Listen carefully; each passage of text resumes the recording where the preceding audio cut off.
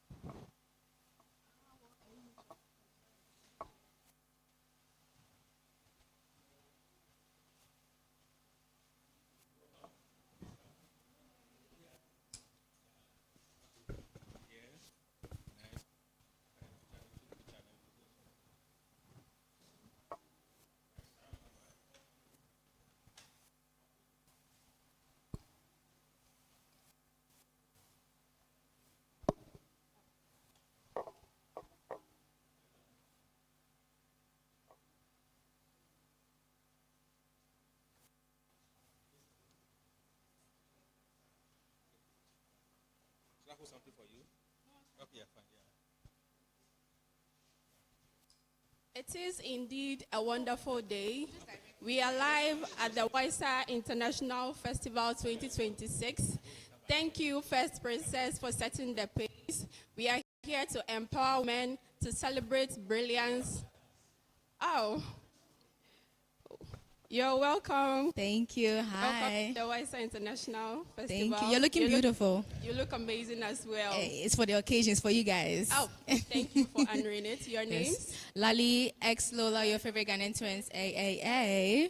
All right. Since it's all about women empowerment, Yes. let me ask, do you think enough is done when it comes to honoring women to higher positions? I think what started, you start to see a trend of women taking charge of positions. I mean, even today, the lineup of women that are in the building in different sectors is so amazing. So I have goosebumps being in this room with them as well. But there's more that can be done. I mean, women, we are the way forward. Indeed, we You are. educate one woman, you educate a whole generation. So I'm really, really happy to be here, and there's more that we can do. For us, we work in the music sector, the creative space, and we also do more than just musicians. We are policy advocates, change makers in our industry. We always bring in our economics background because we're economists as well, and always find ways of bringing new ways of sustaining our economy. So yeah, so we also do playing our parts as well. That's amazing. So let me ask your sister, if there's one thing you would want to change in the male-dominated sector to prove to people out there that yes, women can do better, what would it be? One thing I want to change in the male-dominated sector. Any space at all, in general, it's general. I mean, okay, I can talk from the music sector because it is male-dominated, and I think when it comes to women being in the space, it takes so much more capital, more mental space to just sustain ourselves in the economy. So I would say more funding, more investment in females, because yes. And that goes to the Ministry of Finance. We need your help here. We've actually written to to the Ministry of Finance about something. I Yes. hope they do see Our this. agenda, yes, for negotiating a tax treaty for withholding tax, reducing and waiving withholding tax on our royalties. I hope they do see this and work Yes, towards it. yes, yes. All right. Thank you. Thank you. You're welcome. All right, we are here live at the WISA International Festival 2026. It's all about women empowerment. Now, let me pose a question to you. What do you think can be done to create more space, to open up more positions for women in the sector? It can be finance, it could be in the creative industry, business-wise, any sector at all. What do you think can be done to push women to the higher positions? Because it looks like the males are dominating more than the women.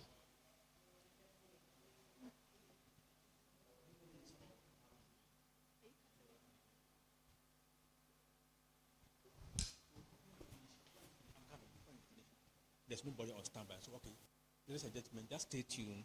We'll be back. It's okay. So stand on up. Yeah. So now, about the parity.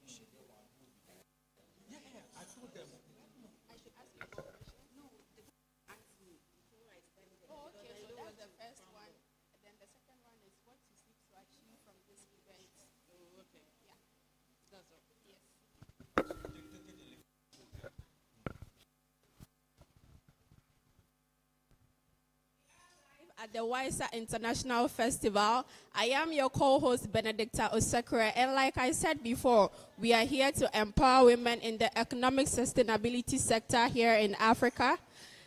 You're welcome, madam. Thank you very much. I see you're from the National Fire Service. Yes, Your please. name, please? I'm Divisional Officer Grade 3, Kate Osei.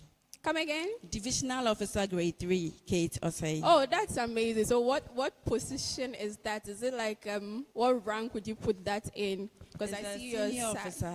a senior It's a officer. Okay, that's amazing. So I have a question for you. Since it's all about women empowerment, who is a woman that really inspired you, that really empowered you to be who you are today? I think my chief fire officer is a woman. Okay. And she taking up that position. I think it has empowered me. It has Empowered you. inspired me Inspired to be you. able to do more as an officer. Oh, that's great. Shout out to you, Chief Officer. All right, so my next question. What do you seek to achieve from today's event? I'm here to learn more, to be able to know what women can also do in the society. Oh, that's amazing. That's amazing. Thank you for your time. You're welcome. All right, we're still live here at the WISA International Festival. Stay tuned. We'll be right back.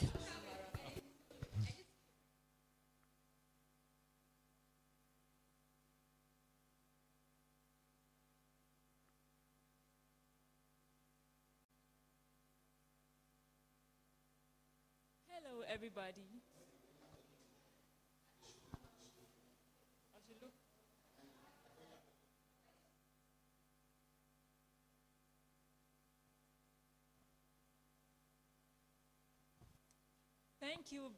Thank you, Bene, for setting the tone. I'm back here again. My name is Christabel. We have another wonderful lady coming up here. Hi. Hello. Welcome. Thank you. What is your name? My name is Mubaraka. Mubaraka. Mubaraka. Yes. Mubaraka, nice. Nice to meet you too. Let me ask you these honest questions. We know sometimes you go through tough days. So in those tough moments, what keeps you going as an individual?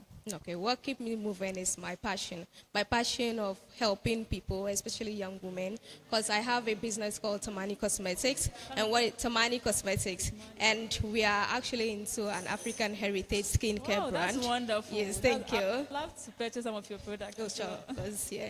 So with that, what we are trying to do is that we source our products from the northern region by helping women trying to get jobs and opportunities from there as well. Promoting sustainability and helping women Exactly. as well. It's in line with our theme. Thank you so much. Thank you too. I appreciate it. Do have a wonderful time. See you too. Bye. We are still live at the WWOMEN International Festival here at the City Conference Center. We have another wonderful woman coming up here. Hi. Hi, my dear. Please, what's your name? My name is DSP Aisha from the Ghana Prison Service. Wow, DSP Aisha, nice to meet you. It's Nice such a to meet you. privilege to be standing right next to you. Thank you so much. Please, to you as an individual, what Yeah. does sustainability mean to you? Sustainability is a very big word.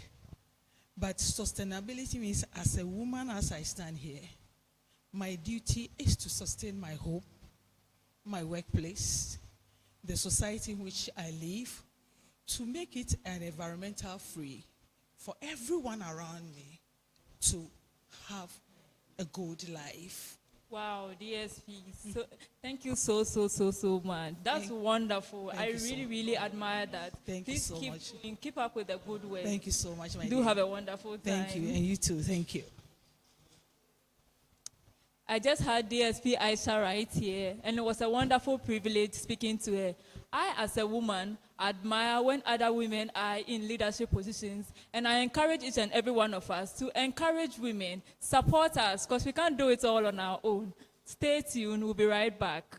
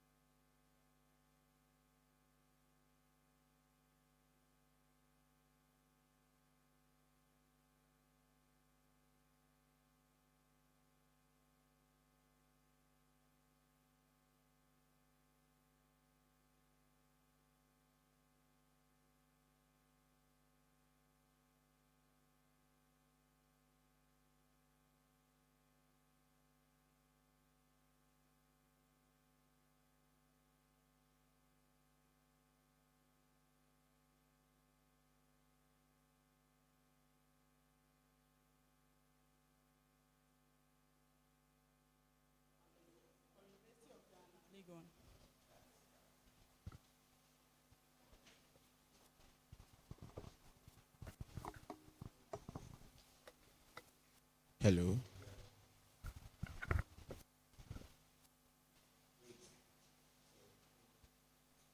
Once again, good morning to everyone seated right here. Again, this is Women in Sustainability Africa International Festival.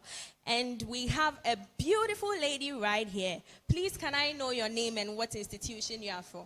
I'm in the person of Elizabeth Mauto Alonyo from University of Ghana, Legon. Elizabeth, nice meeting you. Nice meeting you too. Okay, so I want to ask you, how do you think we can empower the upcoming girls in JHS and senior high schools? We can organize events empowering them on girls' education. Yeah. That's right. Because when I was in senior high school, we had a program called How I Got There. And I got a lot of inspiration from there, wanting to be like the females who came to speak to us and where they've gotten to at the moment. And that has indeed helped me. So, Elizabeth, if you are given the chance to educate a girl, an upcoming girl, about how she can be empowered, you being the speaker, what would you tell her? I'll tell her that she should do well in every sector she finds herself by educating herself here. And not limiting herself, right? Yeah. So no lady should limit herself. You are a lady, but you can do it. Thank you so much. You're welcome. And thanks for speaking to me. Thank you. So yeah, as she rightly said, as a lady, you shouldn't limit yourself. You have the voice. And empowering women doesn't necessarily mean that you should just be listening to the voices, but rather you should be heard. You should be heard. Your opinions should really matter. And that is what empowering women is all about. Stay tuned. We are having more beautiful guests. And when they come, we will bring you the little chit-chat that we will have with them. Thank you.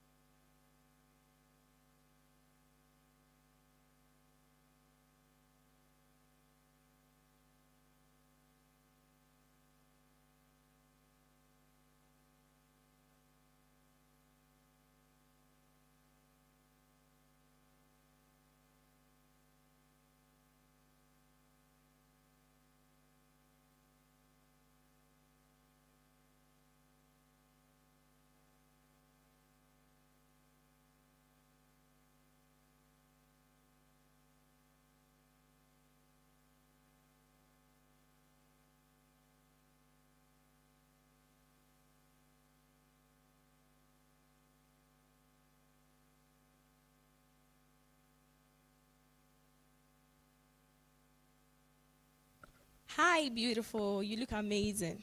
Thank you. My name is Bridget. Can I know yours and the institution you are from? My name is Emanuela William Mensah, and I am the founder of Starside Development Initiative. Wow. Please, can you tell us more about your institution? Oh, okay. So Starside is non-profit organization where we are advancing the sustainable development goals, and gender equality happens to be one of them. Okay. That's nice. So since this program is about empowering women and she is into gender equality, I think it fits perfectly. Thank you for having time with me. Thank you, Bridget. Stay tuned.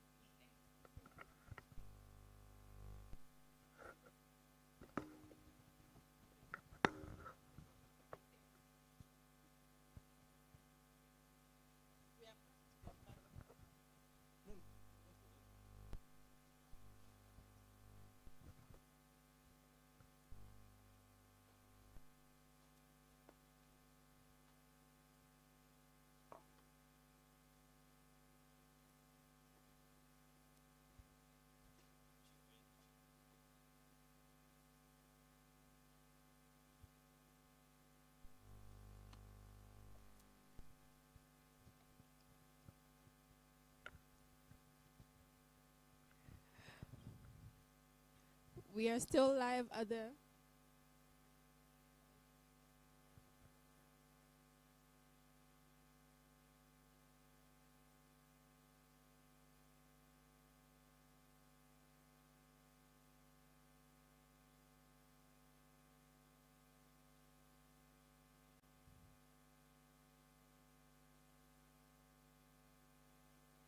now.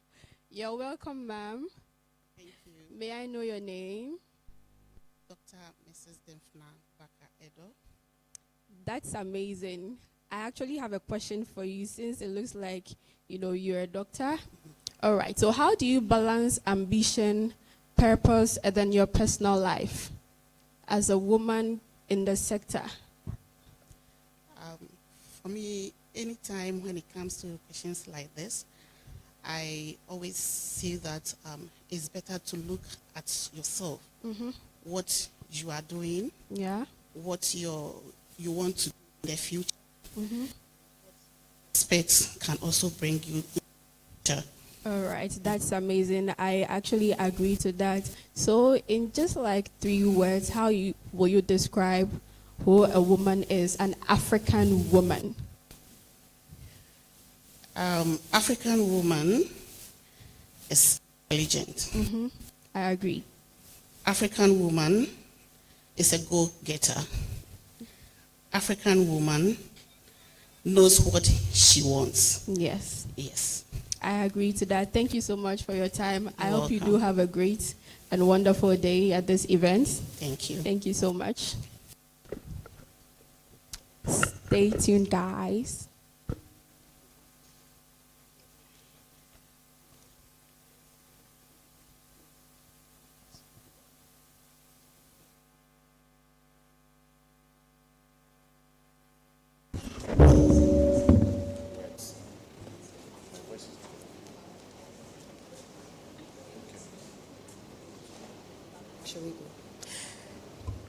Hello, beautiful ladies and gentlemen. Good morning.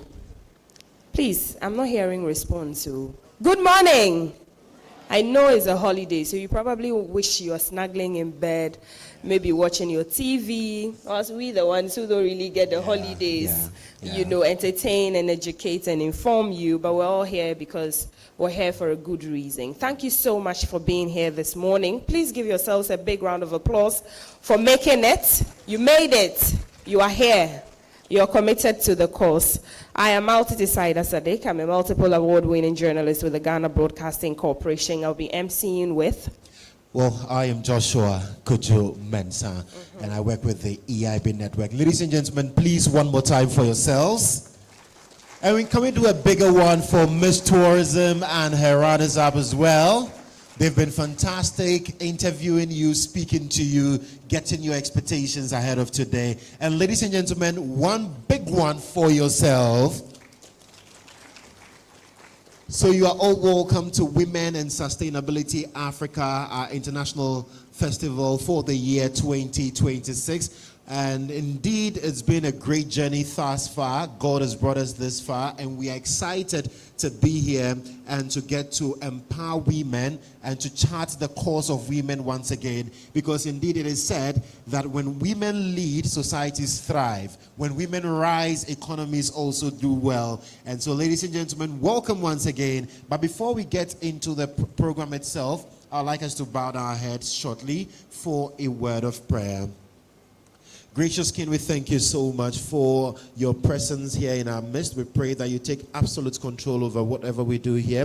Let our discussions be fruitful. Let our conversations be enlightening, that at the end of it all, we'll not forget to give glory unto your holy name. In Jesus' name I've prayed. Amen. Oh, amen. Okay, Joshua, thank you so much. Ladies and gentlemen, just before we dive into it, and because Joshua is a he for she champion, and a lot of us are, I'm sure you've come across this very worrying story on social media where a 27-year-old woman has died in Kasua. She went to have her baby, freshly married, and she lost her life because she couldn't get a cesarean section because they said there were no beds for aftercare. Ladies and gentlemen, I want us to stand up in a minute of silence in honoring this woman and other women. In 2025, I hear over 400. In 2024, over 700 of these women go to the labor rooms and do not come back alive. Either die with their babies or die and leave their babies. No woman deserves to die whilst giving birth to another human being. A moment of silence, please.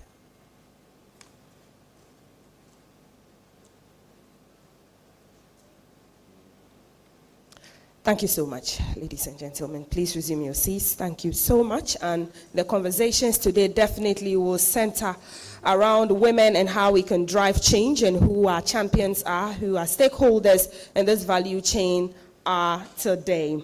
Thank you, Joshua. Well, we talk about Women in Sustainability Africa, and you cannot talk about sustainability without the SDGs. And when you look at SDG 5, it talks about gender equality. You look at 8, talks about decent work and economic growth. 10 talks about reduced inequalities, and 17 talks about partnerships for the goals. And so it's quite clear that we cannot build a society that is not inclusive and expect that our societies will thrive.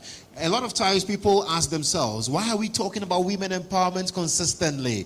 Well, we are doing so because, one, the women are more than us. Ally is very important. So if they are more than us, then it presupposes that when we talk about them and how we can empower them, we are looking at how we can empower ourselves as a whole. And so, ladies and gentlemen, I am very, very excited to be here this morning, as I know you are. And I'm a proper he for she because I have one wife and 4 daughters.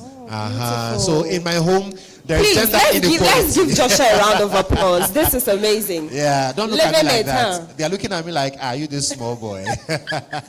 There's a lot of gender inequality in my home, but it's a beautiful inequality that I encourage all of you to embrace as well. So whenever there are conversations about women, I like to be there. Ladies and gentlemen, please, our proud women from the security services as well. Let's appreciate them. Beautiful. I see persons from the Ghana Immigration Service, from the prison service as well. And ladies, I am proud to have you here. Thank you so much for all you do for Mother Ghana. Well, ladies and gentlemen, we have some wonderful people in our midst. And so we'd like to kick off by introducing our guests, our special guests as well. So we know who is here and get to understand exactly what the turn of conversations would be this morning. And so let's quickly check out the screens, find out our guests who are here. And in no particular order at all, ladies and gentlemen, Honorable Agnes Namumulate, the Minister for Gender, Children and Social Protection. Honorable Minister, thank you so much. Every event that talks about women empowerment, she is there. And she shows up to grace the occasion as well. And then seated next to her is a man that I've come to appreciate so much, not only because of the portfolio he wields, but also because he does not shy away from conversations surrounding women. Ladies and gentlemen, the Minister of State for Climate Change and Sustainability, Honorable Isifu Seidu. Thank you so much, Honorable, for coming. And the good thing is that he was there from day one and is still here with us on this journey. And so let's acknowledge more dignitaries. I see Dr. Charity Binka seated next to him as well. Absolutely. Yeah, please let's appreciate Dr. Charity Binka. Thank you. Yes. We also have Queen Titiaka, who is founder of Eco Green Oasis, who is also joining us this morning. And then Yaira Agbufa, who is founder of The Revival, will also be joining us for some beautiful conversations today as well. Multiti? Yes. And there's more that will be joining us this morning who will be speaking on various panels and giving various speeches as well. On the screen, the Queen Mothers Association of Ghana are here. They are special guests. Please let's appreciate them. Beautifully clad in our traditional regalia. Thank you so much, our queens. And Professor Priscilla Chimesi Bafo is also amongst us this morning, Associate Professor, Department of Economics, University of Ghana. Let's appreciate the prof. Thank you. Pearl Opoku is trader and Guta national organizer. And you know that when the dollar and the CD fluctuates, you hear of Guta. Please, let's appreciate Guta's presence here. Nilgun Zaimogli is President Women's Development Association, Kagada in Turkey, and she's joining us. So these are international speakers and participants. And the convener herself, the founder and president, Women in Sustainability Africa, General Manager of EIB Network, Nana Ya Sewa Sapong. She's actually a reverend. Please, looking beautiful. She's the reason that's my we're general here. manager. Please clap for her, please, so that my salary can be increased. Please continue clapping for her. Absolutely. Naya, thank you so much. Thank you so much. Lydia Abe is the Makola Market Queen. Who are we without Makola? You understand. Let's appreciate her. Thank you so much. The lifeline of our trading. Liu Yao Nana is acting chairman, Secretary General of Ghana China Business Chamber of Commerce. And I saw him here. He's with us this morning. So let's appreciate his presence. Oh, his hair. Thank you, Nana Yao. Thank you so much. Okay. Lucy Brigham is also Chief of Office, UN Office for Partnerships, and she's also going to be our special guest. She will be addressing us as well. Thank you so much. Lali X Lola, and they are beautifully over there. The Energy Twins. We'll definitely feel the energy and the vibe from the Pepper Them gang, Lali and Lola. And Sister Derby. Sister Deborah is the artist, environmental protection and human rights advocate. We're expecting her as well. She's a special guest this morning. Ambassador Dr. Mercy Gilbert, Deputy Political Chairman, Conservative Party, all the way in the United Kingdom, is joining us here as well as a special guest. Joshua? Absolutely, and we'll also be hearing from Dr. Mrs. Gifty Owusu Ezekiel, who is a pastor and an entrepreneur as well, later on today. So it's a packed one. Donessa Arbus Kane and Dr. Mark Anthony Kane, they are founders and CEOs of Growthinity Incorporated, president and founder of IGLSE as well in the Philippines. And so we'll be hearing from them as well. Let's move on to our next guest. And of course, how many of you know Jacinta? Yeah, the comedian will be here as well to help us have a great time this morning. Madam Charity Akotia, 2023 National Best Farmer, is also in our midst this morning. Thank you so much. Women in Agric. Yes, yeah. Charlie. And of course, Bishop E.O. Ansa, who is General Overseer of the Eternal Life Church in Ghana, UK, and the US, would also be joining us briefly. And we'll be hearing from him as well. Adre J. Chum, who is President and CEO of the EBII Group, would also be joining us this morning. Right. And there's more that will be joining us, including your beautiful guests seated here. But let's understand in perspective what WISA wants to do. Now, as 2030 approaches, Women in Sustainability Africa, which is WISA, has been launched in partnership with the UN Global Compact on behalf of all women of Africa and of African descent to mark that new beginning, to accelerate growth towards the closure of sustainable development goals, that's SDGs gaps, through the deliberate involvement and leadership of women. So it's a Pan-African organization. They have partnerships with various international and local organizations, and all of us here are part of the value chain that would help them drive their goals that has been set so that we can have a very sustainable Africa. Well, ladies and gentlemen, who better than the convener to help us know more about WISA and also welcome us formally to this morning's gathering. And ladies and gentlemen, Nana Yase Wasapon, she's an SDG advocate, a multiple award-winning media practitioner, and she has over 26 years experience in that field. Please put your hands together for her. Woo! She's the general manager of the media group EIB Network, and she's the founder and president of the Pan-African organization Women in Sustainability Africa, WISA, which is an organization she launched in partnership with the United Nations, the League of Extraordinary Women Network, and has been empowering women for 18 solid years. Ooh. Now, Nana is an entrepreneur and CEO of Elohei Group. She's also a youth agriculture and exports champion, an international trade management and marketing practitioner, humanitarian, and an ordained pastor. She is a lecturer in international marketing, entrepreneurship, and leadership. She's a coach, a mentor, a writer, and a social impact enthusiast. Now, last year, Nana did quite a number of things in the year 2025. She was hosted by the Baroness Verma of Leicester to present an address on educational reforms for out-of-school children at the House of Lords in the UK Parliament during the Global Education Summit. And she also held and moderated 2 high-level panel discussions and delivered remarks on another panel at the Goals Lounge during the 80th UN General Assembly in New York. Ladies and gentlemen, a woman who needs no introduction, the president and founder of Women in Sustainability Ladies Africa, and gentlemen, Nana Yasewa Sapon. Woo! Amazing.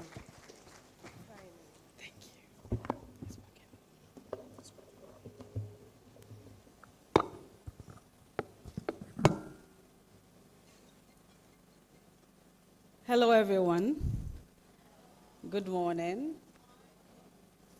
Before I begin my speech, as I always do, I want to thank God for my life, for being alive, for I should not have been alive, but for the grace of God. Then I want to thank God for the life of everyone in this room.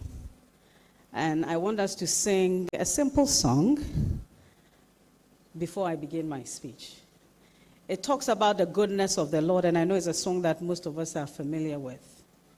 It goes like, and then you're supposed to join me. I love you, Lord, for your mercy never fails me. All my days I've been held in your hands. Do we know how to sing it?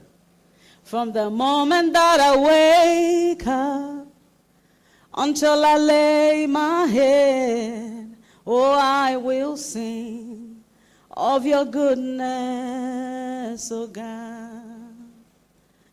And the chorus goes, all my life you have been faithful, oh yes you have. All my life you have been so, so good. With every breath that I am able, oh, I will sing of your goodness, oh God. Amen. We will always sing of the goodness of God. Our distinguished special guest of honor, the Honorable Naomi Molate, who is a good sister to me. She's not just a gender minister. This woman has a big heart, and she loves women, truly. To my big brother, the Honorable Minister for Climate Change and Sustainability, Honorable Isifu Seidu, to every distinguished guest here present, honorable leaders, valuable partners, and supporters of this great initiative, the very incredible women here who have also become allies and some are volunteers in this calling, the he for she champions in the room. Can I hear from the men in the room? Hello? Good. I want to give special recognition to you. So, ladies and gentlemen, good morning.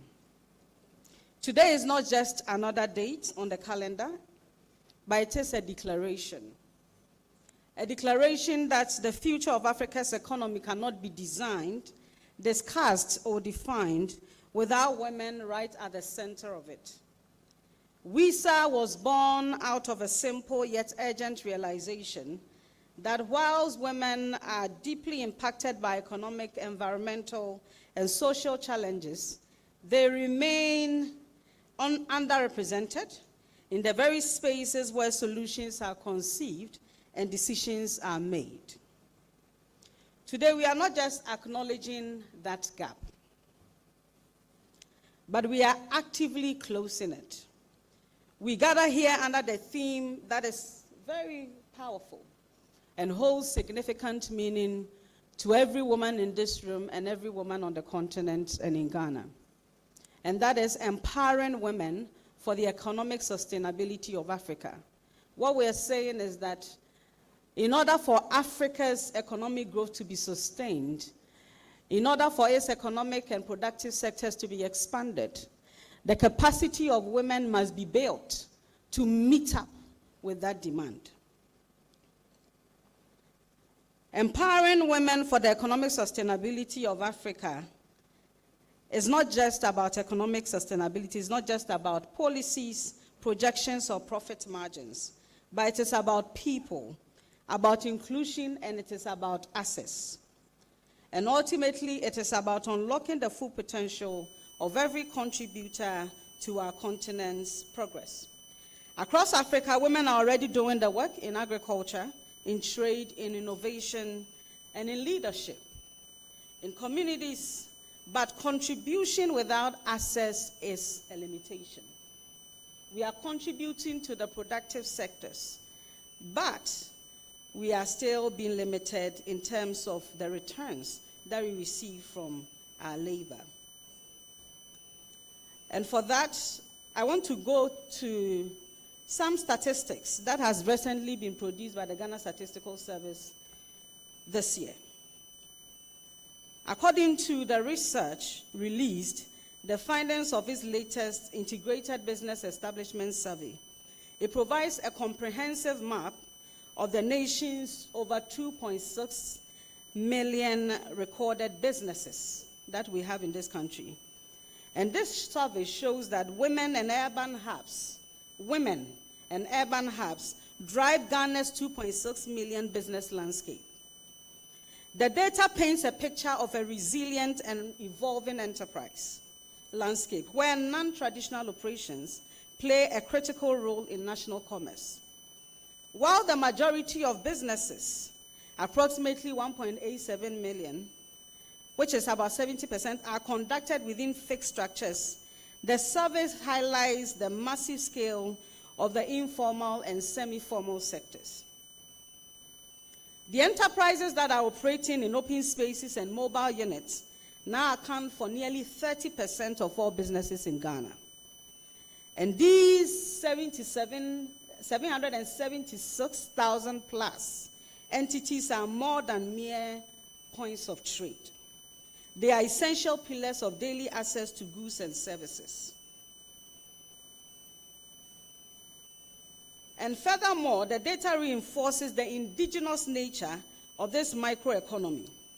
With 99.2% of all open space businesses being entirely Ghanaian owned, beyond fixed spots and open stalls, the survey identified, and this is very key, 82,920 mobile businesses operating nationwide.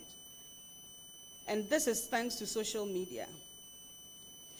And these businesses will bridge the economic gaps that we have in our country. Now, while these are groundbreaking findings, it begs the question, why are most women, especially those at the grassroots, continuing to earn less? Because it has been identified with this same survey that women, nearly women, constitute about 80% of those who are engaged in these open space businesses, mobile businesses, which is contributing significantly to our economy. And already we know that over 70% of the informal sector is contributed by women. Now, what can we do? First, it is time for women to see, know, and believe in their worth. Economic empowerment begins with you, the woman. Someone can give you an idea, someone can inspire you. But if you do not propel what the gift that is inside of you, the tenacity that is inside of you, the determination that it takes, and the tenacity that it takes for you to keep being on the grind, then you are going to lose out. We choose this day, 1st of May, every year, to be the WISA International Festival. It's not just a date, but it is a significant one. Because we have identified that people are the most important resource that any organization, country, continent, and community needs. And over 50% of our people, whether in Ghana or across Africa, are women. So if we pay heed to women, even as a source of labor, today is Labor Day. As we mark the day, we want to use the day to recognize the role of women as a source of labor, and that it is imperative that we invest in women. Because when we invest in women, they constitute over 50% of our labor force, which means our economy will expand if the capacity of women are increased. So it makes sense to invest in a woman because the return on investments are great. As a matter of fact, women are incubators. We nurture and reproduce 1,000 times over every seed that is sown in us. Today, I want to remind us that wealth favors systems. It favors structure. It favors speed. You have to get there first. You can't just have an idea and do nothing without it. Many of us are sitting in this room today and we have a lot of ideas. But until you do that idea or you put it into practice, it will not happen.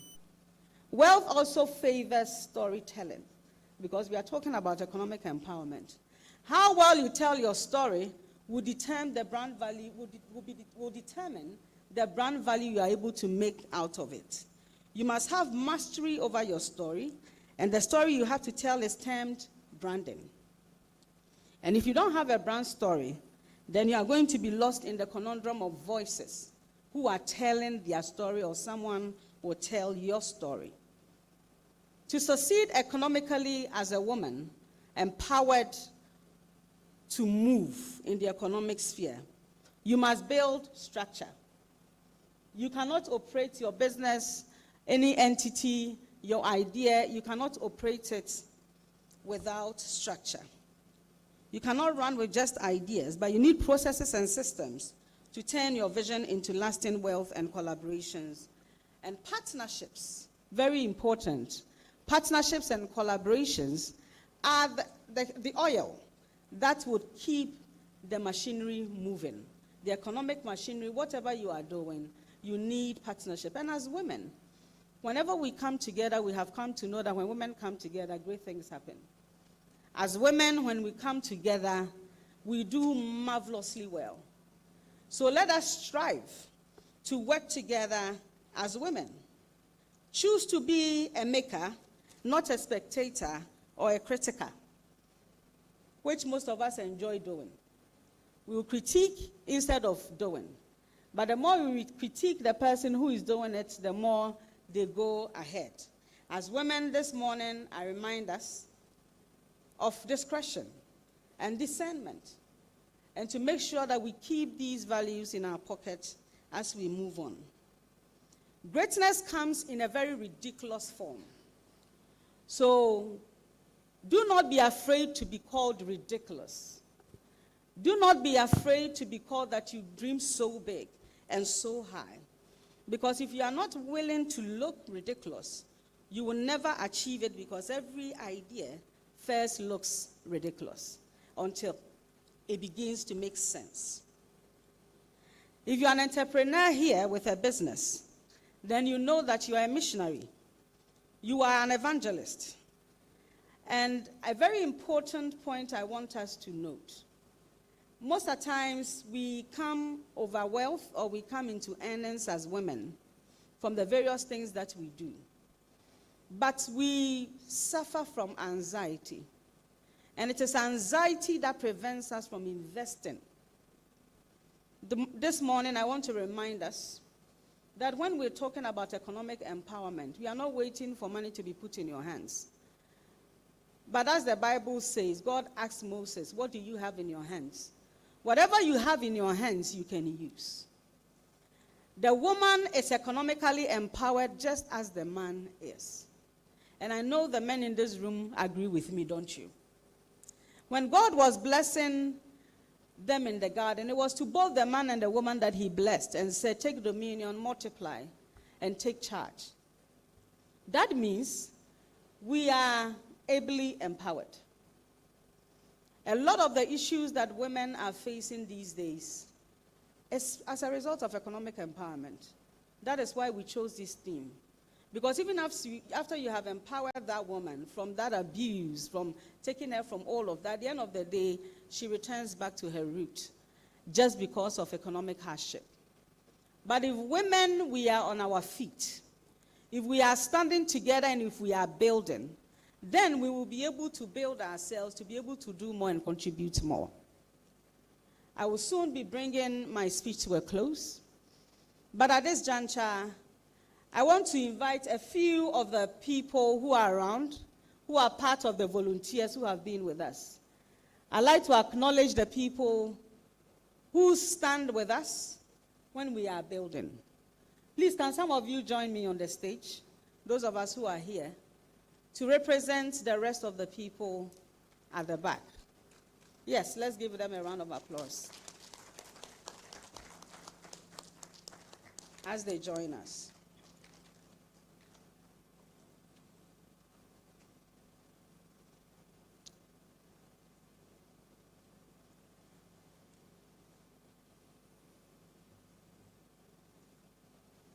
So these great ladies, our representation, I know there are some men as part of us. Our representation of some of the volunteers that we work with. Everybody knows I work full-time, and even overly full-time. And to give small time to this course, Women in Sustainability Africa, without any funding, I need volunteers. And I need the help of the business community. And I need the help of CSOs, other CSOs, international community, and government. And these ladies are some of the ladies that stand with me, and I want us to give them a big round of applause. As we also acknowledge those who have supported us through the years, including our ministers here in present and some of the distinguished personalities in this room. For the students who are with us, I want to remind us that a college degree is valuable, but it is not the only route to impact. Skills, trades, innovation, and operational excellence present powerful opportunities for economic empowerment and independence. And I'll wrap up and thank all our partners, the UN, and at this juncture, as I mentioned the UN, I remembered I have an announcement to make. So once as our MC Kojo said, last year we launched Women in Sustainability Africa on the 1st of May, and we launched it with the UN. And afterwards, they invited us to be part of the UN General Assembly. And the UK House of Lords also invited us. And we had our African Women's Health and Wealth Conference also in March. We are only like less than a year old or about a year old today. And yet there's so much that we're doing. And the UN has been a very big part of it. That is why today we have Lucy Brigham speaking, and I worked with Lucy directly at the UN during the General Assembly. But even more so, why I'm mentioning them, is that this year, they met with me last month when we attended the CSW Summit in New York, and they have offered that they want to place Africa big, they want to place African women big this time around. Because I made a pitch, and I said, I have come to the CSW conference, and I am seeing it so different from the UN General Assembly. A lot of attention is given to the UN General Assembly, and everybody's mind is there. But the CSW Summit is not really like that. So how are we not having conversations about women during the UN General Assembly? So I want to be the one to start it. So I want them to give us a place, a space, and a partnership, a collaboration for us to be able to organize it. And they said yes. So this year during the UN General Assembly, we'll be having a special session of women, especially African women, and especially Ghanaians. We will also be entering the UN General Assembly, because during the UN General Assembly, it's not easy to enter. But we will make that access possible for women of various dimensions, even to the grassroots level, if they can attend. And we are going to speak about our issues. And every person who is relevant is going to be in that room. And in the same vein, they've also partnered with Women in Sustainability Africa, and of course with my role in the media space in Africa, to bring the leadership of African media leaders together at the UN General Assembly for a meeting with the Secretary General. And all this has been made possible because I believed. And I did not just believe and did not just have an idea, but I pushed that idea. I executed that idea. And that is my reminder to everybody. Never think about your small beginnings. Don't think about how you will start. When I was starting this conference, I didn't even know I could foot all the bills. But by the grace of God, we've been able to come together like this. So let that dream and vision in you come alive. Because if mine did not come alive, the UN would not have they would not have met me. They would not have been able to open their doors to me, and I would not have been able to also open doors for others to come in. So our thanks goes to the UN Office of Partnerships that I work with, and then the Office of the Deputy Secretary General of the United Nations. As I leave, I want to tell us all that let us be equipped with skills. Let us learn and keep learning. Let us be aligned and committed to action.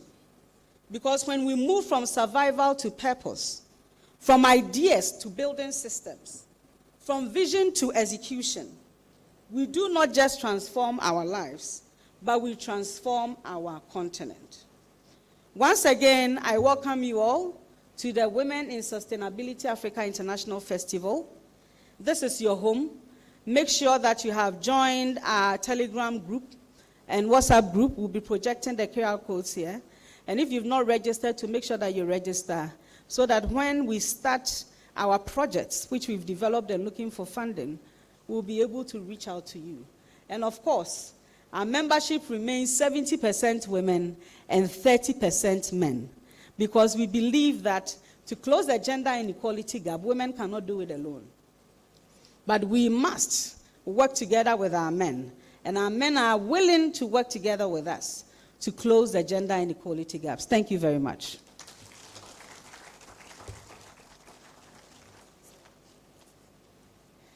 Thank you, ladies and gentlemen. We can do it better. The grit and the guts of Reverend Nanaya Sewasapong, founder of WISA, and the genius idea to ensure that Ghanaian women and Ghanaian youth have a space at the UN General Assembly is something that is worth emulating and commending. So she's talked about all the figures. They've jumped at us. And people say that you can't argue with data. When you have real facts, hard data, it tells the story of how your progress will be versus where you came from. And so it's very laudable that through this data and information that Reverend Anaya has shared, collectively, as she's called on all of us here who are partners, will be able to put the horse to the cart, and then we can get real positive results and not underlook the very little things we do. As she said, getting a set of skills, doing a trade, doing a business, having an expertise here and there. So again, let's give her a big round of applause. Thank you so much. Whilst we're applauding, let's also applaud another she champion. Hajia Hamdatu Ibrahim is former acting chairperson of CPP, the great Dr. Kwame Nkrumah's party. Please, let's acknowledge her. She's always on television pushing the women agenda and talks about the role women play in conflict prevention, especially because she comes from northern Ghana. Thank you so much, Hajia, for being here as well. Let me acknowledge Ghana Television, who are taking this live coverage, GH1 Television as well, GH Media, our partners here, and TV3 as well. Let's now bring here another woman champion who in her own right has established herself, and her laurels go on and on. Professor Priscilla Chimesi Bafo is Associate Professor, Department of Economics, University of Ghana. Ladies and gentlemen, let's welcome her upstage, the beautiful Professor Chimesi Bafo. Thank you. Thank you very much. Good morning. Honorable Ministers of State, our beautiful Queen Mothers, distinguished ladies and gentlemen, good morning. Good morning. I was just telling our convener that she's basically delivered my speech. But before I begin, I think that Nanaya, it's a woman who is very intentional about networking and tapping into her resources to get what she wants. How this conference ended up here, I mean, she's a junior in school, secondary school. We are on the same platform. She reached out to me to invite me as a special guest. And she ended up requesting for CD Conference Center. She ended up requesting for, and the demands kept going on and on. And as she stood here to deliver her speech, I understand why she did what she did. Shall we please acknowledge her for all her efforts? Okay, so this morning I must say that it's a privilege to be here to share my thoughts on the need for empowerment of women for sustainable development. It is a fact that no country or continent can grow and deliver by living half of its population. Because overall in Africa and in Ghana, women form 50% of the total population. Africa is a continent that is rich with boundless promise. It has 30% of the world's mineral resources. It has arable land with the potential for great innovation in food production and manufacturing establishments. Africa is also burgeoning with a youthful population in the midst of the aging population of other continents. It's a blessing, but this blessing can also be a curse if not properly harnessed. Unemployment is rising, and on the back of this, I must give a few statistics. GDP per capita on the African continent on average, as at this month, is $2,370. So in simple terms, if we are supposed to divide all our wealth by the number of people in Africa, everybody will get $2,370. What can you do with that? This is compared to other areas. In Latin America and the Caribbean, GDP per capita is 12,000. It's 9,000 in Asia and the Pacific. It's 43,000 in Europe. So this indicates that essentially when you are looking at income, Africa is the poorest continent on the world. And the irony of it is that it is also the richest continent in the world. Unemployment is rising. People are trapped in poverty, And why is this? Among the numerous compelling reasons is the fact that majority of the population, which are women, are sidelined and constrained by social structures. Imagine an Africa where every mind is free to dream, every hand is able to work and to contribute towards the shared prosperity of all. Now picture this potential that is locked away because of cultural norms and social expectations on women. So empowering women today is not just a moral imperative. It is an engine that holds the key to driving the development of Africa. Across all facets of society, women dominate informal sector activity through small businesses. Women produce significant share of agricultural output. Women sustain households and communities. And yet, women face systemic barriers in different forms, including limiting access to land, finance, technology, and unequal access to educational opportunities and legal constraints. Closing these gaps are essential, and it's essential in lifting our communities.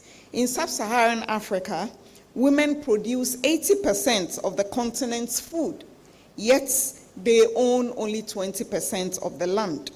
Women make 70% of informal sector workforce, but they earn 30% less than their male counterparts.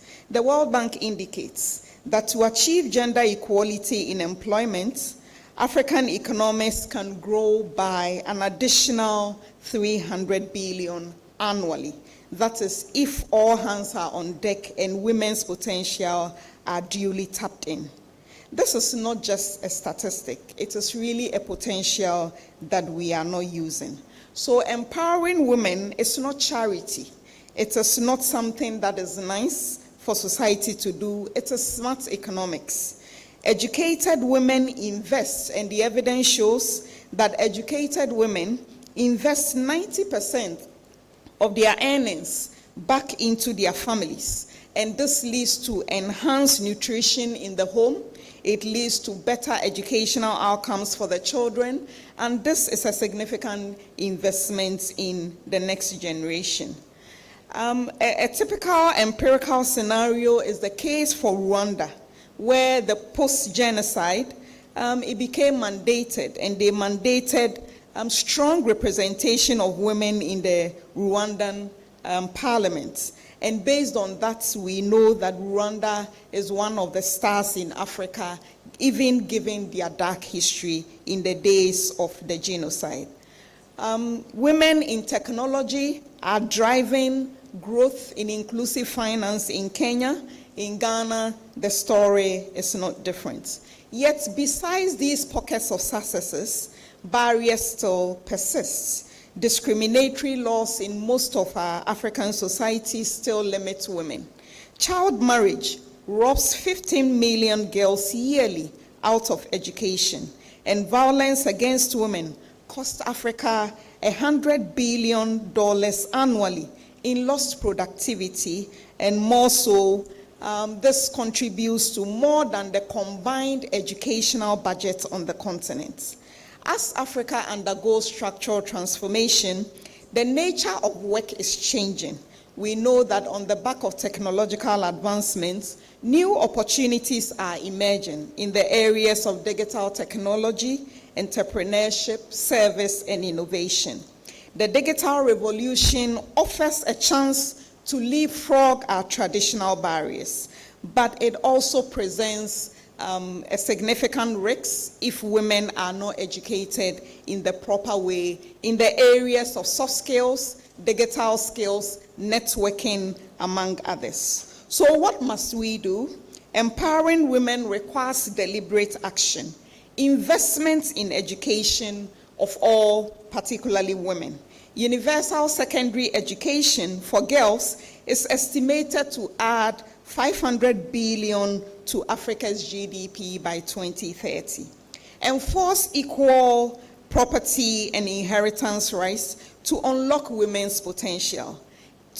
Up till today, we know that in some of our communities, women are not allowed to own land. women are not allowed to inherit landed properties from their families. So in homes where there are no male children, these barriers still persist. So support women-led businesses. There is the need for policymakers to offer microcredits and digital support systems to small-scale businesses owned by women. Promote women in leadership, because representation is important. At the areas and places where decisions are made, do we have women representation over there? In the House of Parliament, in cabinet, in boardrooms, do we have enough representation of women? So with this, whenever you are seated at any important table, take a look around. At least there should be 50-50 representation, because we are 50% of the total population. There is the need for us to bridge the digital divide, ensure that women are carried along as technology fast changes the nature of our society. And so it is time for government, the private sector, civil society to partner to lift women up. Men must be allies. And at this point, I must say that I am impressed at the number of men who are seated here today. Thank you for your presence and your participation in this course. We count on you as allies and not obstacles for the change we demand. And economic development and sustainability, it's not just a catchy word, it is important. It reflects the lived realities of people, and particularly for women who are mostly constrained by social and cultural norms in our societies. So in bringing my speech to a close, I would emphasize that empowering women for economic development and sustainability is not only a government's responsibility, it is a shared responsibility. Policymakers must create the enabling environment, but businesses must invest inclusively. Communities must change the narrative and invest in the girl child. Communities must build the confidence of the girl child, just like the male child is also built. And each of us must be an advocate. Whichever corner you are, you must be an advocate for inclusive growth and development. And empowering women is not just unlocking potential. When women are empowered, futures are defined and lives are transformed. Thank you very much for your attention. Ladies and gentlemen, a better one from Professor. Indeed, she couldn't have said it any better. As men, it's very important that we see ourselves as allies to helping, in fact, push the agenda to empower our women as well. And so from one powerful woman to another, we're taking flight from Accra, Ghana. I nearly said the Kotoka International Airport, the Accra International Airport, all the way to New York. Ladies and gentlemen, we'll be hearing from the Chief of Office at the UN Office for Partnerships, Lucy Brigham. Her video is ready, so please let's stay glued to the screens and then hear from her.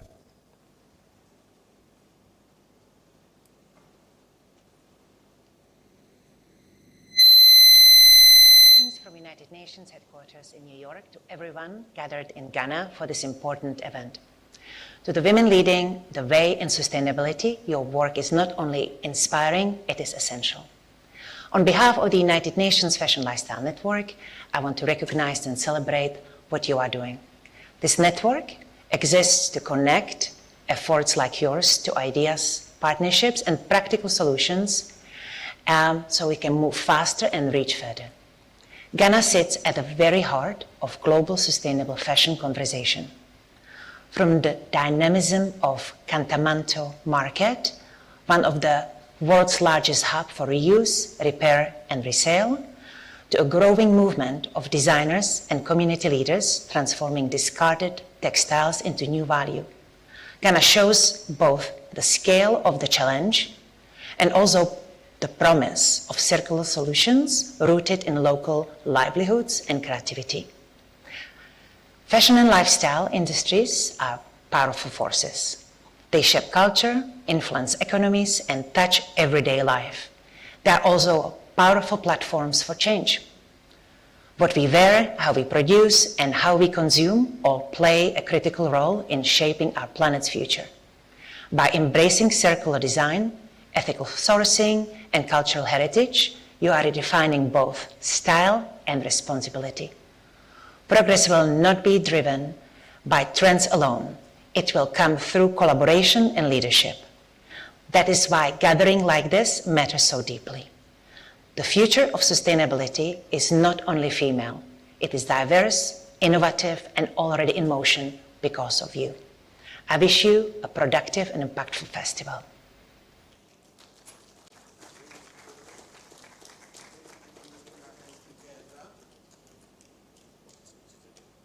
Okay, ladies and gentlemen, please let's put our hands together one more time. She kept it really simple and short, but very powerful as well. And so I'd like us to pay attention to the screens again. We'll be hearing from another speaker. She is the CEO of EBII Group. Ladies and gentlemen, Adra J. Chum.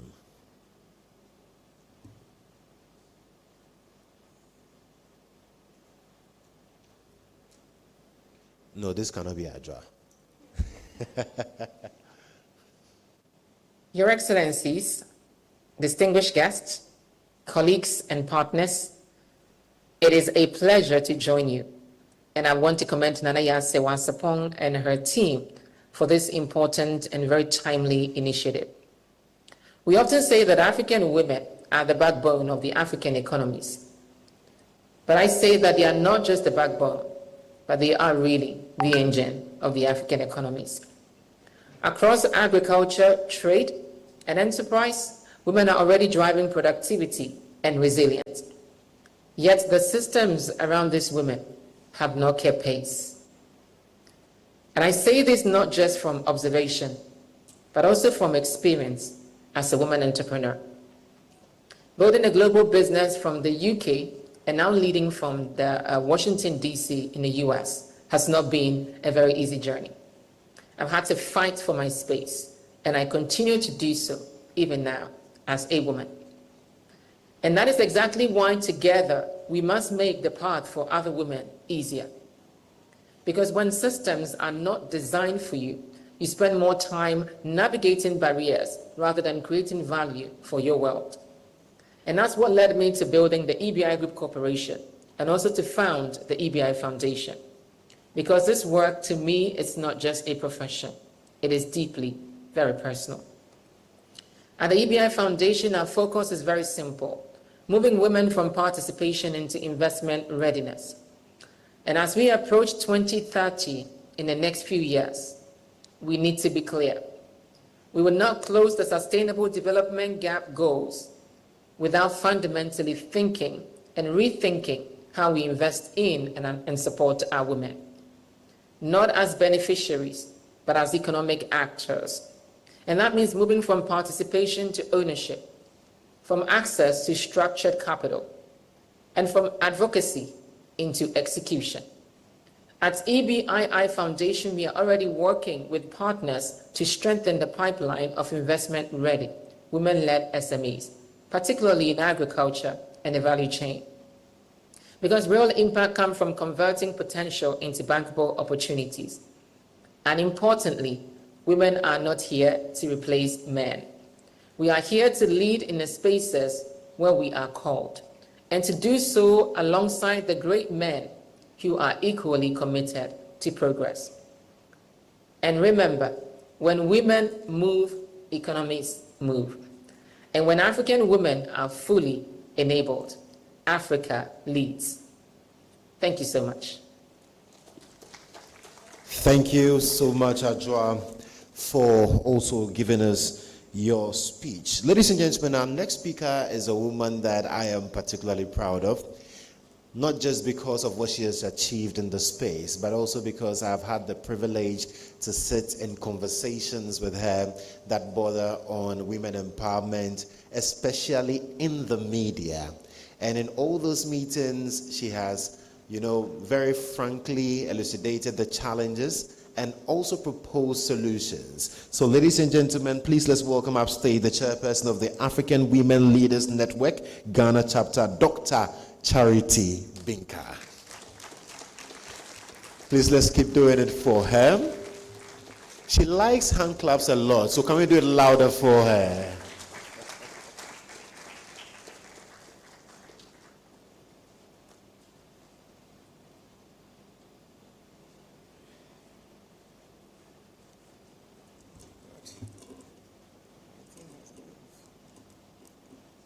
Good morning.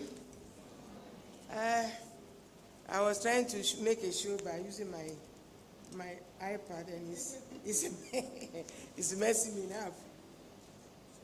It's really very exciting to stand in front of all the distinguished people here. My topic that I'm supposed to speak to is to the whole issue of empowerment of women. Because we've been following this Sustainable Development Goal issue since 2015. And then before then was the Millennium Development Goals. We didn't achieve them.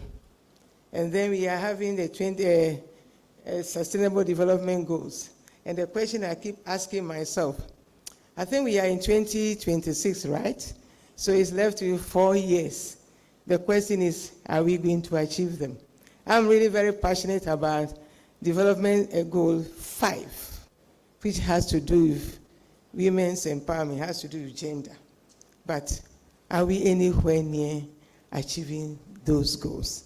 As you can see, I've been around for a very long time. And I've been pursuing this issue for a very long time. And I've been asking so many questions. But I just want to stand on the existing protocols, but I cannot fail but mention my own gender minister. I fondly call her Dr. L. That's our own doctor, Honorable Agnes Na Momolati, and our minister in charge of climate and all the distinguished women, the gallant women in the forces, and the beautiful traditional rulers, the women. Anytime I see you, I tell myself, can I be a queen mother? You do a good job. God bless you. And the students and all the distinguished guests, my colleagues in the media. And of course, my sister, who has been able to put this thing together so beautifully with your team. Thank you for inviting me, and in my capacity as the chair of the African Women Leaders Network, Ghana chapter. I have my steering committee member, Hajia. Can you give us a wave? Somebody will be asking, what is African Women Leaders Network? It is a network that has been established by the African Union and the UN. Since 2017, we've been in existence. And we have about 40 chapters across Africa. Ghana is the 31st chapter that was established in 2022. The whole idea is to bring women leaders together as a movement to push the African Agenda 2063. By 2063, I will certainly not be here, but I have work to do before then. And when I finish, the young ones that we see here, we'll hand over to them. So ladies and gentlemen, and the distinguished ladies, I say good morning, and I'm very happy and honored to just share a few thoughts of mine. We're having a conversation this morning, and the conversation has been on and on and on and on. But we ask ourselves, who gets to shape the future of Africa? I think the women. Oh, women, you don't agree with me. If you have more women in leadership, Africa will change. Poverty issues will be reduced. We will not go to war. There will be no crisis. Because women, we are enablers. We make a difference. We bring difference into leadership. Yet we are absent from the decision-making table. That is why we are so struggling.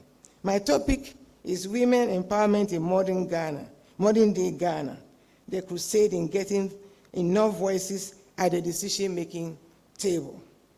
The topic is really very good because it's a call to conscience, our conscience, a call to action, a call to transformation.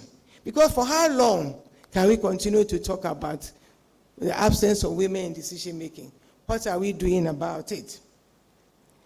We've already talked about women at the backbone, and I like the fact that of our economy. I like the fact that our queen mother from Mokola, they are all here. Without the Mokala market, some of us will not be here, will starve. Without Agboboloshi, without Bachona, without, which one is that? There's another one. There are so many of them. And we go there, we have to eat. But they are absent from the decision-making table. That's why we are here, to claim what is rightly necessary for national progress. As our own Kofi Annan said, there's no tool for development more effective than the empowerment of women. That is so true.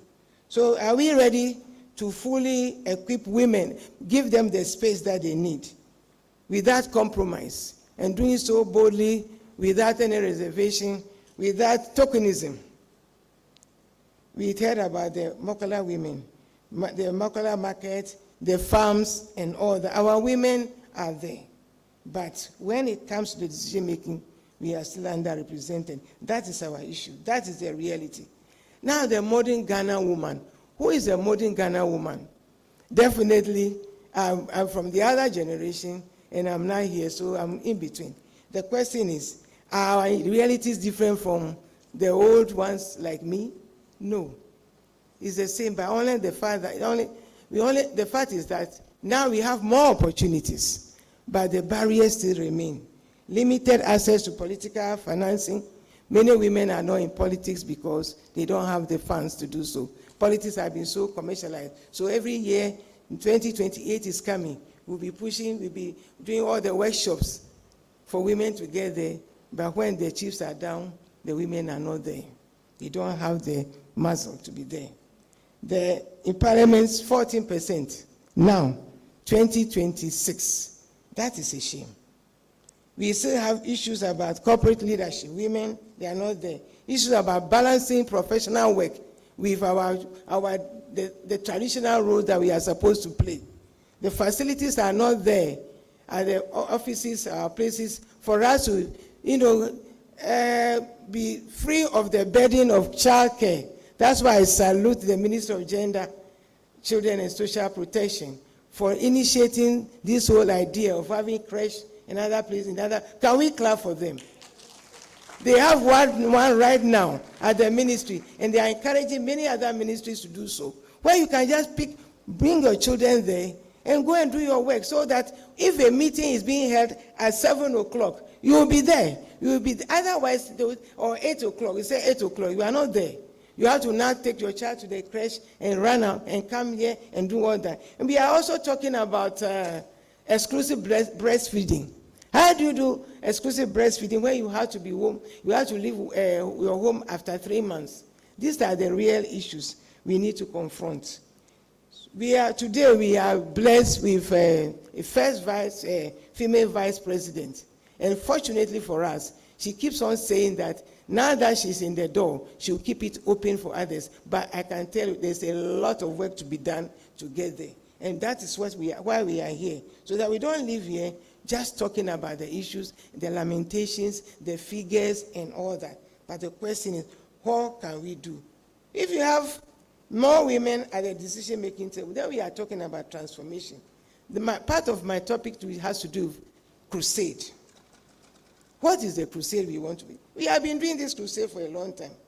But the crusade must be moving from presence to power, not just being here, not just showing up, but actually taking the power, because no one will give it to us. We need to ask for it. We have to take it ourselves. From participation like we are doing today, to leadership, to be able to stand here yourself.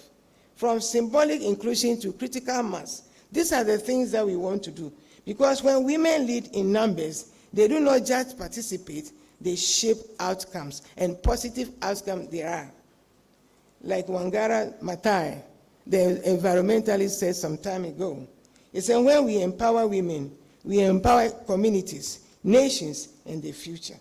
And the game changer for me, as I stand here, is the Affirmative Action Act.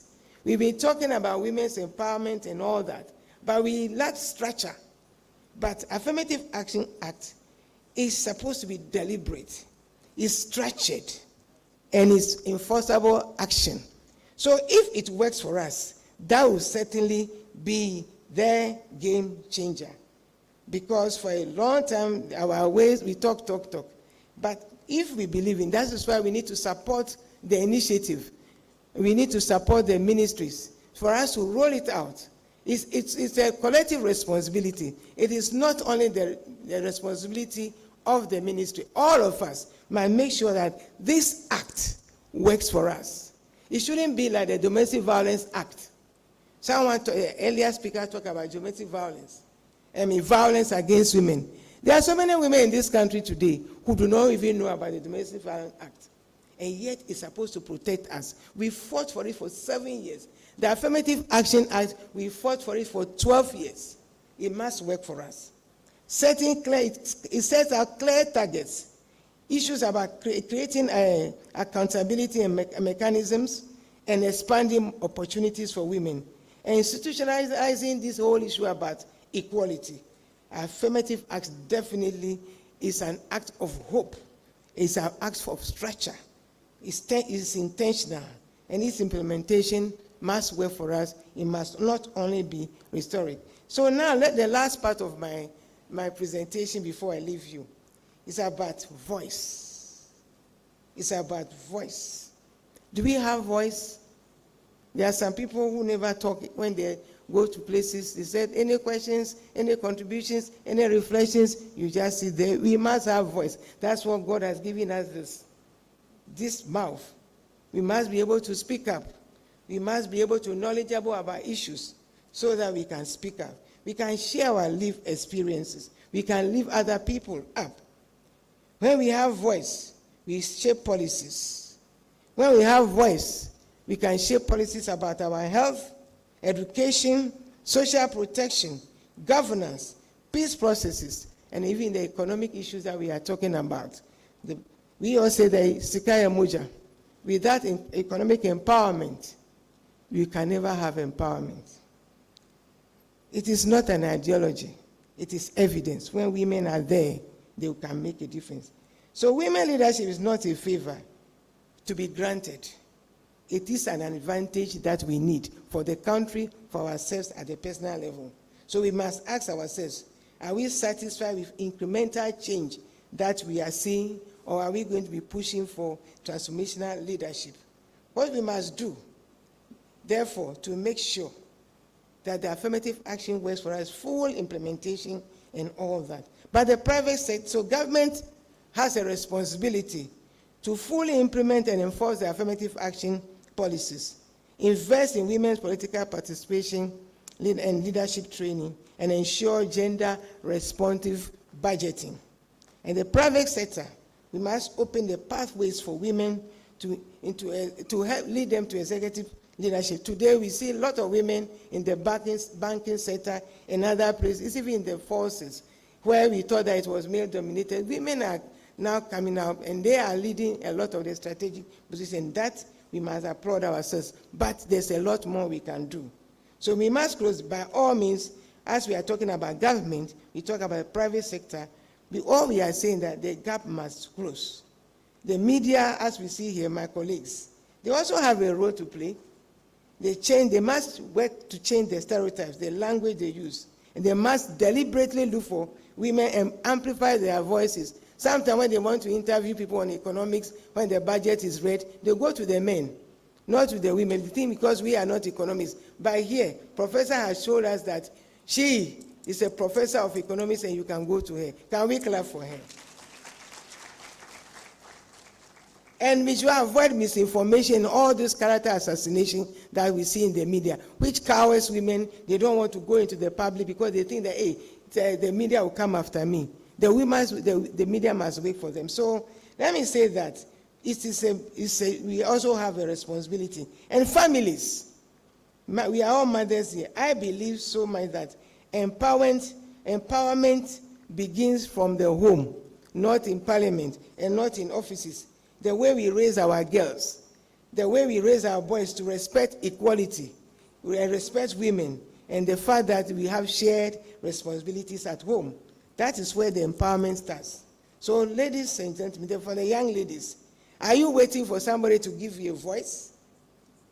Or you are going to use your voice? Your ideas are not secondary. they are necessary. Do not wait to be invited to the rooms where decisions are made. Prepare yourself. Step forward. Claim your space. Sometimes some people have become important people in society today because they volunteered like in this kind of thing. They came volunteered. They were not expecting any money. But because of the exposure, today they are inspired to go, achieve greater heights. So as they will say, if your dreams do not scare you, then they are not big enough. What are your dreams, the young people who are seated here today? Are you waiting for someone to help you to even read your books? How long do you, what is your plan for the future? So ladies and gentlemen, today, our gathering here is a call to conscience. History will judge us by what we said about women's empowerment. But it will not judge about what we said about women's empowerment. How we got very, when we go from some of the meetings, we are going to do this. When we leave, we do nothing. So history will judge us by what we did after we leave here. Ladies and gentlemen, thank you for your attention.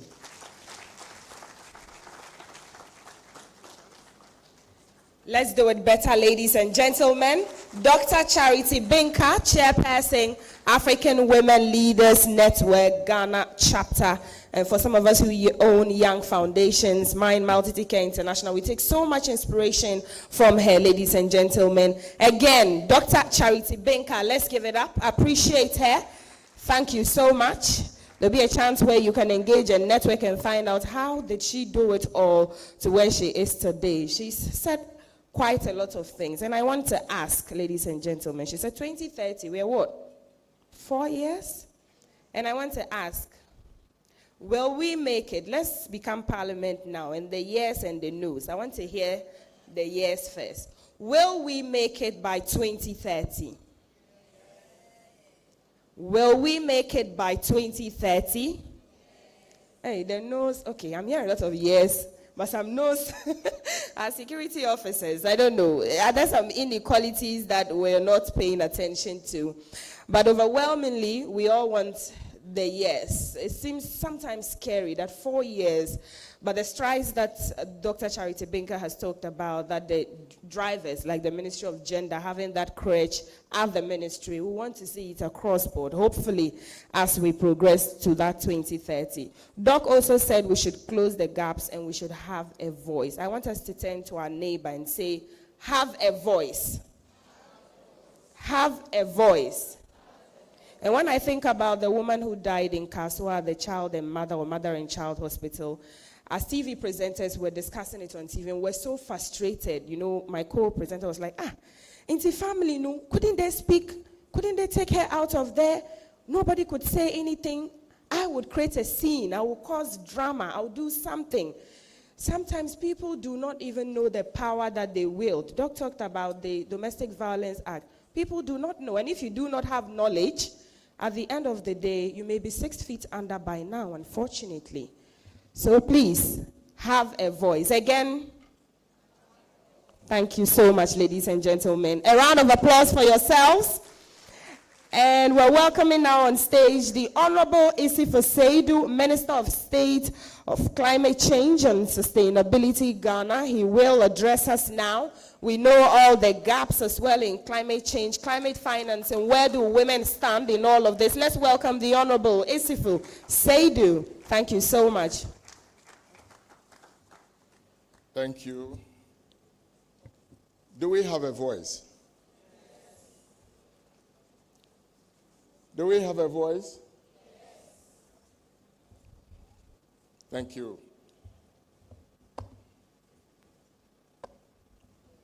Today,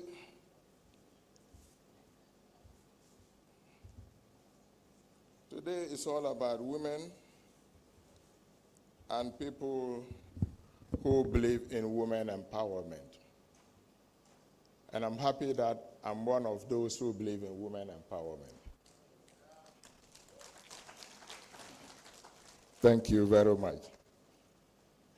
The theme for today is empowering women for economic sustainability of Africa. Are we asking for too much? Women empowerment. If we say we should empower women, is it too much to ask for?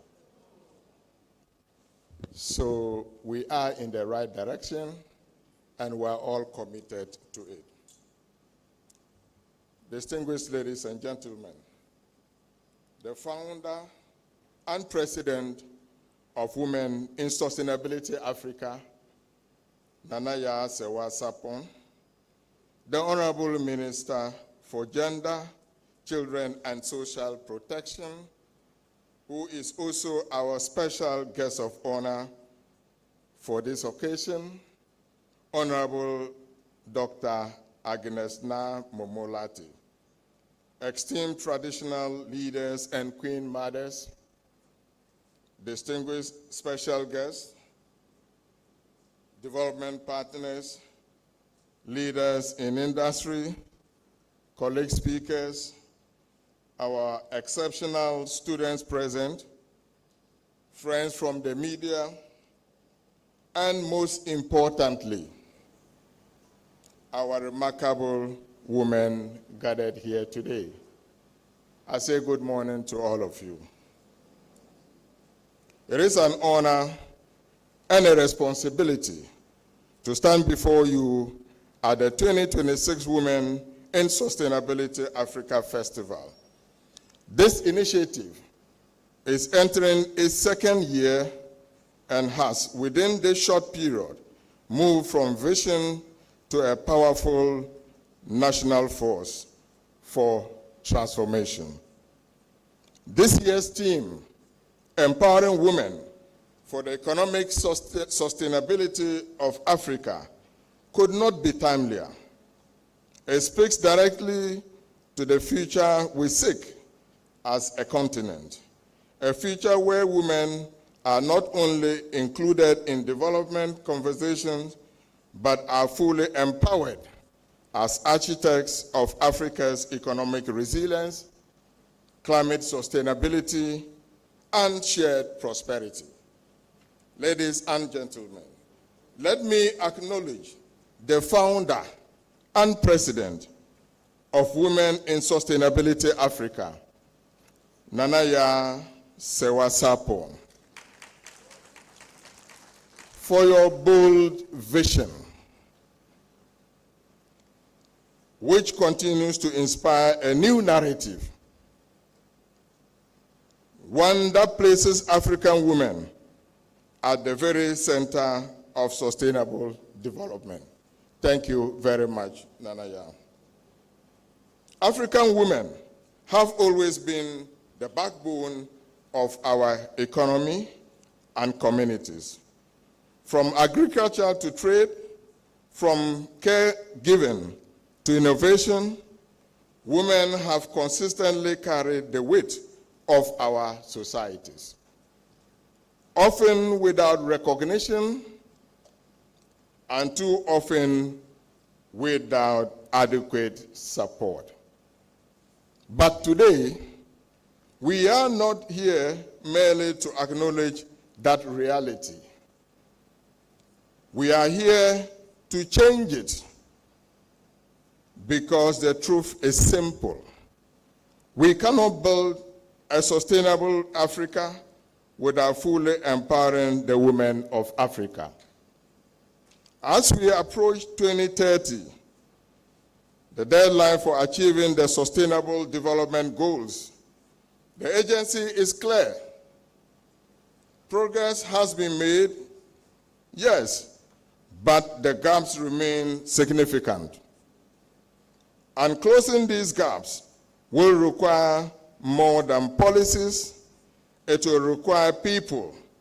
It will require inclusion. It will require intentional investment in women. And that is why the current government is establishing the Women Development Bank. Is at this high level now.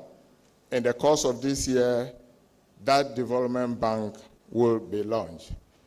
If you look at this year's budget, about 400 million Ghana cedis has been allocated to the establishment of the Women Development Bank. So we have to be deliberate about women empowerment. We have to be serious about women empowerment. And this is exactly what this government is doing. We require all hands on deck. We need your support to be able to move this agenda forward.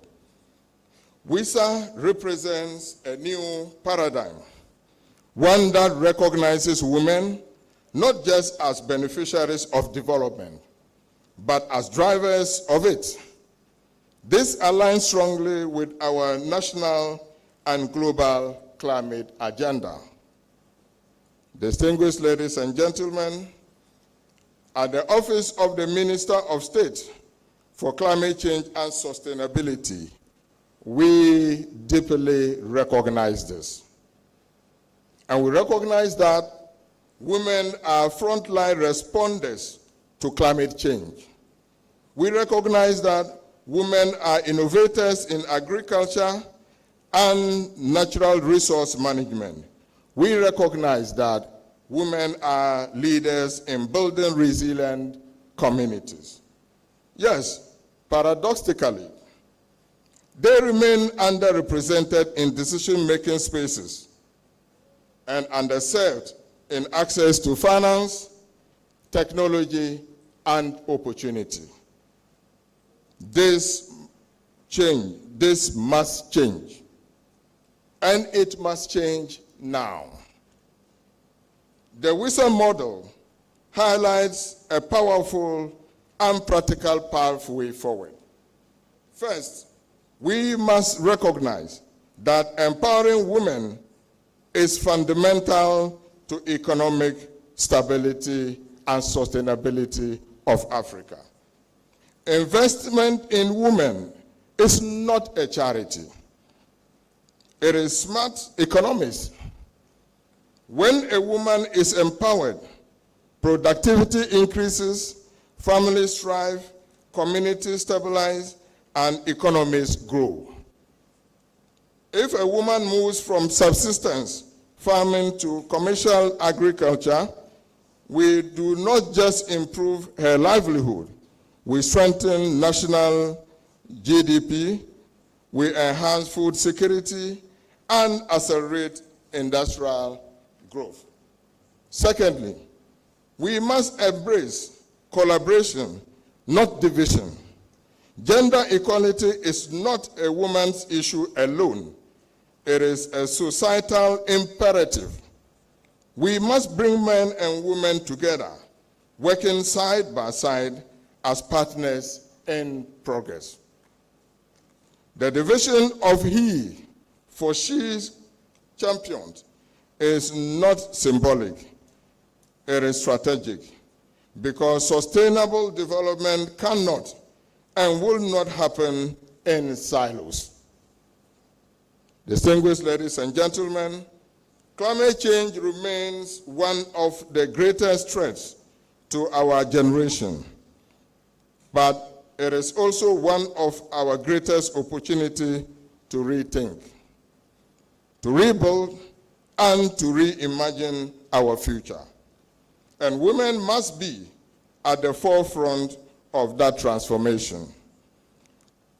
From clean energy adoption to circular economy solution, from sustainable agriculture to water resource management, women are already leading this change across Africa. This is why I strongly reaffirm my earlier position. We cannot achieve lasting environmental and economic stability unless we address the gender imbalances that still exist, especially within climate action and green growth. This vision, the vision to establish a WISA, Resource and Research Center, is both timely and strategic. Data, research, and evidence-based policymaking are critical if we are to make progress and measure impact and scale up our solution. My office stands ready to collaborate with WISA and all partners to ensure that the vision becomes a reality. We also welcome the WISA Investment Fund for Women, an initiative that directly addresses one of the biggest barriers women face, and exactly that is access to finance.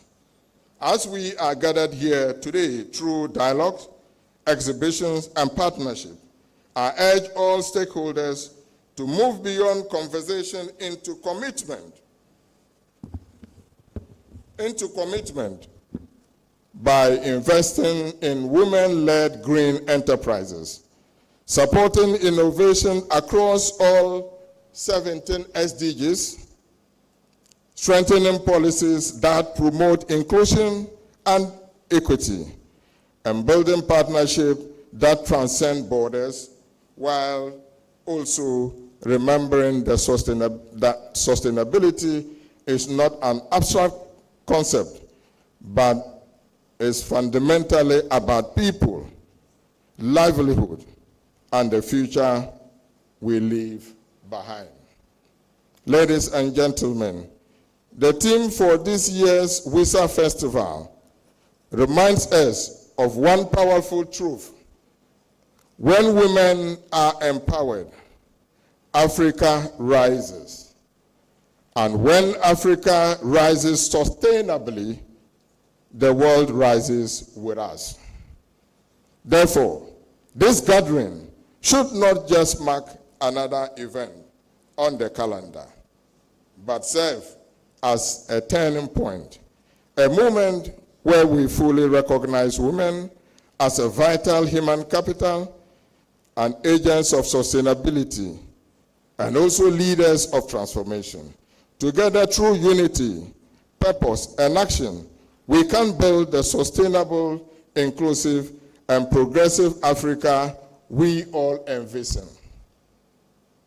Distinguished ladies and gentlemen, let me once again say a very big thank you for this organization. Let me once again recognize the tenacity of the president of this organization. Our president has enormous experience and enormous talent. Today, when she began to sing, I told the honorable minister that she shouldn't stop singing. I was enjoying your voice. Women can make it. Women are not in competition with men. Women are capable of leading the world. We have to be deliberate about this. We have to be deliberate about this. It is not about charity, but it's about being deliberate, being calculative, being committed. And it is the commitment that has brought WISA to this level today.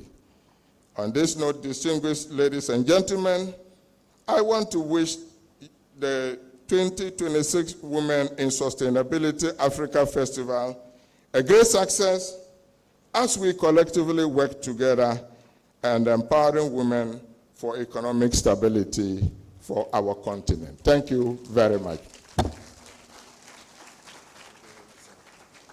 Ladies and gentlemen, a better one for the Minister of Climate Change and Sustainability, Honorable Isifo Seidu. And like I said, he's been with us from the very start of this particular festival. He was there last year, he stayed, he committed to it, and indeed, in furtherance of that commitment, he's here today. Please, another round of applause for him.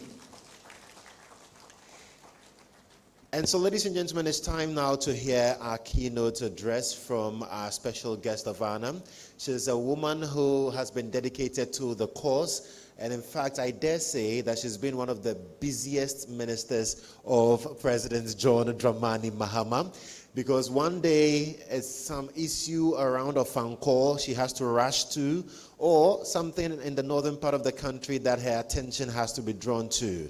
And sometimes I wonder how she's able to do all of that with the great and enormous task that she has in the constituency as well, because Krowo, if you know Krowo, you know that there's a lot happening there. Today is land matter, tomorrow other issues. But ladies and gentlemen, she stayed true to the cause, and it's my pleasure this morning to invite upstage the Minister for Gender, Children and Social Protection, also the Member of Parliament for Krowo, Agnes Namumu Latte.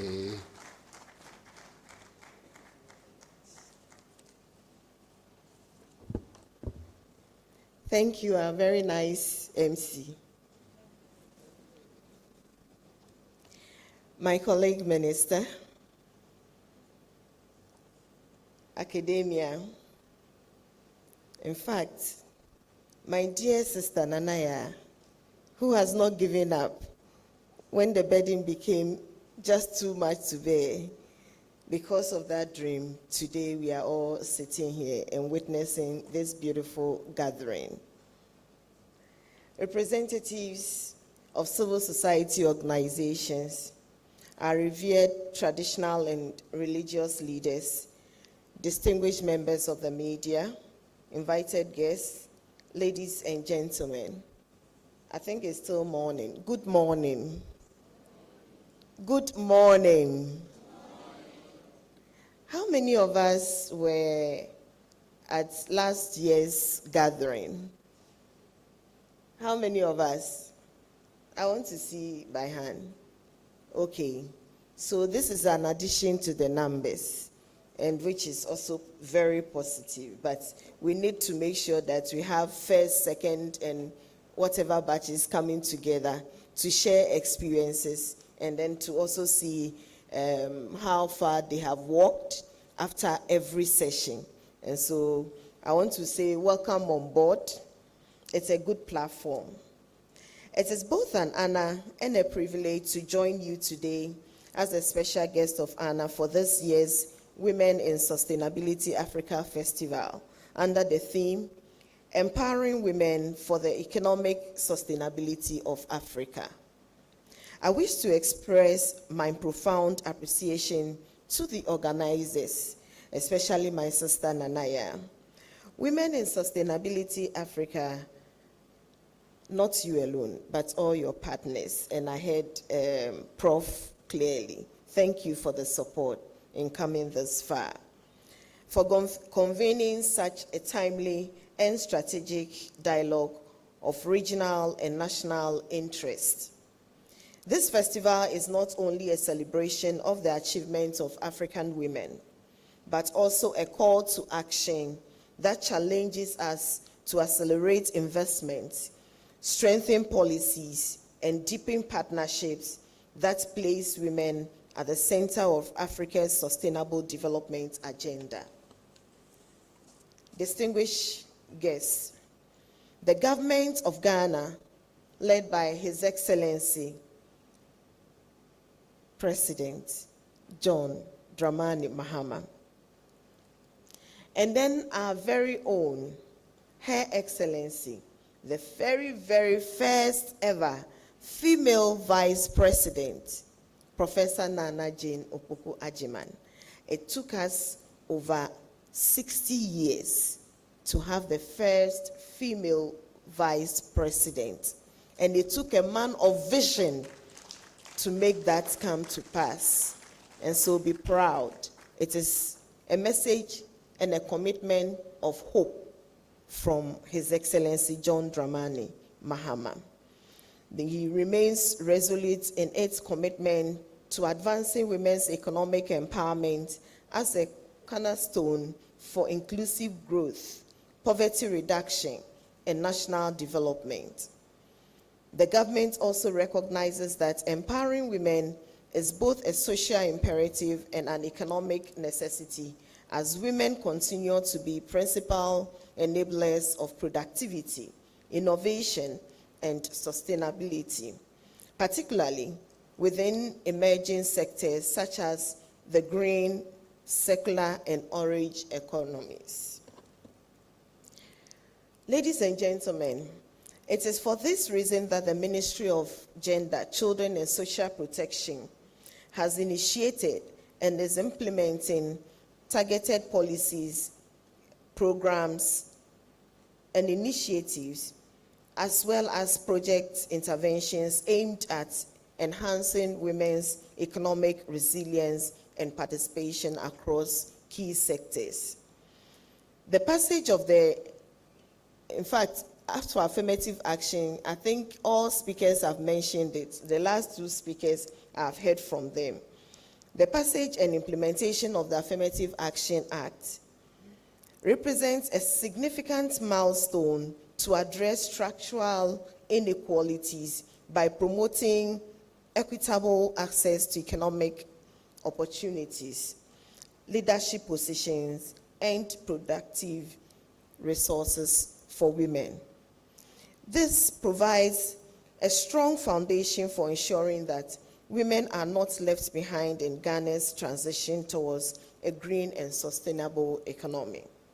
Additionally, through the implementation of the National Gender Policy 2025 to 2034, the ministry continues to consolidate national efforts to mainstream gender considerations into national development frameworks, including climate action strategies, social protection systems, and economic transformation policies.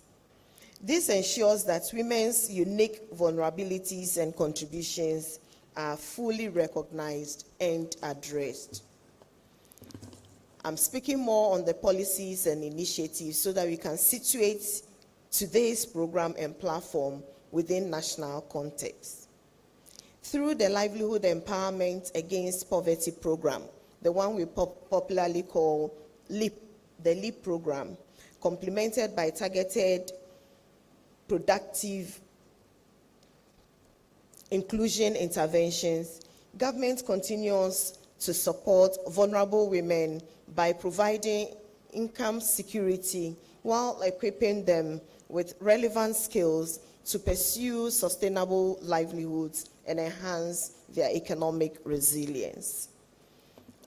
Ladies and gentlemen, I am very pleased to share with you some encouraging successes from the implementation of the Livelihood Empowerment Against Poverty program. A recent reassessment, and that is the first time we are reassessing the program since its implementation or inception in 2008. And across the sub-region, Ghana is the first to undertake this reassessment, and it's a major exercise for us all. So a recent reassessment exercise conducted under the program revealed that a significant number of beneficiary households have experienced measurable improvements in their welfare and are now ready to transition to the next stage of their development journey. This is a strong testament to the impact of the sustained social protection intervention when effectively delivered. In recognition of the need to preserve and build on these positive outcomes, government is introducing carefully designed transitional support systems for households graduating from or exiting the program.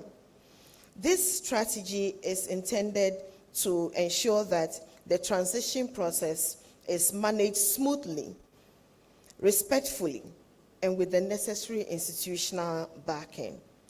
It will enable beneficiary households to consolidate their gains, strengthen their productive capacities, and move steadily towards self-sufficiency and economic independence. If you come from along the coast, where most households are headed by women, you will see and know the significance and importance of this Livelihood Empowerment Against Poverty program.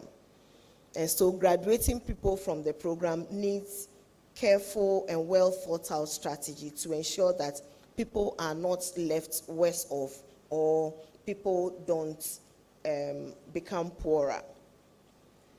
Government remains deeply committed to strengthening the LEAP program through improved delivery systems, enhanced transparency and accountability mechanisms, and stronger linkages to complementary services such as skills development, financial inclusion, and livelihood support initiatives.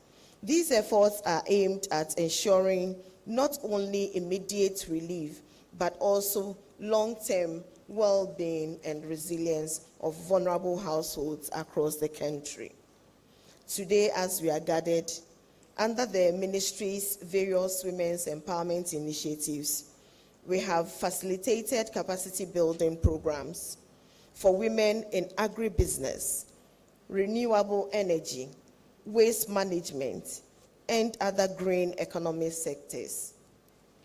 These interventions are designed to position women not only as beneficiaries, but as active participants and leaders in climate resilient and environmentally sustainable enterprises. I wish to personally extend my profound appreciation and that of the ministry to the Vice President of the Republic of Ghana for her exemplary leadership and steadfast commitment in spearheading the establishment of the Women's Development Bank. I think my colleague minister has said a lot about that. This transformative initiative is poised to significantly enhance women's access to credit, skills, markets, and technology, which are the key enablers for the growth and scaling of women-led enterprises. As we reflect on our progress, we must also acknowledge that challenges still remain.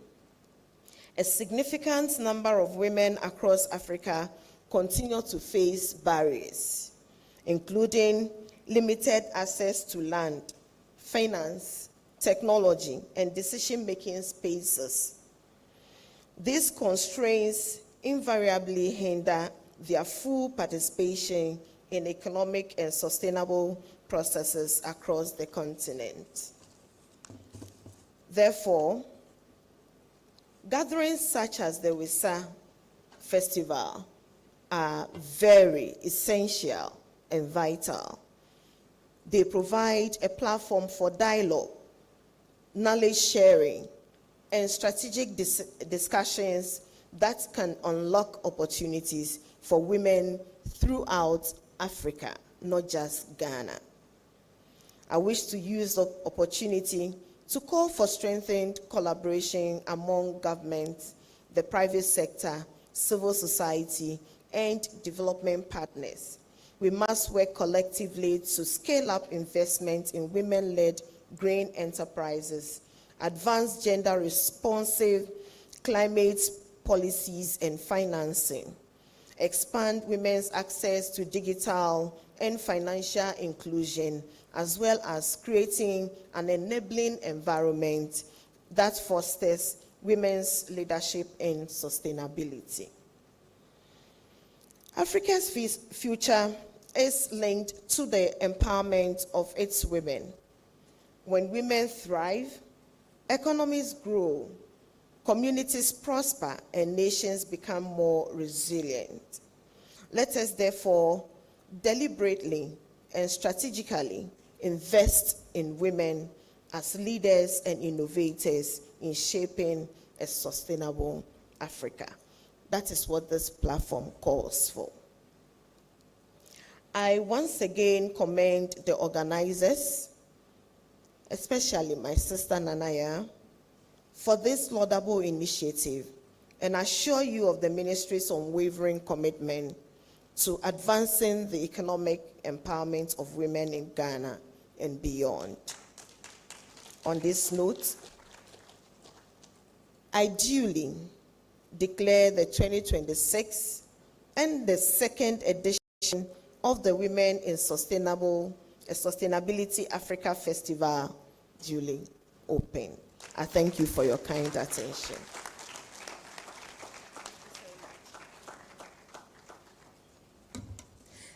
Thank you. Let's do it again, please.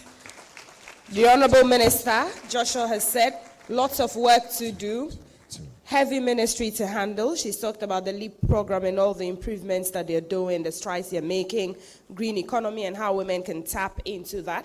I was excited when the climate minister mentioned the millions, Joshua, allocated to the Women's Bank. And one of the young ushers agrees with me that, yeah, accessing finance is a barrier, real barrier. It sure is. It sure is. So it's good to know that we are eliminating that barrier. Are you excited about that? They all want money. Right. Well, so ladies and gentlemen, we've been talking for a while, and I see people are nodding to that. And it's time for us to be on our feet shortly, and then, put some energy. Are you ready for some energy? Mm-hmm. Are you ready for some energy? All right. Ladies and gentlemen, the next act you're going to see on stage, I'm sure you might have seen them on other stages, but this is going to be a whole lot different because this is sustainability and then WISA energy they're bringing to the fore. But Multitude will tell us a brief background and bio about our next act that I am super excited to see on stage. I have known them for some time. I have introduced them on stages, more than 2 or 3 stages, and every single time they deliver beyond my expectation. Absolutely. And the color of their hair inspires me. I know you don't see my hair, but sometimes I feel like dyeing my hair the color of their hair. You see the color of their hair. But Lali and Lola are an award-winning Afrofusion powerhouse duo made up of identical twin sisters, Patricia Delali Dake and Trisha Walali Dake. Dake. Thank you. Thank you. Okay. And they're known for their unforgettable live performances. They're backed by strong academic credentials in economics, research, and fearless creativity. They represent the perfect balance of beauty, brilliance, discipline, and star power. Well, ladies and gentlemen, I'm sure you're ready for them, but this is what I like to do. I always like to flip the script. I always like to change things. And so we'll be getting them on stage shortly, but before then, we would have to take some photographs. And so we'll invite all our dignitaries, please join us. Quickly, let's take the photographs, and then after that, we will pump it up. We can pepper them. Yes, sir. All right, so all our speakers as well. Thank you so Yes, much right in to front our of the very stage. distinguished special guests. Absolutely. It's a holiday, and Yes. you've been here all morning. We're deeply grateful. Yes, the Queen Mothers, please. The queens, Nanahima. our queens. Name. Hima and our manye. Our napaba. That's right. Yes, please. Beautiful.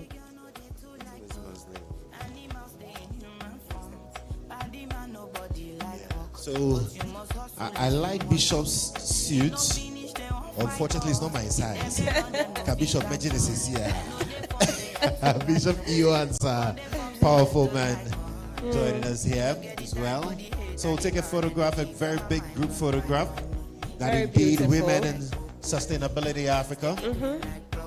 2 years strong as we're moving for the agenda of empowering women for the economic sustainability of Africa. And when you hear women, you know it's inclusive. There's the WN, there's the men. So it's all of us. Because, women drive the home. They are the finance officers. Joshua will tell us because he has the 4+1. Challenge. When my mother adds up to it, it's +2. That's... My mother-in-law comes +3. Then I'm the only male in the house. I understand when you talk about the inequality. Very, very high. But definitely we'll get to our equity and our equality goals.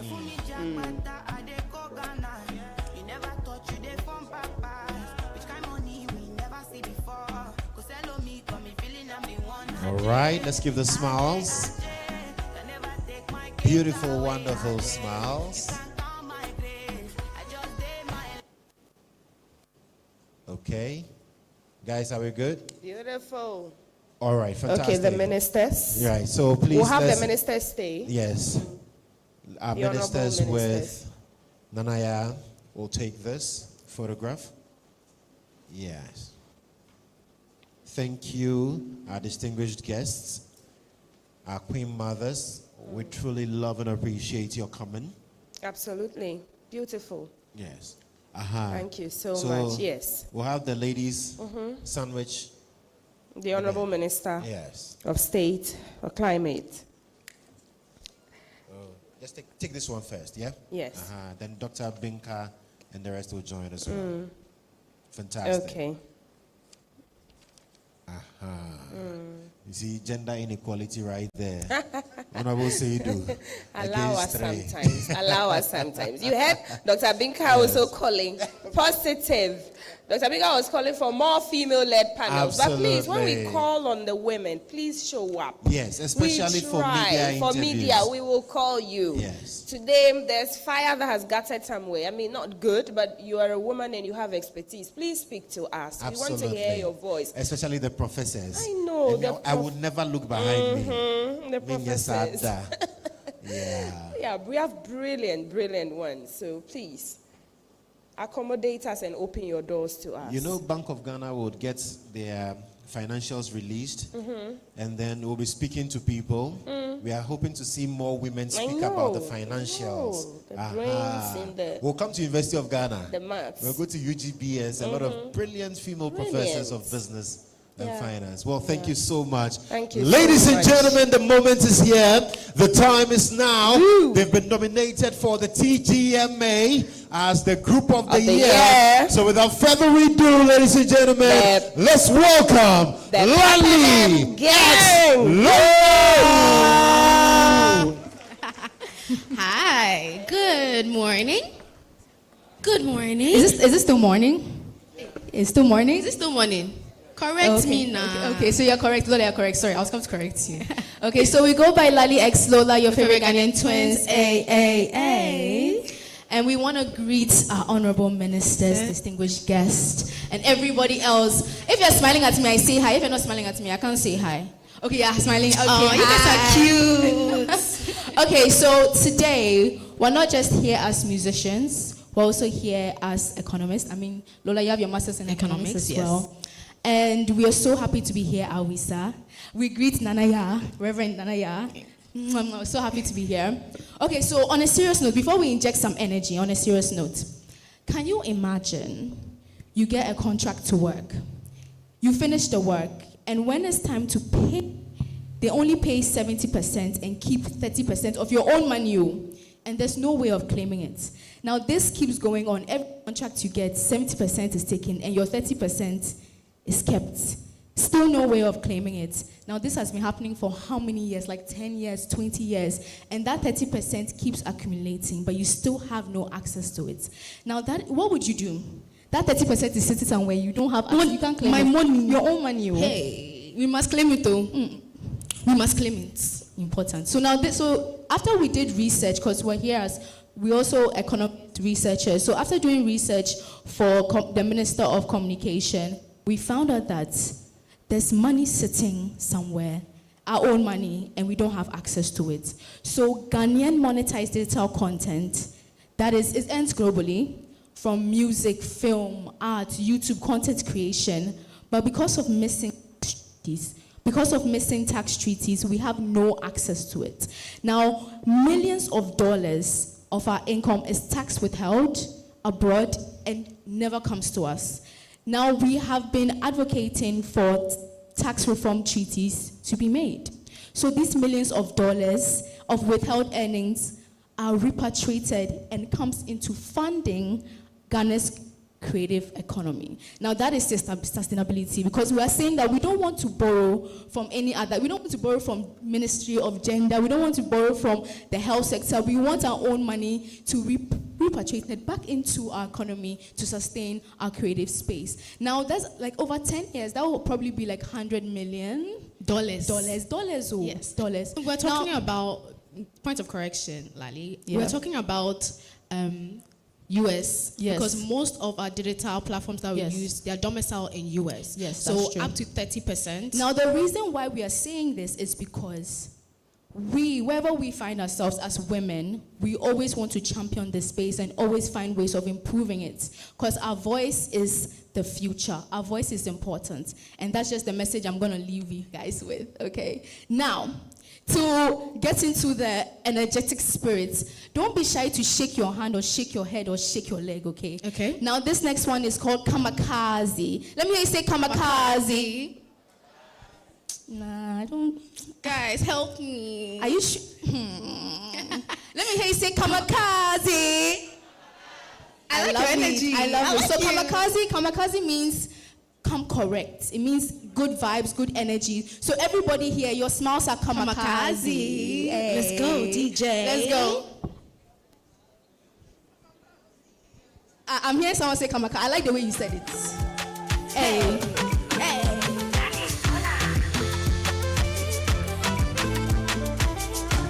Let the volume come up, please. Baby, kamikaze. Baby, this your party. Go, go, go, go, go. Come see me. Go, go, go, go, go. Come see me. Baby, kamikaze. Baby, this your party. Go, go, go, go, go. Come see me. Go, go, go, go, go. Come see me. Baby, come for me. Baby, come for me. Baby, come for me. Baby, come for me. Baby, come for me. Baby, come for me. Lali, chale, olowo, ologo, let's dali, toko. Papa shubu ask to towo. My answer is yes, so tocho ah. Yes I do. I go love you, love you. I'm singing to you. Na na na na. Pulevu, mama they just say hallelujah. Baby, mama, I see you. Baby, this your body. Go, go, go, go, go. I'm singing. Go, go, go, go, go. I'm singing. Baby, mama, So we're gonna do something. You're gonna clap for me, okay? This your body. Go, go, go, go, go. I'm singing. 1, 2, let's go clap. I'm singing. Baby, come for me. Baby, come for me. Baby, come for me. 1, 2. Baby, come for me. Lola, you ready? Baby, come for me. Baby, come for me. DJ, we a bad no DJ, no party. No DJ, no party. No DJ, no party. DJ, repeat. Thank you. Thank you.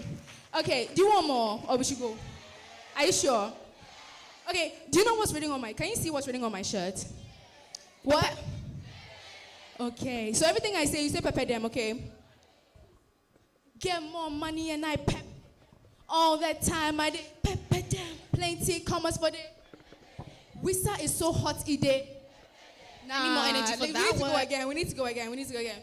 Get more money and I. All that time I did.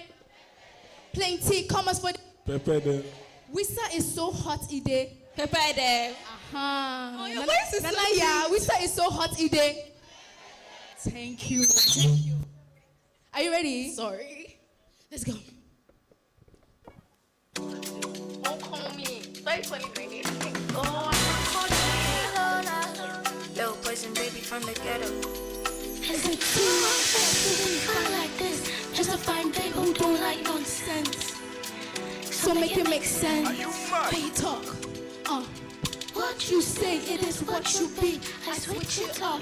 ECG. Now you sweating because of me. Are you ready now? 2, 3. Get more money and I pepper them. All that time I did pepper them. Let me plenty commas for them. You're so hot today. Making money and I pepper them. All that time I did pepper them. My whole gang we did pepper them. Don't give a little bit of rap. Are you ready? Are you guys ready? I do this weekend. Running with no chaser, trying to get my daily bread. Just me and my lady friends. Baby girl, them. On the ground, we could show every day. I just wanna live it to the max, so inclusive. Standing on the stand, who resistant to the bull. Type of money that can make a baby like me elusive. Flying way above the rain, I get you let me Get get more money and pepper them. All the time I did pepper them. I can't come for them. You're so hot today. Making money and I pepper them. All the time I did pepper them. My whole gang with it. Pepper them. We say it's so hot today. Pepper them. Sava.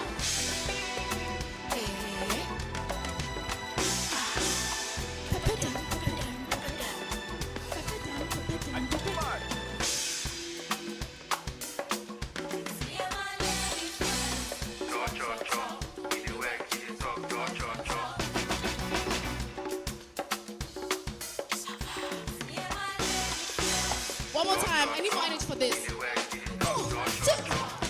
Get more money and all that time I plenty commerce money. You're so hot, making money and all that time I my whole gang with it. I'm so hot. Okay, guys, let's do this together. Are you ready? We don't work, you don't talk, talk, talk, talk. Let me see your hands. Cha cha cha. We the wet woman. Cha cha cha. Let me see your hands. Cha cha cha. Women, we work and they talk, cha, cha, cha. Cha, cha, cha.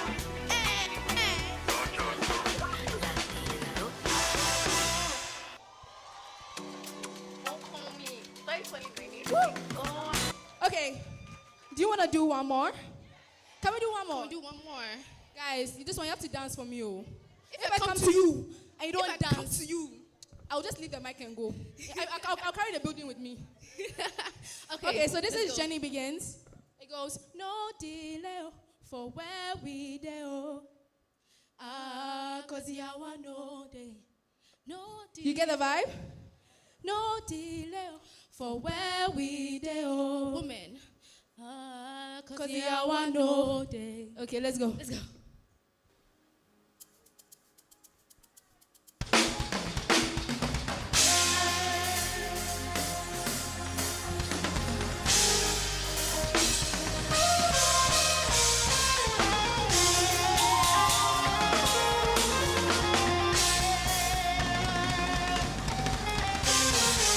Energy, energy, energy, energy.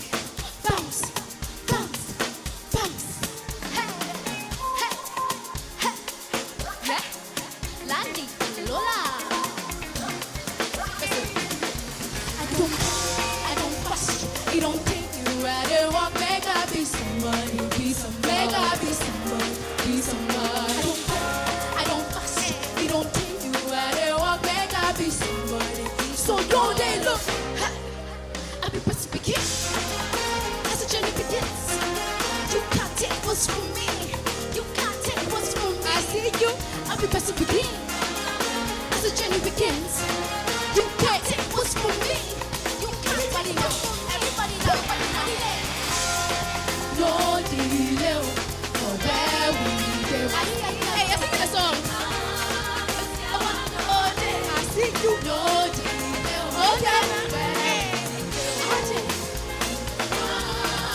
Come through like a terminator.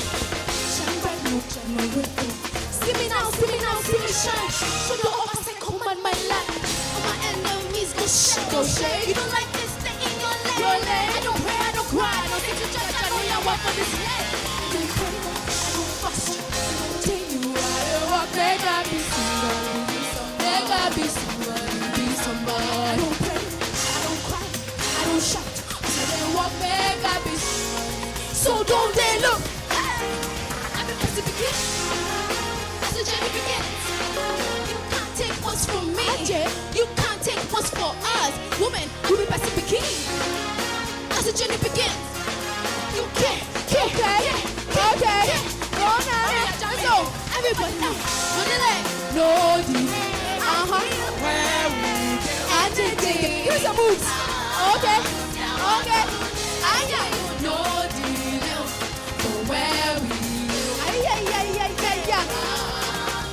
One more time. No delay. Lali.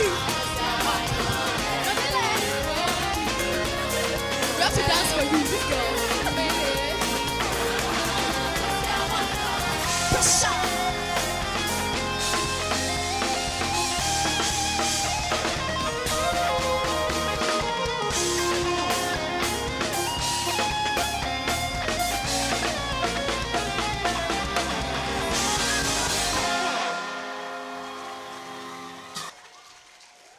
Thank you guys so much. Thank you guys so much. Thank you for Nana. smiling at me, Queen Mothers. Thank you so much. My people, thank you for your service. We appreciate you. All my ladies that vibe with me, thank you so much. Wait, All I right. have one more thing to do. Women, we are so hot today.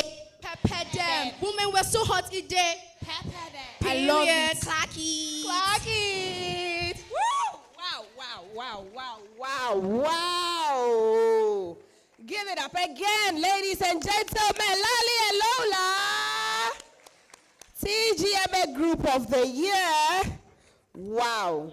And now you understand why the nominations and all of that keep coming. Thank you so much for that beautiful roof-raising performance by the duo, the twins. And please bless me with twins. Oh, I want beautiful twins like and talented like you too. Well, ladies and gentlemen, we're going to move on with our programming as we head steadily to the close of the program. We'll bring up our next speaker, who stepped out briefly, but he'll join us soon. And we'll definitely do the panel discussions as well, and then we'll have a Q&A session where we'll ask you your questions so that you have them answered as well. We'll be expecting speeches from the CEO of Echo Green Oasis, who is Nihati Tiaka, former GMB Queen, and among others as well. Panel members Juliet Ibrahim, actor Sister Deborah, they'll join us when they get here. Would have to take a speech from. He stepped out briefly. All right, so after that energetic one, we'll need to take some energetic speeches. And don't worry at all, we would also have a breakout session where we'll have some refreshments, so please don't be in a hurry to leave. Today we are talking about women empowerment, and we all know that it's a very important subject matter that we cannot afford to lose sight of. And so if you're ready, we'll have a speaker from Turkey, and she's joining us online to give us a speech as well. So we'll take her video, and please, she's from Turkey, so the English is not Englishing like that. So please have mercy on her. But then after we listen to her, of course, we'll have my sister here will give us the English version, the Ghana English version of the Turkish English that we'll be hearing. So if you're ready, please, let's get the video on.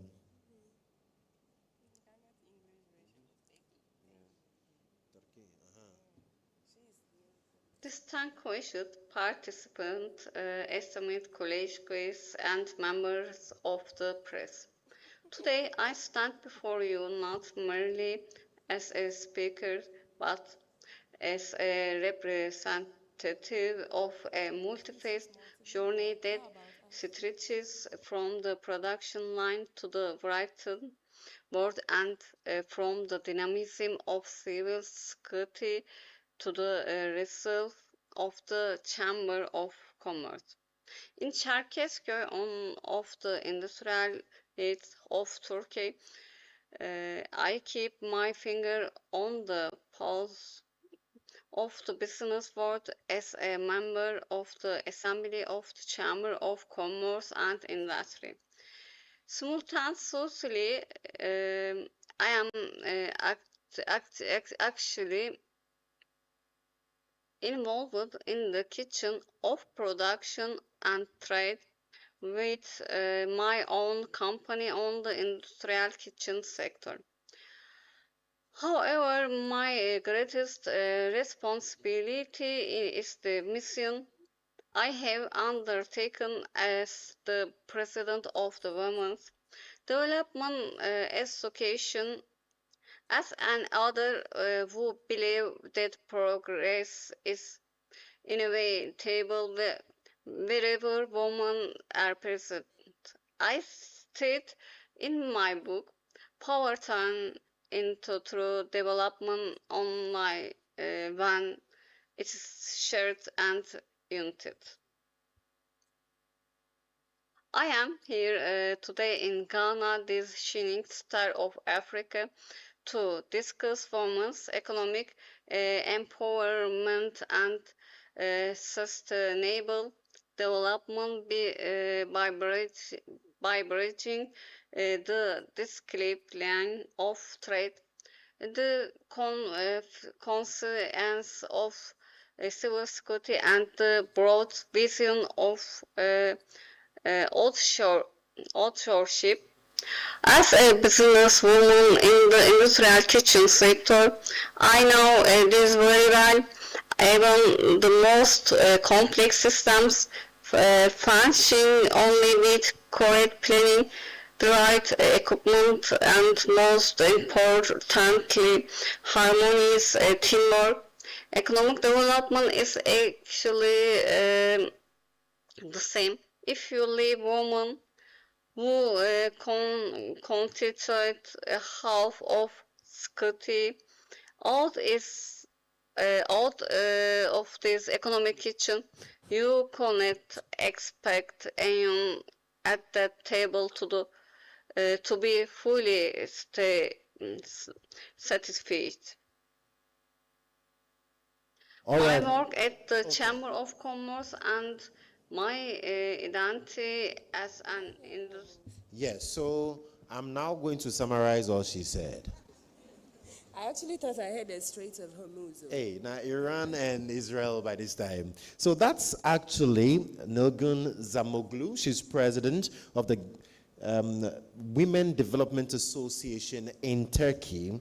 And her goal is practically to say that, well, we keep talking about women empowerment and we are looking for jobs for women, but she believes that we need to provide women with a vision to build their own businesses, the vision to be able to own their own stories, own their own economies, and then be able to do great things for themselves. So my idea, come on, put your hands together for me. You see, Nana. All right, so we'll move on quickly. We'll take some other messages as well. And remember, we have some panel discussions where we are going to open the floor to you to also be asking questions to our panelists. We'll be doing that shortly. But let's take this quick one as well from Donessa Arbas and Mark Anthony. They're directors of Growth Affinity Group, Incorporated from the Philippines and also the United States of America. I think most people really misunderstand what the term power couple ultimately means. And it's interesting because I would dare say that most couples either see themselves that way or would hope to see themselves that way. But what actually does it mean to be a power couple?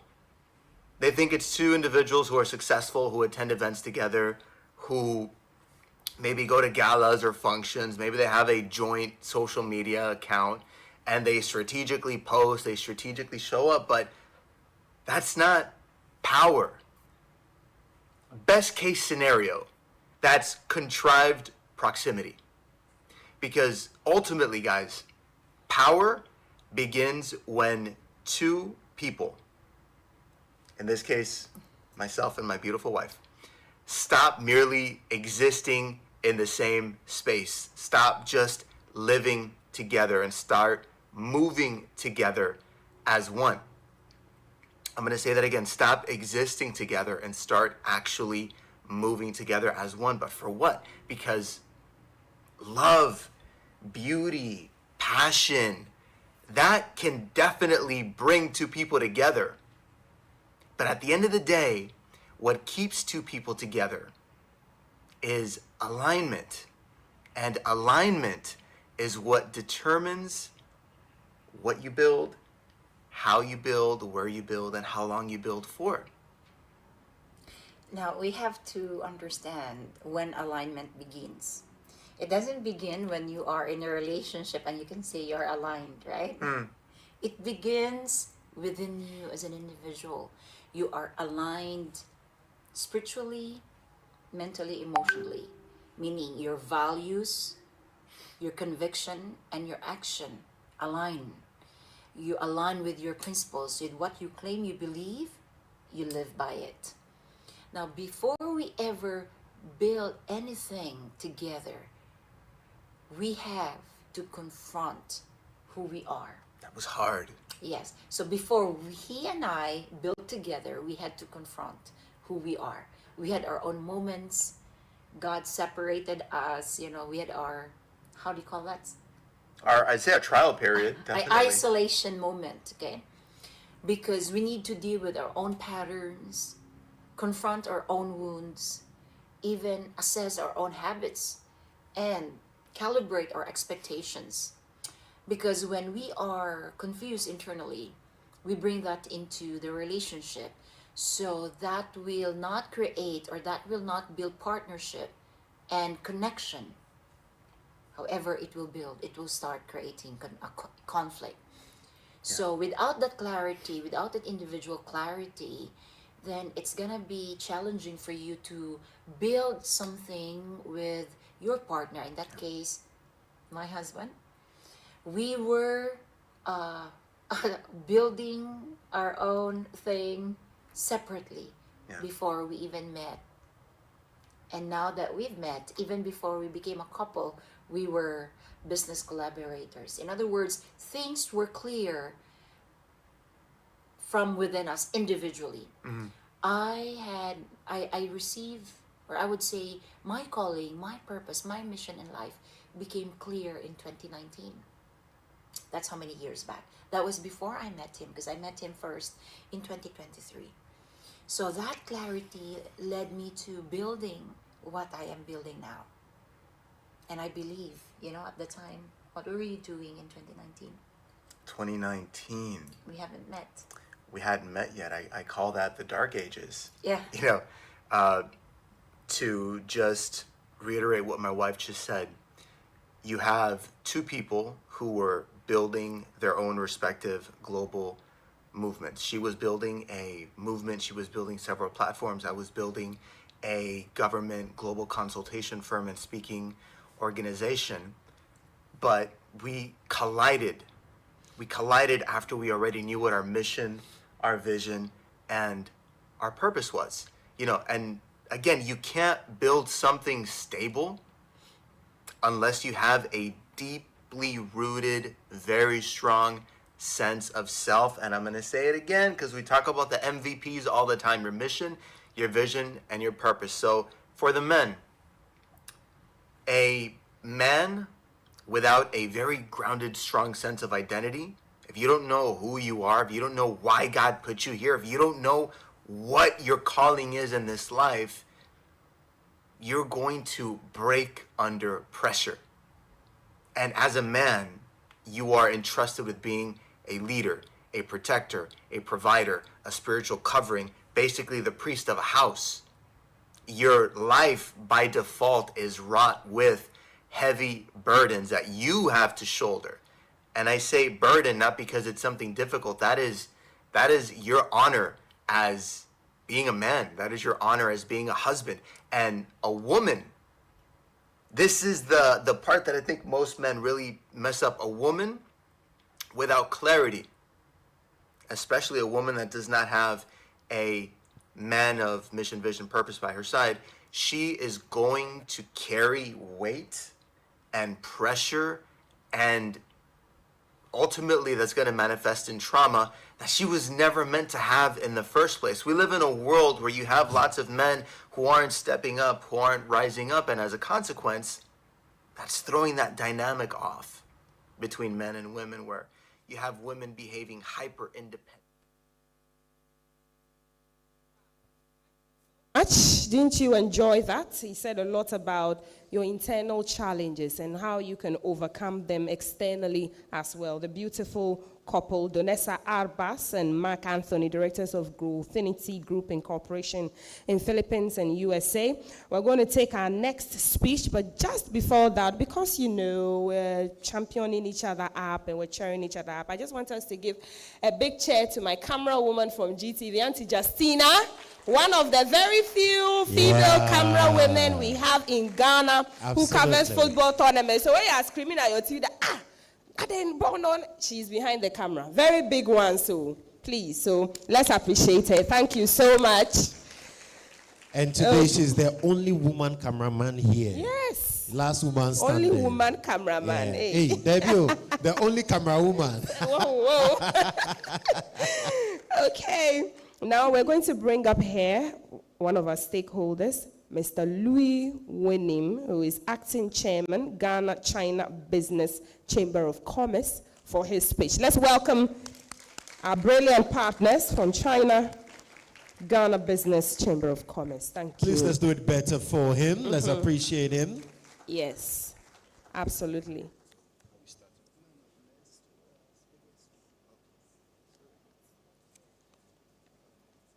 The leaders,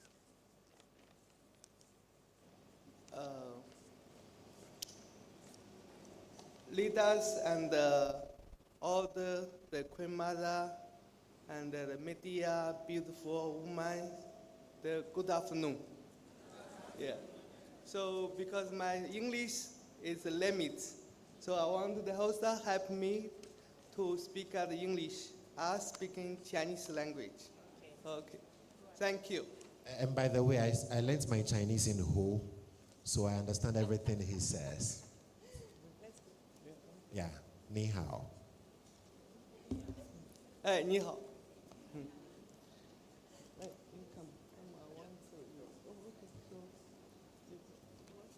Yeah. I want to this one for I finish you. No problem. No problem. All right. Okay. Yeah. Yeah. 加纳女性在非洲可持续女性组织合作框架下的中加商业机遇。 Ghana-China business opportunities for Ghanaian women and partnership with Women in Sustainability Africa.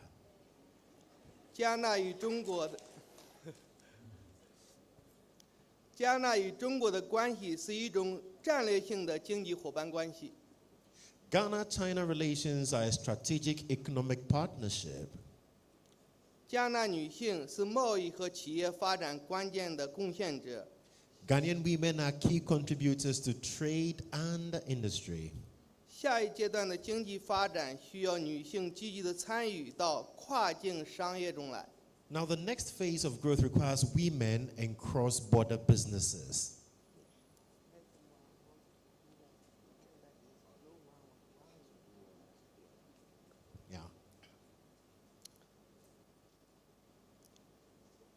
中加贸易的战略重要性。加纳拥有自然资源不断增长的市场以及富有企业家精神的人才。中国拥有强大的制造能力、先进的技术和资金支持，稳固双边贸易为进入全球价值链创造了通道。 Ghana offers natural resources, growing markets, and entrepreneurial talent.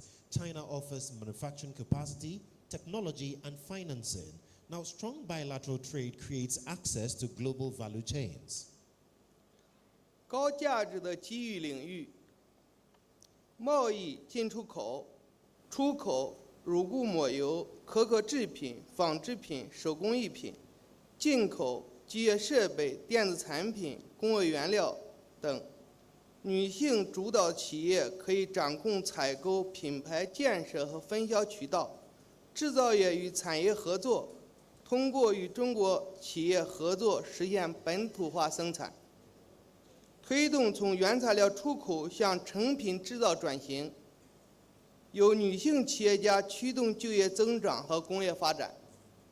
So let's look at high-value opportunity areas, majorly trade, import, and export. For export, we can export shea butter, cocoa products, textiles, handicrafts, and for import, we're looking at machinery, electronics, and industrial inputs. Now, women-led businesses can control sourcing, branding, and distribution, manufacturing, and industrial partnerships, local production through partnerships with Chinese firms, shifting from raw material exports to finished goods, and also job creation and industrial growth driven by women entrepreneurs. 农业综合企业，中国对农产品有着巨大的市场需求。 So, for agribusiness, large Chinese demand for agricultural products. 在农业的加工、包装、出口方面存在诸多机遇，鼓励女性参与农业综合企业的价值链。 Opportunities in processing, packaging, and export of crops, women's participation in agribusiness value chains. 技术与电子商务。 利用数字平台将加纳的产品与国际买家连接起来，采用物流、金融科技和供应链工具，支持女性进入技术驱动型的商业模式，技能与知识转移，获取技术培训、工业专业知识，提升在制造、贸易体系和创新方面的能力。For technology and e-commerce, digital platforms connecting Ghanaian products to international buyers, adoption of logistics, fintech and supply chain tools, women entering tech-driven business models, skills and knowledge transfer, access to technical training and industrial expertise, capacity building in manufacturing, trade systems and innovation.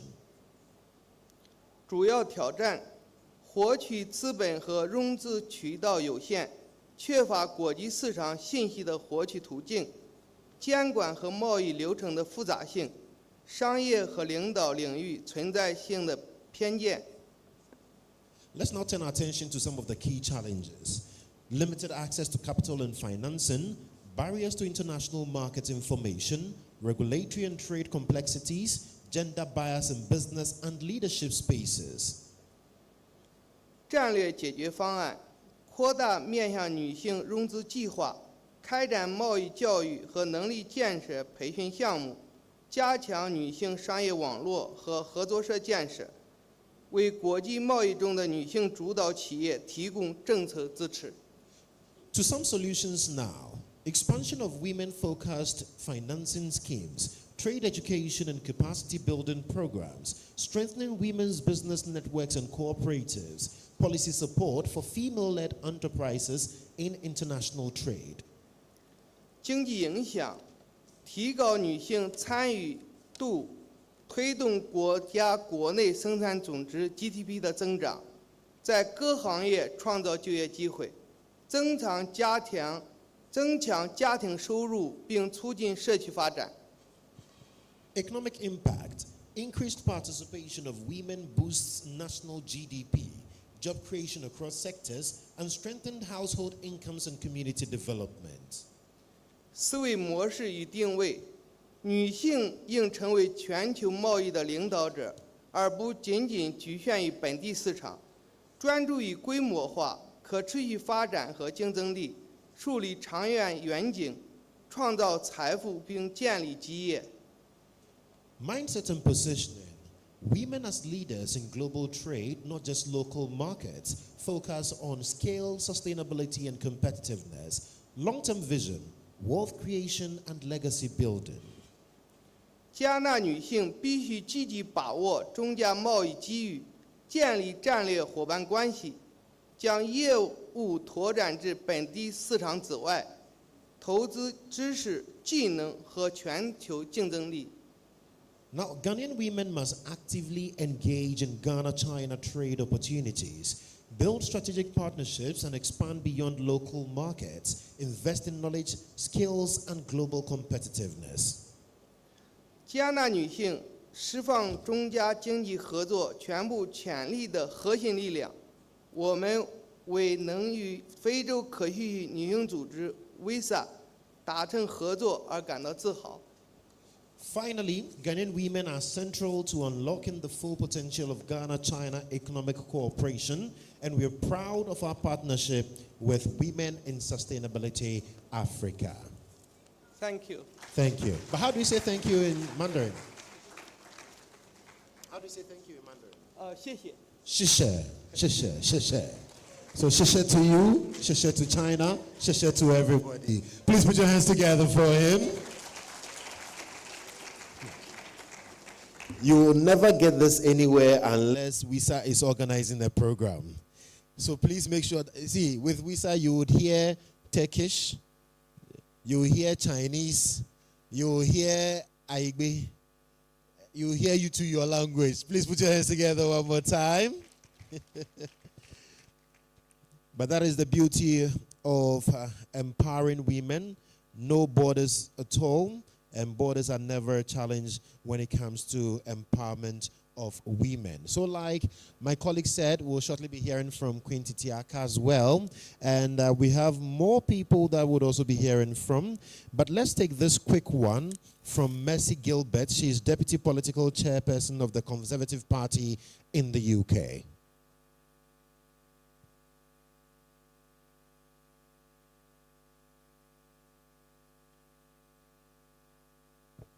So let's please pay attention to the Hello, screens.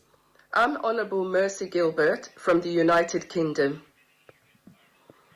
I wish I was able to be there in person, but I'll still give my talk. And I'm a politician here in the UK. My talk is on how to become a successful politician.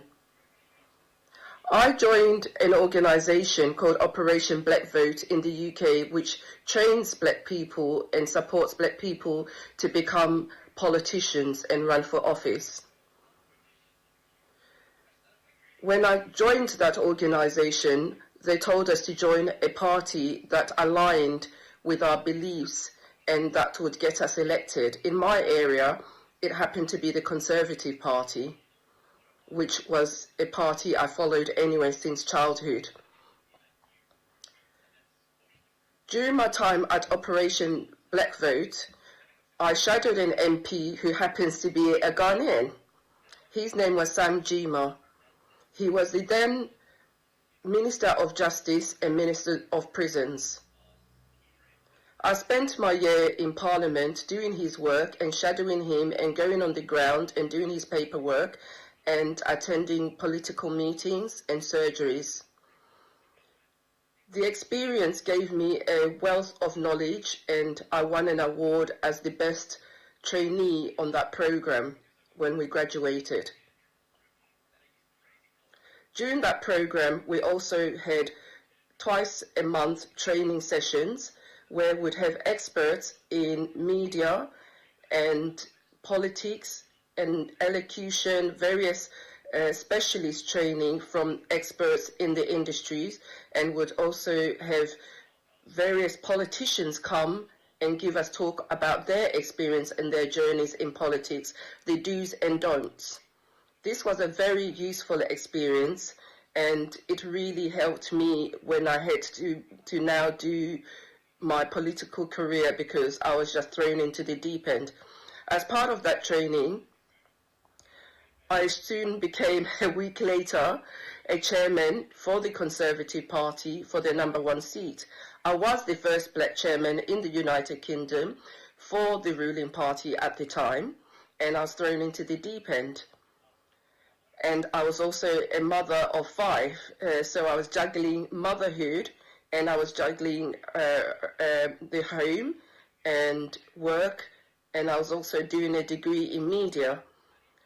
But I like challenges, and so this was a challenge.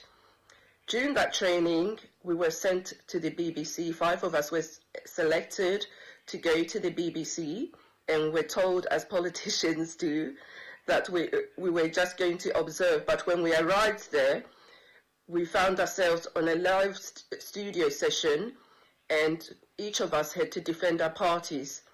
I was the only one from representing my party. Every other party, there was 2 or 3 people.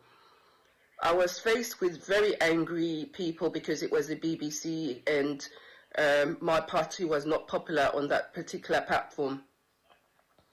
But because of doing my research well, I was able to win my audience, and I was then promoted, or recommended, shall I say, to BBC Question Time, where I became a regular person there who was regularly selected to represent my party for some of the most difficult topics, including Trump's visit and defending Trump's visit in the UK.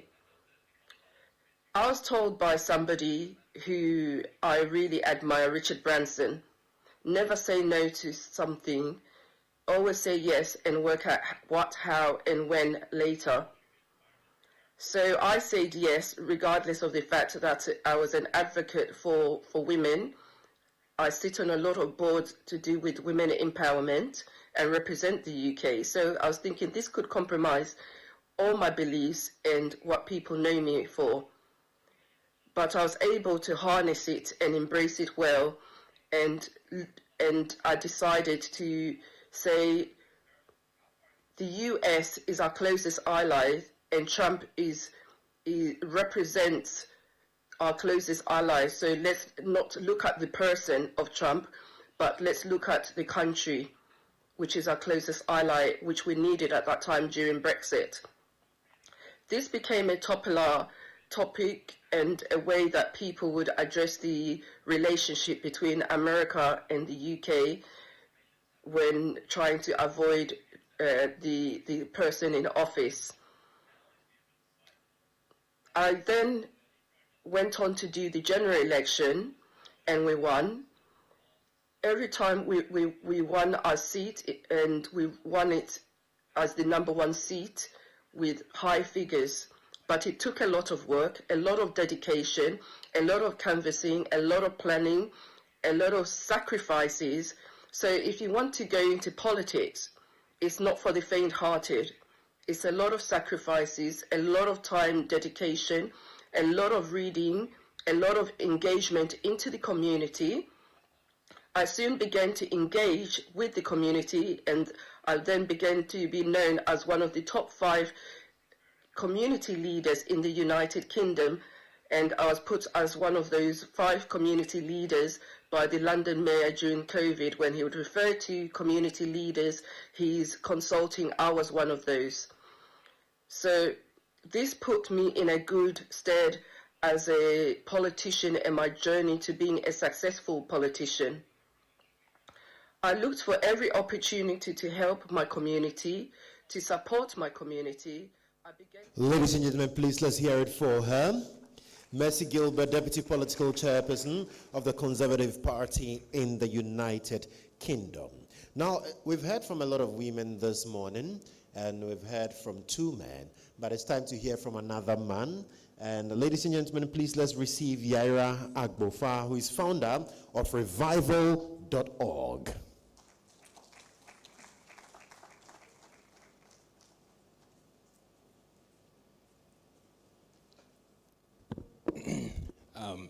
Good afternoon, everyone. Or is it still morning?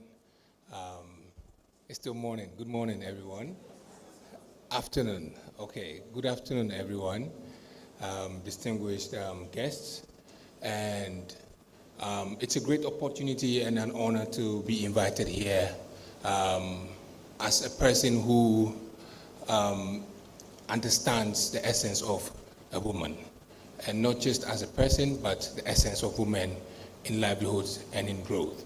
So when Nanaya invited me here, I had no option than to immediately say no before she even asked, because of the importance of such events, which are very rare, but it's good to see such events happen and at this scale. My prayer and my hope is that the next edition will be more than full to capacity, and some people might be on the waiting list. So Nanaya, let's look at the bigger venue next time. So my name is Yaira Agbofa, and I am the founder and the creative lead of the Revival Earth organization. And we are focused on textile waste. So I work within Kantamatu Market, which is one of the largest used clothing markets in the world. And this is a place where circularity has been existing for more than 5-6 decades, before even the word sustainability became the buzzword or the marketing tool. Places like Kantamanto have been practicing it, and the backbone of such practice is women. So me being here and talking to women in sustainability, it's a big privilege, but also women not just talking about sustainability, but actually living it, building it, and fighting for sustainability every day. And what we do is that we empower women within our solution, where we focus on items that come into Kantamanto that are imported from the global north, that come into Ghana, that are not sellable. Millions of garments come into the market every single week, and not everything can be sold. And what cannot be sold is what causes the problem. With our current infrastructure, where we don't have the right resources to deal with textile waste, what happens is that it's being either thrown in landfills, or it's thrown in the open gutters or somewhere, or it's burnt in the open air, causing massive environmental pollution. So With my experience in working within the market for more than 2 decades, I decided to work with like-minded people, of which majority are women, to find a solution that already existed. Women in the market always strive to find ways to sell clothing by either repairing it, by upcycling it, by finding creative ways to keep clothes in circularity. So having to experience this, decided to scale this up and make this more economically viable, where we transformed and created a system where waste is being seen as value, not as waste anymore. So we're literally creating value from waste through existing skill, which is upcycling, through repair, and now we're going into recycling, where we're actually turning clothes into other materials that can be used in architecture, in buildings. So for example, textile turned into paper that could be used for your exercise books and other things. Also textile turns into tiles and panels and other things. And our motivation in this journey has always been women. A majority of our team is run by women, and they actually make the most input. So within our journey, we thrive and we try as much as possible to change the context of what waste is, because waste becomes waste when it finds itself in the wrong context. Material becomes waste when it's in the wrong context. And through design, through creativity, we are able to transform what is seen as waste immediately into something really cool. We're working on this project where we're working with farmers, mainly women farmers, where we're solving a problem within the agriculture sector, which is the unavailability of protective clothing in farming. And based on our research, we realized that a lot of farmers, especially pineapple farmers, have bruises on their skin. And we questioned that a lot. So then the problem was just because they didn't have the right clothing in the pineapple farm. So then we collect a lot of waste, textile waste, which a lot is denim. And based on research, we decided to design amazing uniform for these farmers, and it was a hit. And this was inspired by women within the market and also on the farm. So with the ideology of thinking about material that exists, anything that exists and does not biodegrade needs to be used. I think that mentality is very, very important for us as we consume, as we buy, as we pass things on to each other. We always need to think about material as value, as our canvas for creativity. And with that mindset, we are able to design, we are able to come up with really, really amazing products that aids to continue the lifespan or the life of garments. And our goal and our vision is that that Kantamanto is going to be the hub for circular economy, for circular model for Africa. And the world can learn from us. The world should learn from us. Kantamanto shouldn't be seen as a dumping ground, but rather should be seen as a hub for sustainability and circular economy from a global scale. Thank you.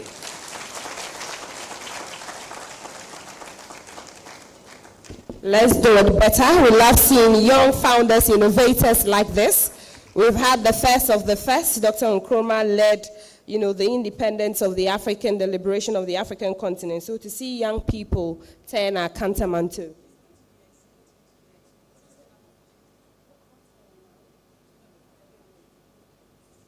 Yaira is going to be doing an exhibition as well, sustainable fashion, so you definitely want to tap into that energy and understand how you can be part of it and contribute your part to a green, secular economy right there. Yaira is the founder of revival.org, Yaira Agbofa. Thank you so much for that uplifting speech. Ladies and gentlemen, we're going to our panel discussion, but just before we do that, let's bring Ghana's sweetheart. You love her. She's always on your screens, doing a lot of charity work, acting, living life, and giving you inspiration to believe that a woman can juggle a lot of things, look this amazing, and get all the laurels and awards in the world, in Africa, I should say. Juliet Ibrahim is actor, filmmaker, author, president, Women in Film, TV, and Media, Ghana. Ladies and gentlemen, let's welcome Juliet Ibrahim upstage. Beautiful. Let's hear it to keep it coming. Amazing. I always attend Sonia's events, her books. Her sister is a brilliant author. Welcome. Thank you. Good afternoon, everyone. All protocols observed, ladies and gentlemen. Thank you for having me, Nanaya. Thank you so much. So I wrote a little something down that I wanted to share with everyone, and I'll just go right into it. It's an honor to stand before you today as the president of Women in Film, TV, and Media Ghana, which is a chapter of WIFT Africa, which is also affiliated with Women in Film TV Los Angeles. And we've been in existence for since 1973. And this is the first Ghana chapter that we have for ourselves. Please, a round of applause for us. Thank you. Thank you. So this year, I celebrate 20 years in film. I've been acting and I've been on your screens for 20 years. And thank you. And many of you may know me as an actress, but I've evolved over the years. I am now an award-winning director, producer. Thank you. Independent filmmaker. That means I raise funds on my own to make movies for your viewing pleasure, and a best-selling author. My book is A Toast to Life. And you can also get it here at the Legon bookstore. Yes, thank you. So I wish, as I have grown as an individual, I will say the same for my industry in Ghana. But unfortunately, we are not there yet. And why am I saying this? The creative space is one of the most powerful doors that women and the youth can walk through to build real lasting economic power. Ghana sits at a remarkable intersection: a stable democracy, a young and digitally connected population, a rich cultural heritage, and a growing global appetite for African stories, music, fashion, and art. The truth is, the creative industry is no longer just about glamour or fame or watching movies. It is business, it is commerce, it is employment, it is innovation, and it is one of the fastest growing sectors globally. But unfortunately, it may be one of the most powerful and underutilized economic tools that we have in Ghana, sadly.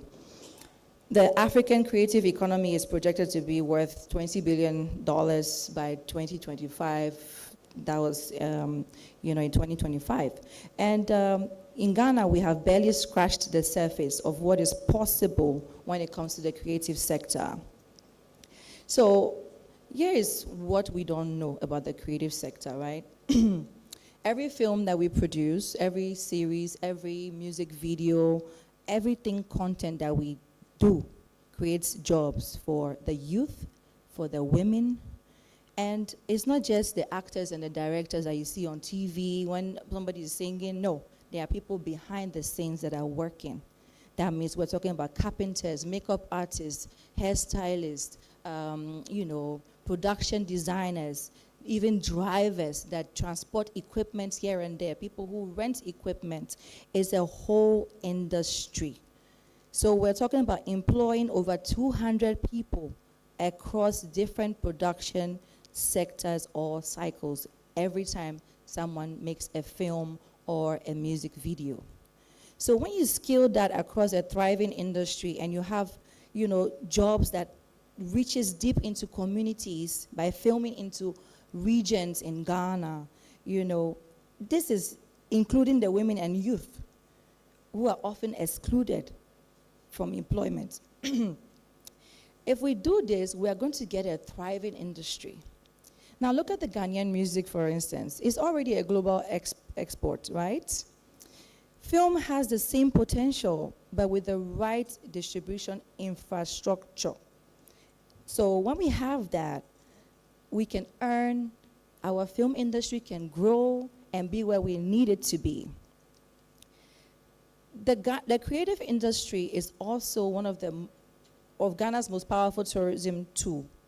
We don't know yet. When Ghana's films and music and fashion are seen globally, they become invitation to people that see those things, because people want to come and visit. Oh, wow, this is beautiful. Oh, where is this place? I saw this place on the screen in the movie or even in the music video. Where is it located? Oh, it's in Accra. Oh, it's in Ho. It's, somewhere in Abri. And that is a tool. People will spend, people will invest, and will create an economy for us. So what I'm discussing on today is how women can access economic opportunities in the creative space, particularly through film and entertainment. Guess what, ladies? I know there are gentlemen here too, so I'll be talking to you. Guess what? Right now, we're living in an era where storytelling and your audience is on your phone. If you have a mobile phone, you can start from anywhere and create your opportunity by yourself. All you need is that phone, because the audience is already there for you. I started my own production company, Juliet Ibrahim Studios, because I realized that I didn't need to only just be telling other people's stories as an actor. I wanted to tell African stories, women stories. So when you follow me, you follow Juliet Ibrahim Stories, you will see we are telling stories that are affecting society, stories that need to be heard, that need to be told. And with this, you can also find your niche if you're trying to get into that sector. Do you want to tell a story? Do you want to write? Do you want to be an artist? Do you want to, an artist who paints? Do you want to sing? What is your niche? What's your talent, first of all? What's the skill? Do you know how to do what you're trying to do? How do you want to go about it? So when you have all of that in place, you have a strategy, it's easy for you to come into the sector that you're trying to get into. So now there are countless of different opportunities, economic opportunities for young people, for the youth in the creative sector in Ghana. You can be an actor, you can be a TV presenter, a radio presenter, you can work in all of those stations without even being the one presenting. You can work with the team. You can be a film producer, a director, a script writer, an editor. You can be behind the cameras. You can do sound. You can do AI, VFX, makeup, wardrobe, hair. You can do podcasting, broadcasting, talent management, PR, marketing for the, for films, for musicians. You can do so many things. Photography, so many things. It's a long list of things that you can do as a creative in this sector in the country. But guess what? The most important thing is your intellectual property. That's your IP. What is an intellectual property? Does anybody know in here? What's the IP? Okay, let me break it down. So your IP is your idea. So when you come up with that idea that I want to do something, oh, this is what I want to do. Maybe you're the new inventor, or maybe you want to create some new app like Mark Zuckerberg did. That's your IP. So how do you go about owning and keeping and making sure that somebody doesn't steal your IP from you? So as a creative person, when you create, you use your creativity mind. When you do that, you have to own the IP. So whatever idea you have is your IP. And now imagine sitting down behind your phone and saying, okay, I want to create something. And then you record yourself, or you sit behind a microphone and just do a podcast or something. That's your intellectual property. When you own it, it becomes your legacy. It becomes what earns you multiple streams of income over the years, if you are smart and if you actually educate yourself on how to monetize, on how to build a brand, to be to practice longevity basically in what you are doing. And how do you do that? when you create your content, a film, YouTube channel, whatever, you own that property, it becomes an asset for you, right? It generates income. Even while you're sleeping, you're earning money on whatever platform you post it on. So there's several multiple like streaming platforms or ways to have revenue streams. You can earn from licensing, you can do merches. Maybe you have a slogan that goes viral online one day and everybody is saying, oh, Charlie, and it just becomes a vibe. So when you see, oh, Charlie has gone viral on TikTok, for instance, what do? You say, oh, let me print some t-shirts that say, oh, Charlie, with some funny faces. That's yours. It's your intellectual property. And then you do merch with it. So it becomes merchandising. You sell with it and it becomes another stream of income for you. And so there are several ways around it. When you also do something and you go viral, or you have to have a niche. You have to have a brand. When you build a brand, people want to identify with you. Companies come in. They want to pay you to be their brand ambassador. They invite you to events like this to come and speak on something. So when you do that, you're strategic about it. You're building yourself. You're growing into that person you want to be. So all of these work together to make you earn that income that you need to earn when you are in the creative sector. And of course, a lot of us will face doubts, even with ourselves. I mean, how many of you here will want to do something and then you just be like, I don't think this is good enough, or I'm good enough for it? Raise of hands. Yeah, we all go through that. Even me, when I was preparing this speech, I was like, hey, I don't think I can do it. I was scared. We also get that fear of, okay, can I? But that's how life is. That's how the devil works.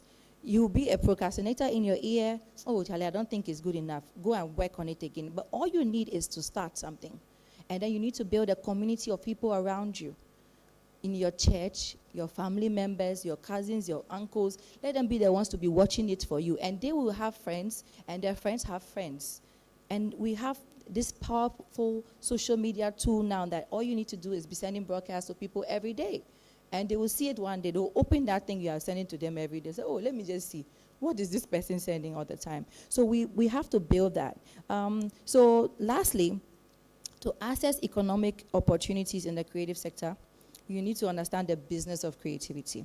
Distribution deals, intellectual property rights, like I said earlier, monetization models, how to even pitch your idea when you want to meet an investor is another thing. How to build a team of people, a system, get a lawyer, get somebody that can help you, even an accountant. Because when you go to an investor, the investor, all he's concerned about is, how do I make my money back? So how do you present that to somebody? You need to have somebody, a relative or a friend or maybe a teacher in school that can help you build something. And then also, I know some people will always say, why do I keep pushing it? There's also ChatGPT. There's also all these AI tools and whatever. It can help you to learn. There's a lot of short courses you can do online just to help you understand the business you are trying to go into or whatever it is you're trying to go into in the creative sector. Okay? All right. So I'm going to end this here.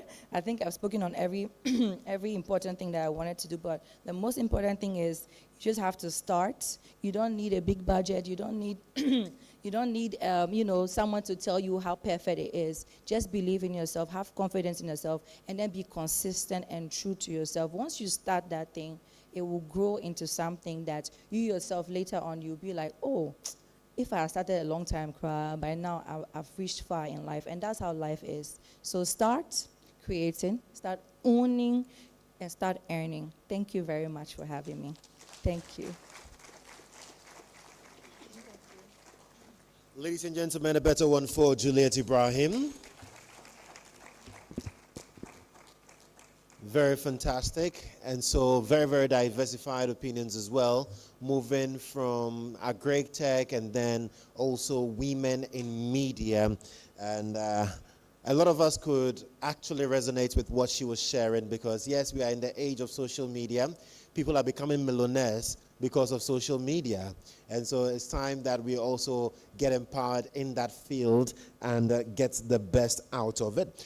Well, I'd like to let you know that shortly we'll be going for our coffee break, after which we will be sitting down and having that conversations where your voice matters, where we'd get to hear your opinions, where we'd also hear from you. So please do not be in a hurry to leave after the coffee break. But before then, we'd like to take some brief remarks, and I bet you this is the final remarks we are taking for the morning, for this afternoon, by the way. And we'll now invite upstage Bishop E.O. Ansah, who is the General Overseer of Eternal Life Church in Ghana, the United Kingdom, and the United States of America. Please, a louder one for him. Thank you, Joshua. Too many remarks, beautiful ones, one of which we just heard, very practical, and I know we are learning a lot, especially the women. This moment, I would love us to pray for the visionary. It is not easy to stitch such a vision and to stick by it, especially with the financial aspect. Many start like this, but don't go far because money becomes the constraint. As we are here with our hearts in support of this vision, enjoying the dynamics of it, let us pray for the visionary. With all due respect, let's call upstage Nana Ya Sapong. And with a round of applause as she comes, please rise. Let's join forces together, unite our faith, and stand by her and behind her. I love the humility with which she kneels. I can see the gravity and the weight of the whole undertaking on her shoulders. But you and I can lift a prayer, and God will intervene in a spectacular fashion. How many know that it all starts and ends with God?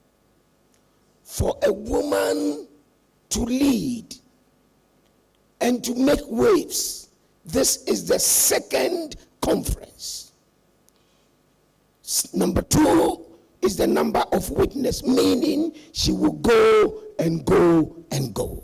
Stretch forth your hands.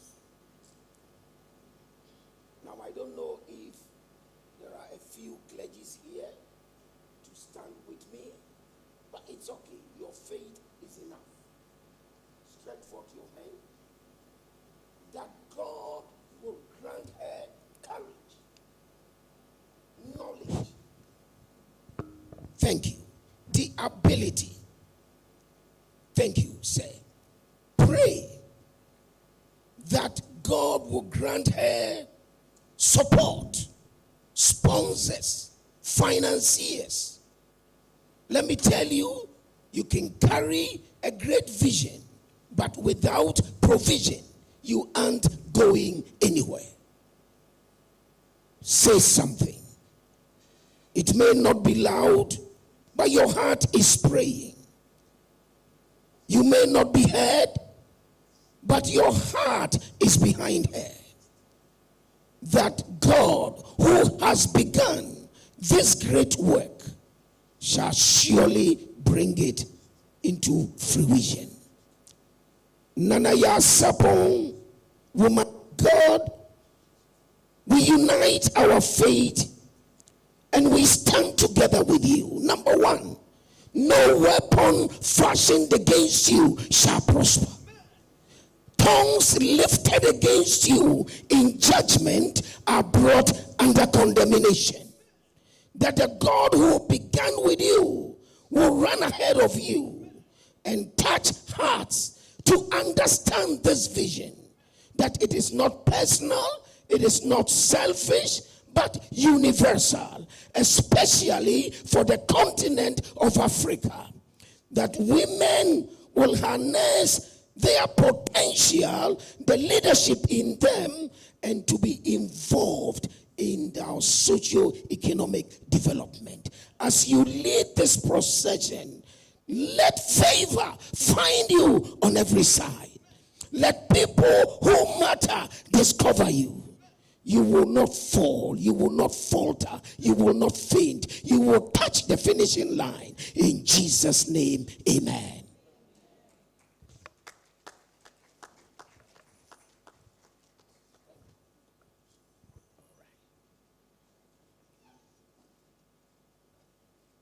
Ladies and gentlemen, do it better for Bishop E.O. and Sam. I've interacted with him quite a number of times on my show, and anytime he comes up there, you know that the man has something different to offer. Well, so you can see on my left, a woman who's made Ghana so proud. She's a Guinness Book of Records World Champion. Yeah, she holds a record, and the record is there. Where is your own? Sharon the Depadiki. Ladies and gentlemen, please let's put our hands together. She's got amazing stuff for us today. And by the time all is said and done, we'll see the beauty in what she's putting together. Sharon, I hope you're doing well. It's a pleasure meeting you again.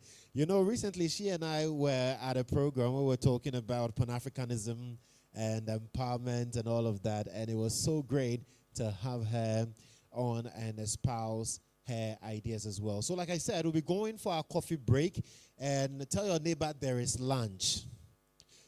Tell someone there is lunch. So we'll take our coffee break, and then after we come and we do the panel discussion, we'll also go for lunch. But ladies and gentlemen, before we go for the coffee break, this is a young man that I am privileged to work with. Very, very traditional, extremely funny.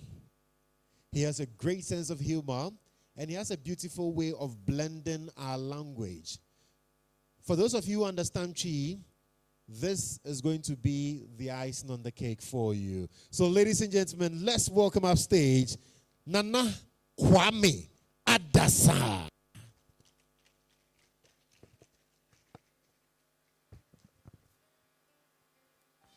Good afternoon. Nana, I'm in country and I'm in Puto. Say Chinese in another country, China. And Tinanaima, yes, you do your deal. I was saying, Diana and Nakwami Adasa. Minya Crank come up with a ban manum timid in Puton Puto. And Timis Resa Mikoputa, no mass on I puto. And Timis Roma Michi. Nanaya and himself, Kumasi Kuchi. And what the Utra Muna Bablo Fredra, Profune Dwana Bakuchi. And I miss him, Yambakana, some natia, Nansum Fraquatia. Gofona Mus and Mishifuga, no more drinks and Miss Sidin Katia. Nansum means I said in Katia, no means some 88 and some 88. Emma was an Emisha Batakari. And I am a front to my Nansu Nano Mekasa Minya, Jameson will prove a man for my use, no get my carry. And to a Suffolk carry catch of Sakwami, and now we did dance when you are the Kono Wasari or carry problem. The one of my Yasha Batakari. Tiana man front to my Macha Batakari. Open some Mania, Quambia or someone on the bit my carry.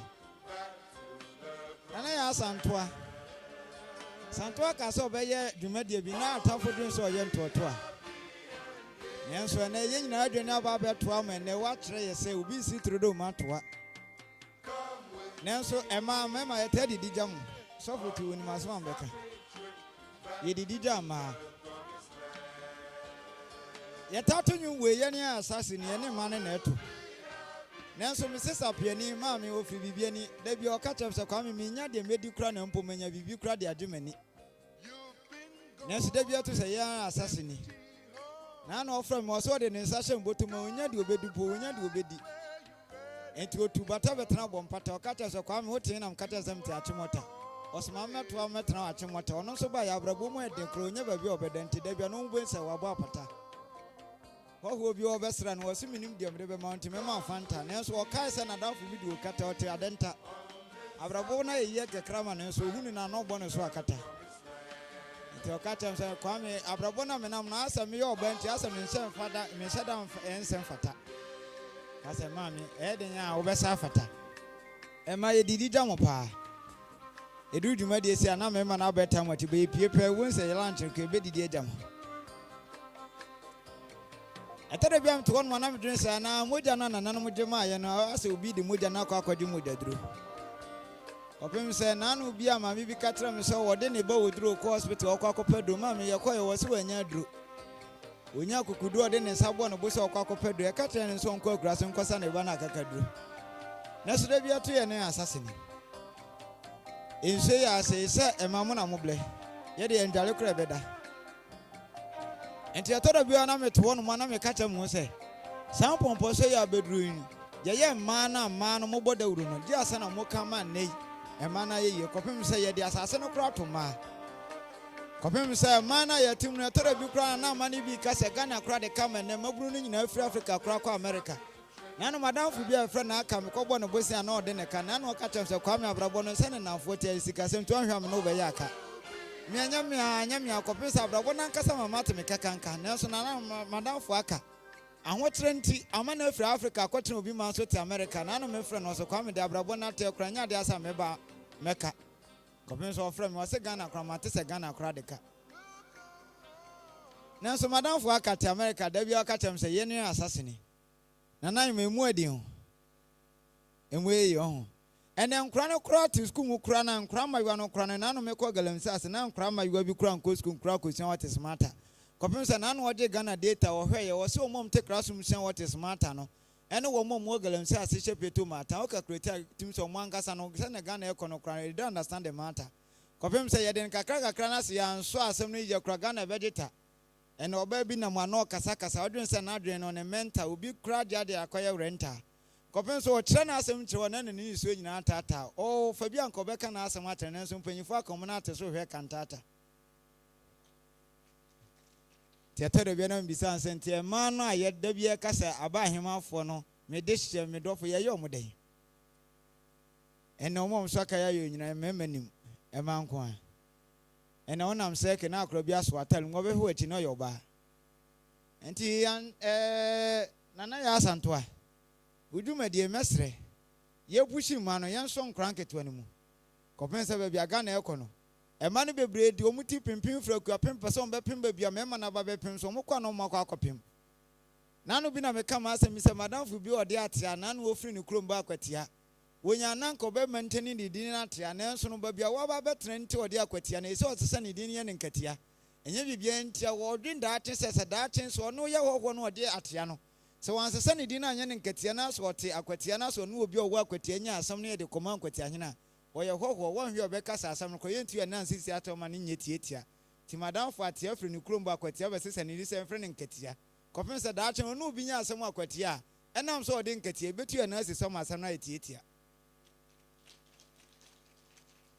asem etire mu se ne sani abrabo na akoyenti no yedi nkura yasesa ya hyebre se be ya yebenya bibia dai adie eni kwansan ko ba tran mamwe eyesa nti misre meme ne de madese mo yemfa nhyiran nyina ma oba ne enta ma achi na dwuma de ntim ko anim odum dwafo eda ma se no me ne mu hia ye e wali sa hotel migration fo so eda mo ase se ne mo be time me ma me nana ya asanto achi ne edi sa dwuma de min kasa ntem mo atran se ache mi fra santem antim ma bankra ma fa ne die ma ni me ne na me ne gamanche kopem so mo de hye ne me ede nya me fom kro mo de beche yese trenya ntie na nanyema yese de ya yebeso ache enso mba mi hu se panyine bia so hyeche enso wo na ahyeche ne enso me fom ya na afache media ne na kwame adasa pia.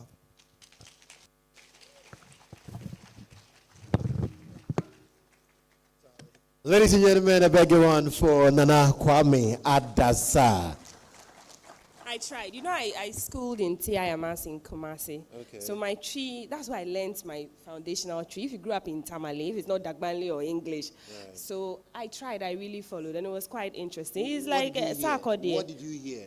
The part where there was a short.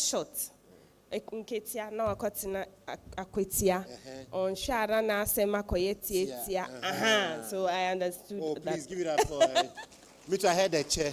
O chair I know they are chair to say gaman chair.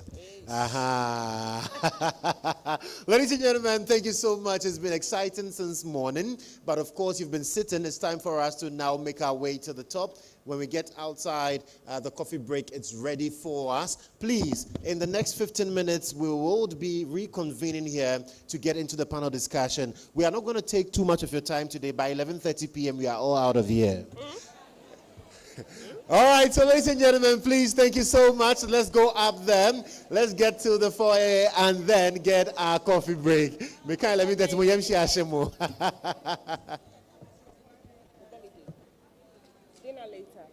And then we come back right after the panel discussions. We will have dinner, proper dinner. Yeah. All right. So, ladies and gentlemen, see you back here in 15 minutes.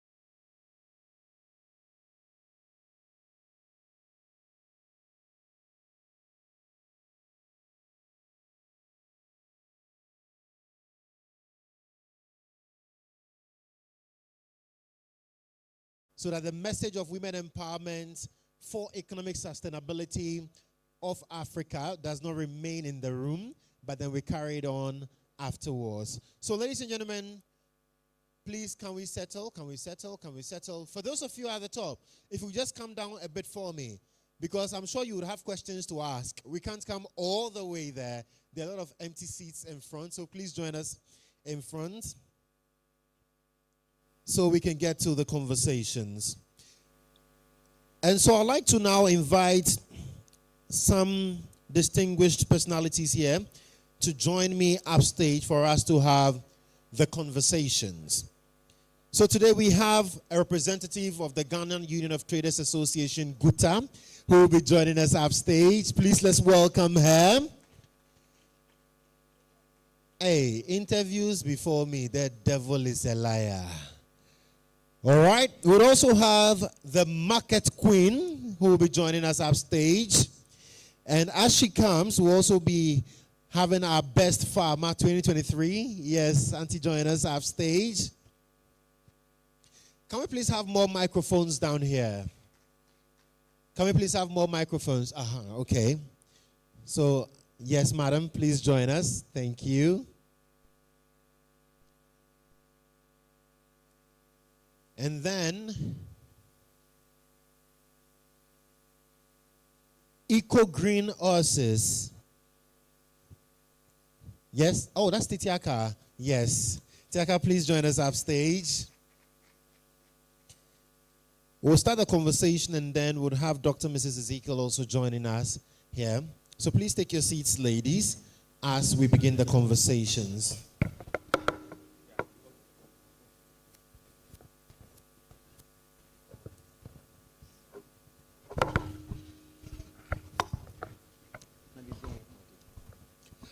Okay, so the stage is set, and I would like you to pay rapt attention to our conversations here, because we are going to be delving into the topic of our theme, which is empowering women for the economic sustainability of our beautiful continent of Africa. And these women are distinguished women in their own rights, in the various fields, also touching on quite a wide variety. And so I'll let them introduce themselves, we get to know them better, and then we can zoom into the conversation. So I'll start with you, Titiaka. Good afternoon. I'm Nihad Titiaka Ibrahim Oasis. I'm the winner of Ghana's Most Beautiful 2024. Thank you.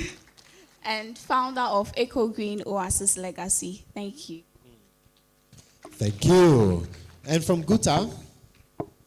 My name is Pearl Puku, the National Coordinator of Women's Swing, GUTA. Fantastic. Please, a round of applause for her. And our 2023 National Best Farmer.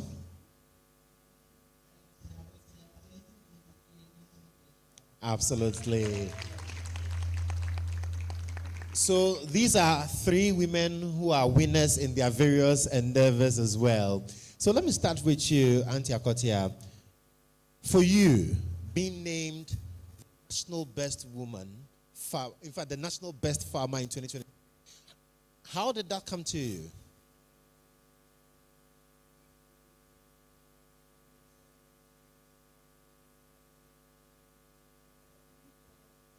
Can we please work on a microphone so that we can audibly hear her?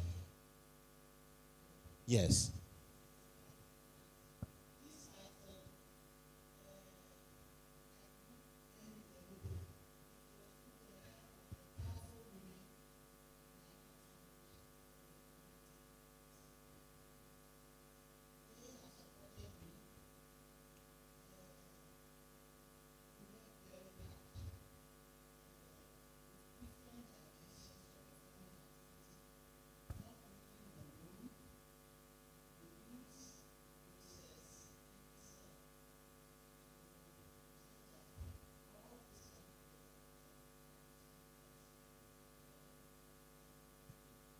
Over the years, we've seen a lot of men being accorded that title, Best National Farmer.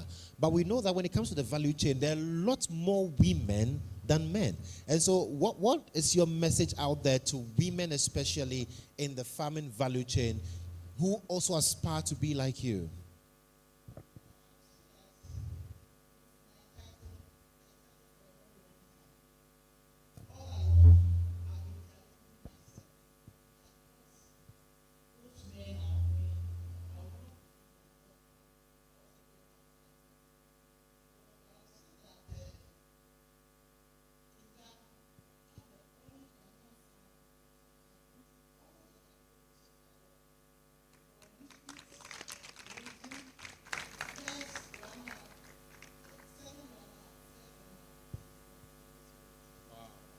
Please, a round of applause. So let me come to Guta. And usually when you hear about Guta, you're looking at traders being protected under Ghanaian laws. In some instances, we've seen them try for why we shouldn't have foreigners in the retail business because it's the preserve of Ghanaians. But as a woman in the field, surrounded by men, because I know you're president, a man, and all of that, how are you able to navigate this fear?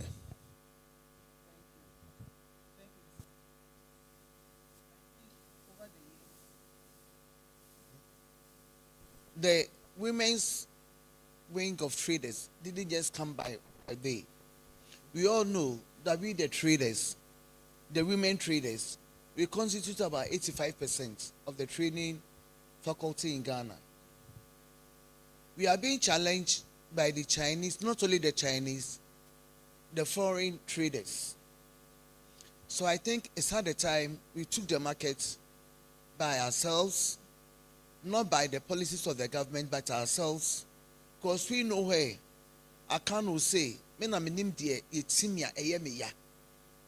where the pepper lies. As the singer says, pepper them. So we took it on to pepper them. Because I could say now, our market space was getting out of hands. You may ask, why so? These days, you go and rent a shop that you cannot even afford. And we all know if you go to a bank to borrow money, we all know how much is it we pay in Ghana. And a Chinese man will come for the same shop you are looking into it, and they'll grant it to the Chinese man at a higher cost. We, the women or the traders of Ghana, we are left, and our pleasure is left in the hands of God. Because who can come and rescue us? Nobody. And thereafter, they bring in their goods, which the government has asked them to bring a particular amount of money into the system. They don't do that. They rather come and dump the goods on us. Which are the dump goods? If a Ghanaian goes to, Nanaya will testify to this. If we, the Ghanaians, we travel abroad to buy goods, we do pickings. It means our goods are quality. A foreigner will just come and dump the goods on us at a lower rate. Ghanaians now, most of us, I would say, as we were sitting here chatting, that's what I and my vice were discussing about. Now we prefer cheaper goods than the quality goods. I'm not saying cheaper goods is bad, but we should also know that whilst buying cheaper goods, we are carrying our hard-earned currency into the foreign country.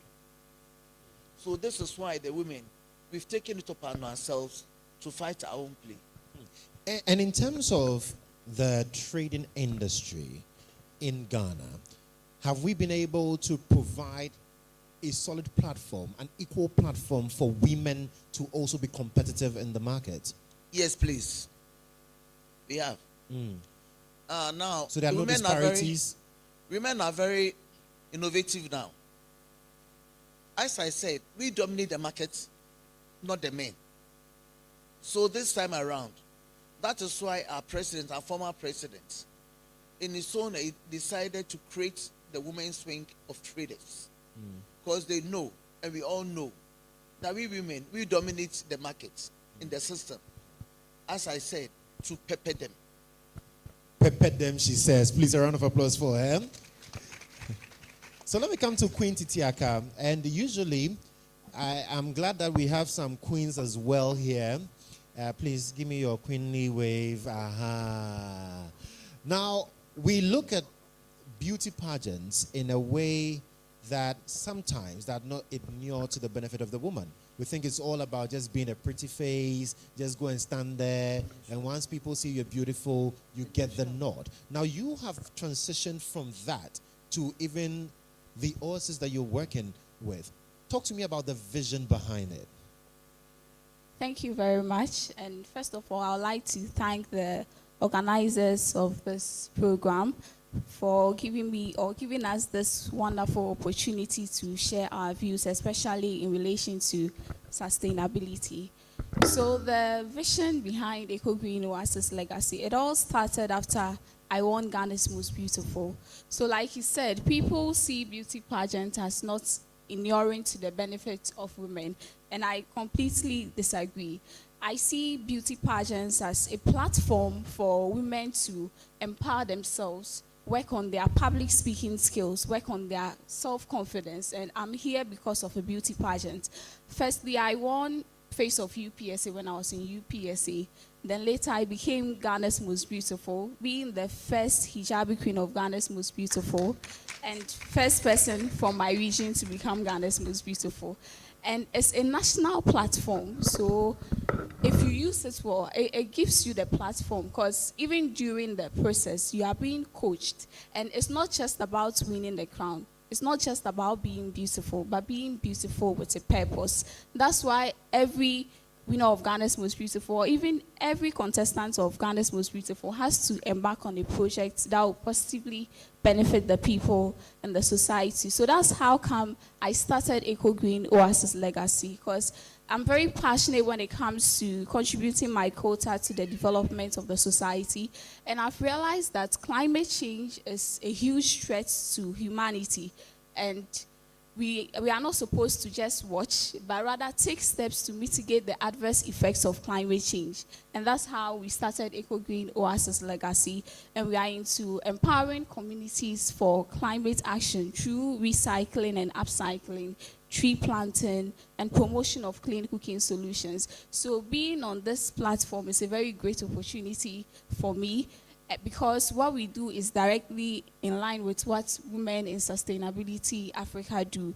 And our target audience are women, persons with disability, and returnees. So this is what we do at Eco Green Oasis Legacy. Thank you. Thank you. But Titiaka, how then do we change the narrative so that when the public looks at beauty pageants, they would not see exploitation of women? Because in some cases, that's what we see. Women are exploited by some of these pageants, and sometimes they complain bitterly about the ordeals that they go through. How do we now use that as a tool for empowerment of women, rather? Okay, I think a way of changing the narrative is even looking at me and other wonderful queens from other beauty pageants. Queen Cherise is here, who went all the way to Miss Earth. She's also promoting sustainability. And when you look at the beauty pageants we have now, taking Ghana's Most Beautiful for instance, when you watch Ghana's Most Beautiful, we are talking about things that are affecting us in the society, things for women, everything that has to do with development. And you see that when people go into Ghana's Most Beautiful, they come out being a different person altogether, like me. The journey has really transformed me. And I don't think I'll be able to make the impacts I'm making now in the society if I had not been given that opportunity to be on that platform. I've been able to engage with the President of the Republic of Ghana in relation to my project. I work with the Office of the Minister of State for Climate Change and Sustainability. I've been able to go into embassies, and I've been able to scale up my projects. And I don't think I would have done this without winning Ghana's Most Beautiful. And the goal is not just about winning the crown, but it's about what you seek to achieve with it. And for instance, at Eco Green Oasis Legacy, after winning, we started the foundation. We've been to communities. We do tree planting in schools. We train women and the youth on how to change waste into wealth. For instance, turning used car tires into chairs, into sofas, using disposable spoons to decorate wall clocks, to decorate spoons. Just last year, we were in Tamale and we trained over 100 people, and 70% of our participants were even women, on how to do these things. And we've been able to get a grant from GIZ and DSIK, and we'll be training another 100 this month in Techiman. So I don't think we would have been able to do all these without this platform. So I'll encourage young people out there to engage in activities like this, but don't just engage blindly. Know what you seek to achieve, and also join us when it comes to protecting our environment and promoting sustainability. Thank you. Well said, Quincy Tiaka. So please transfer the microphone on to Auntie Lydia. Lydia Abe is Makola Market Queen. Auntie Lydia, welcome. I hope you're doing well. Yeah, I'm doing well. Fantastic. So Auntie Lydia, when we look at markets in general, usually we see a lot of women in our markets. Have we empowered women enough for them to understand that being in the market does not in any way reduce who they are? Yes. Thank you for your question. We have empowered the women so much that being in the market doesn't mean you are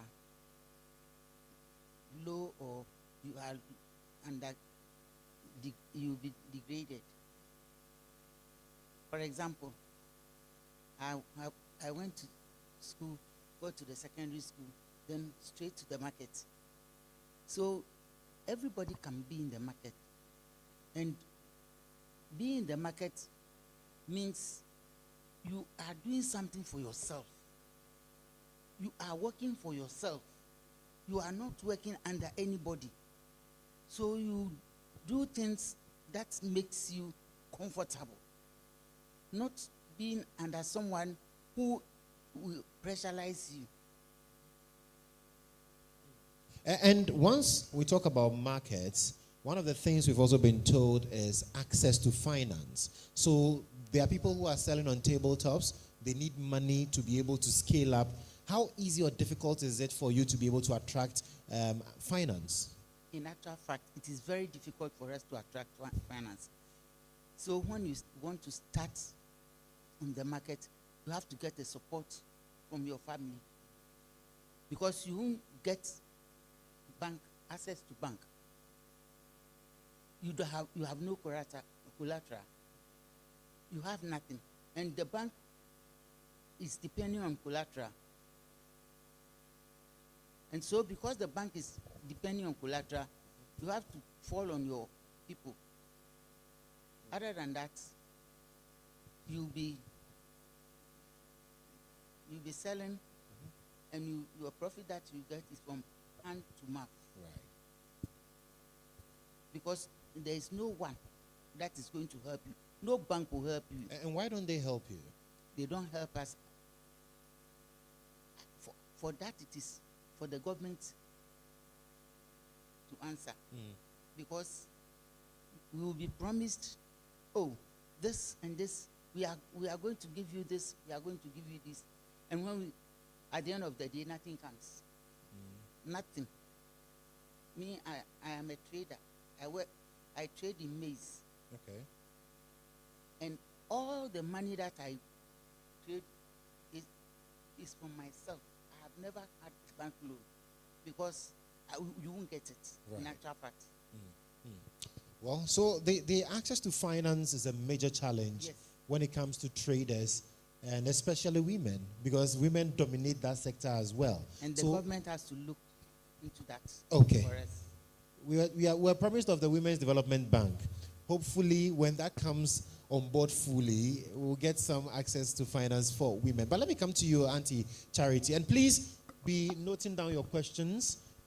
In the field of agriculture, what are some challenges that affect women more than they affect your male counterparts? I would say that our first and foremost challenge is acquisition of land. You know that Ghana, our tradition does not allow women land ownership. And it's very difficult to get the land to work on. I don't know.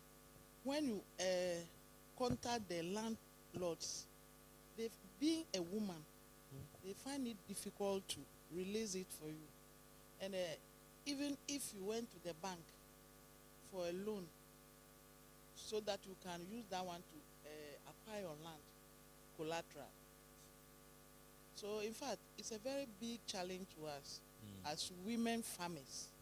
So if the tradition will change and we may be considered in a way, because you know that if a woman is being given a land title, she will work more than men, earn more, support families, and the food, national food basket will be full than that of men. So that is our main challenge. And I'm sure for most of us hearing this, you are wondering, in 2026, it's still a challenge for women to acquire land because of traditional practices that we have embraced so hard in certain communities. Maybe you are asking, but Accra, women buy land in Accra. How many of you farm in Accra? It's different. We farm in the villages, and that's where the challenge is. The access to land for women is still a challenge. But let me talk to Auntie Pearl regarding financing. I listened to Auntie Lydia share her story about how difficult it is for them as traders to attract financing. Is it any different for you as Guta? Yes, please, it's us. Guta, as you all know, is a big association. Guta was formed somewhere around 1986. And I'm sure most people are familiar with Guta. So I would say, as Auntie Charity said, ours is a bit, even the banks rather come to us. They want to assist with. That is why we advise all the market traders to come under Guta. Being under Guta doesn't mean you will take that position out of you. But we are sectors in Guta. We have about 120 sectors in Guta. Because it's a bigger platform, the bank listened to us. So I could say, last year alone, the bank funded about 1 million of us loan. And we didn't defaulted. It was only one person. Even that person, we were doing a pilot scheme on her because the area that she was, I wouldn't mention the name of the bank though. The bank didn't have access there. So they put her on another area to do a pilot scheme. That is, if she could have qualified, then they could have done so too, most of them. But then she absconded and never paid. After the 1 million, only not 1%, 1% like us was the one that. But are there mechanisms to ensure that women especially are catered for under the financing scheme? Yes, through the banks. Because women in particular are very particular about loans. And as we said, Guta has got about 120 sectors. And before a bank will give you a loan, I know Ajua knows me. Ajua will not like you to collapse the system of the loan for her. Because if I pay, I don't pay. And if you don't pay, next time the trust wouldn't be there. So when a woman takes a loan, in my opinion, 99% they pay off completely. Wow. Okay. Titiaka, so are there safe nets for women when it comes to, for instance, the pageant industry? Are there protective mechanisms in place for young women especially who get exploited by some unscrupulous persons? Okay, I think there are safe nets, like you said, when it comes to the pageant space. And exploitation really depends on the individual, because I don't think you can get exploited in the pageant industry. That's why as a young lady who wants to go into pageantry, you must do your research and know the kind of pageants you want to take part in. You must do your due diligence, because now we have a lot of beauty pageants in the system with a lot of different organizers. That's why I went for Ghana's Most Beautiful, and I also went for Face of UPSA, because I knew that I'll be protected when I go there. And you should know the goals of the beauty pageant, their objectives, what they demand of you, and what you seek to achieve with that platform. Because it's not just about being on the stage, but as you know, the brand of the beauty pageants follows you as an individual. So there are a lot of beauty pageants, and being Ghana's most beautiful is a very prestigious opportunity. You get it? Because of the brand that Ghana's most beautiful has built. So you have to do your own research, know the kind of pageants you are getting in, the organizers, and what you seek to achieve with that platform. If it aligns with your goals and your aspirations, and you think it's safe for you to get in, then you can get in. Because taking part in a beauty pageant has to do with a lot of investments, because your time, aside your time, people will have to vote for you. So you should be very certain and do your due diligence before getting into such a space. Thank you. Thank you. And a little bit tells me you're a law student as well. Hey, so you see, you can be whoever you want to be, even after doing a beauty pageant. Beautiful. But let me come back to you, Auntie Lydia. When Auntie Pearl was talking about joining forces, why are you not joining forces? Is there a reason? No, there is no reason. Okay. We have a separate entity. We are separate entities. We are from the Greater Accra Market Women Association, and they are GUTA. Yes. Yes. We deal in foodstuffs, and that we have general. We are general. Okay. Meaning we sell foodstuffs, and even in our site we can sell anything at all. But as for them, they deal in garments, products. Okay. And we deal in foodstuffs and other things. Right. So do you have cooperatives and groups within the system that protect women and empower them? We have the Greater Accra Women Association protects we the market women, the whole 41 markets in Accra. Not Accra, Greater Accra. Right. Yes. So when the concerns come, you sit and address all these concerns. We sit and address all these concerns. Right. We meet every month. The Queen Mothers, we meet every month to address things that goes on in our markets. Okay. Well, ladies and gentlemen, please put your hands together for them.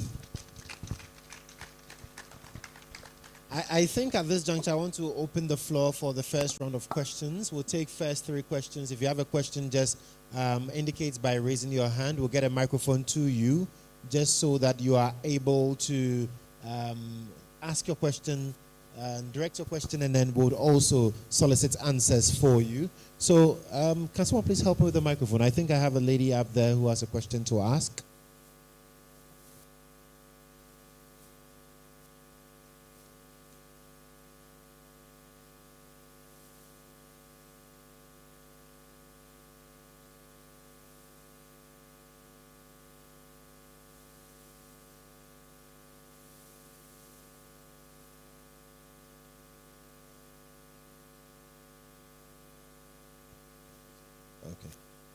Okay.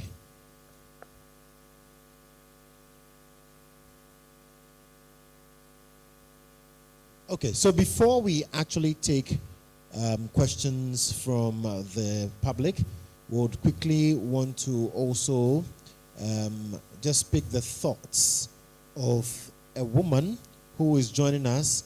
We'll pick her thoughts briefly, and then right after that, we'll zoom into the Q&A session, pick questions on all these things that we're talking about.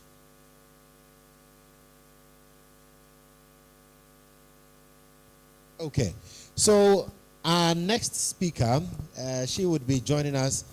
She will give us a speech, right? So right after her speech, we'll now do the Q&A, and we're taking her speech now because she's also into trading. So coal stores, mining, and all those areas. Ladies and gentlemen, please, let's receive her up on stage now with a round of applause. Yes.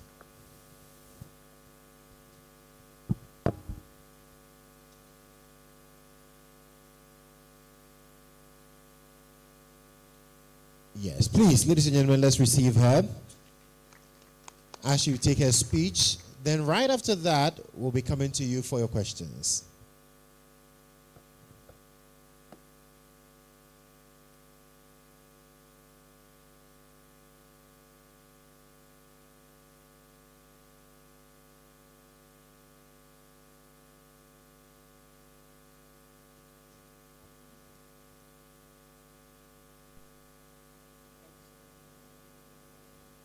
Happy New Month to everyone.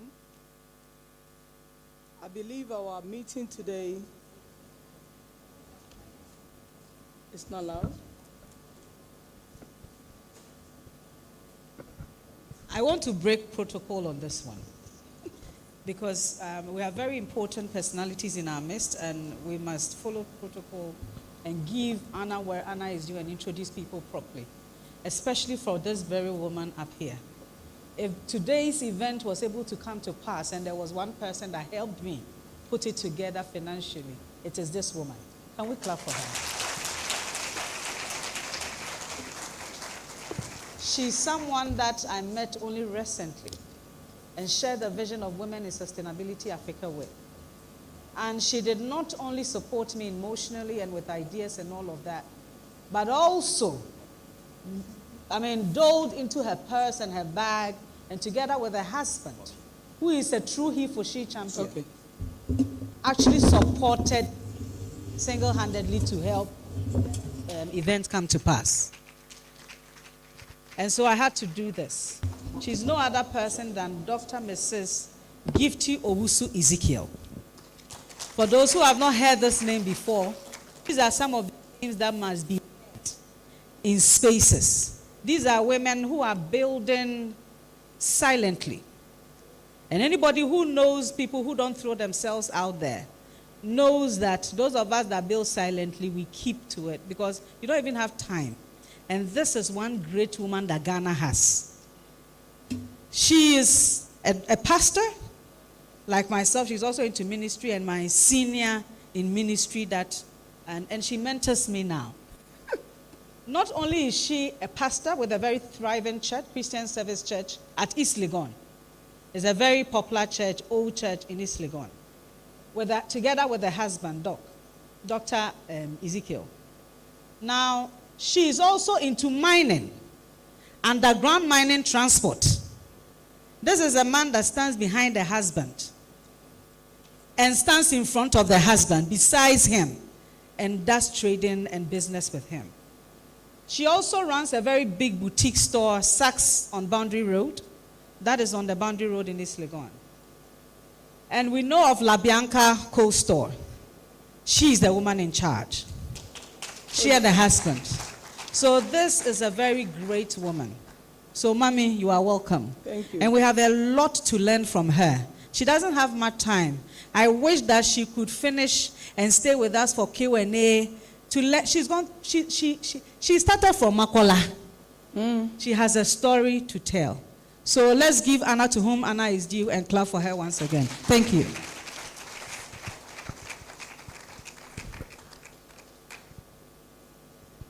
Distinguished ladies and gentlemen, I'm honored to be here to give my speech to you.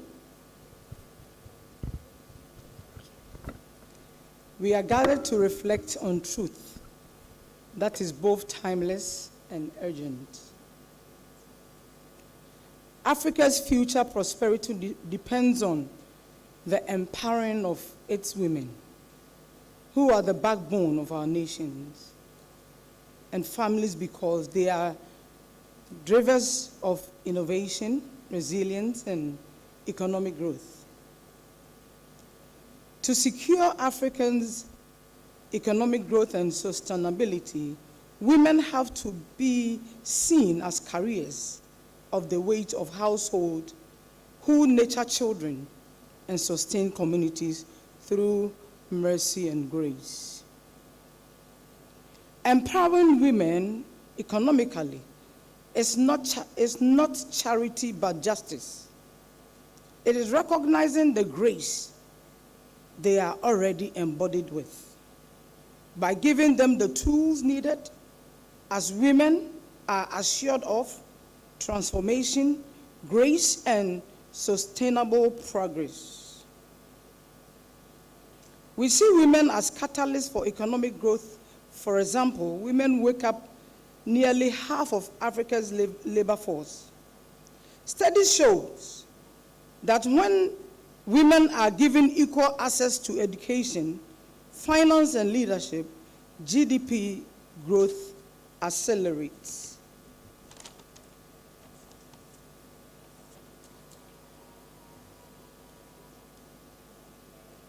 Empowered women invest more in family health, education, and community development, creating a cycle of prosperity that benefits generation. Healing Africa through women's empowerment is a form of healing poverty, inequality, and hopelessness.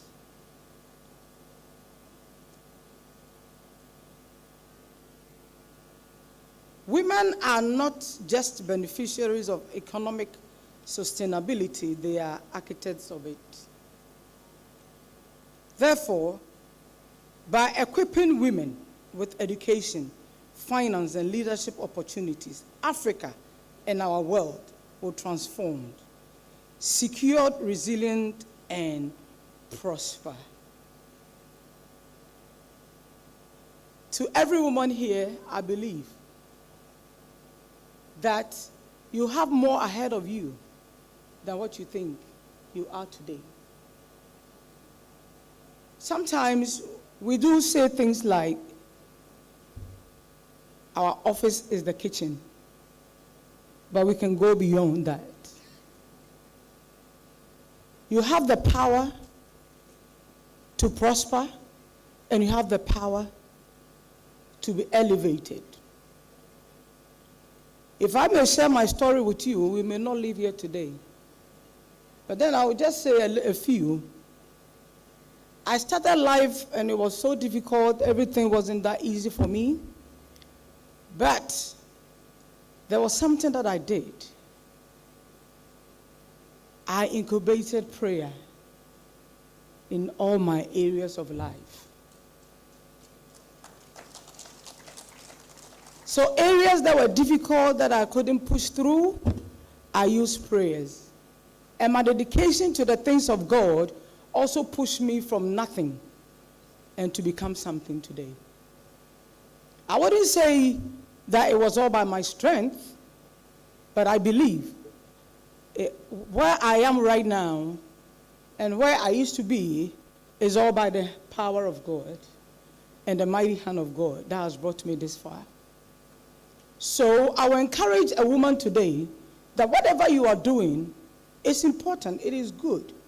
But then again, involve the Spirit of God and it shall be well with you. When we started life, my husband and myself, things weren't too good. I mean, a time came we were even living in an uncompleted building where life wasn't too comfortable. But even then, I still had hope that one day it shall be better. From the uncompleted building, I started working hard. If you're a woman, don't depend on men. Depend on yourself.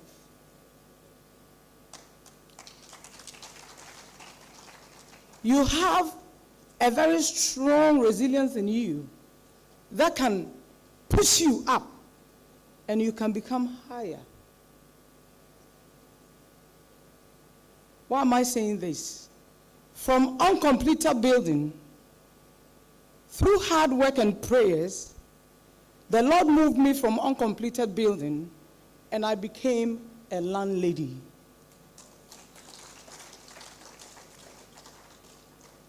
So the issue was not dependent on my man, but I also tried as much as I can to work hard in order for me to succeed. And another thing I want to say is, every woman should encourage herself, don't be lazy. Don't be lazy. Don't be too much of demanding. There's too much power in you. Power to be empowered to break through. You have it inside of you. Did you hear what I said? God has deposited power in you. And when you find that power, you'll be empowered into breakthrough. I suffered a lot. I mean, life wasn't too easy. I went through hardship. A time came I could fast for 30 days, 40 days, and my problem just escalate, and there wouldn't be anything good for me to consider as God's given best. Life was tough. So one day, I had an opportunity to sell a mining machine, and a guy came in to rent the machine. So he took the machine to the mines and refused to pay me. So I said to myself, I'll go to the mines and go and get my money from this man. And when I got there, the man refused to pay me the money. I slept for 2 days. I still couldn't get my money from him. Then I just started praying. I asked the Lord to give me direction. So out of the blue, the white man that gave the work to this man who took my machine came around, and I lodged my complaint with him that this is why I'm here. I gave my machine for rental, and the person has denied payment. He just looked into my eyes and said, "Oh, so that's the reason why you are here?" I said, "Yes." Then he asked me, "Would you mind if I give you a concession so you can also mine?"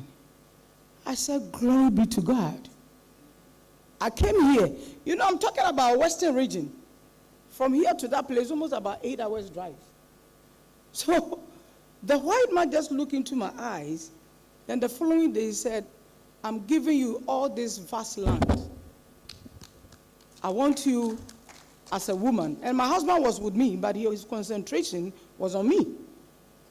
All right?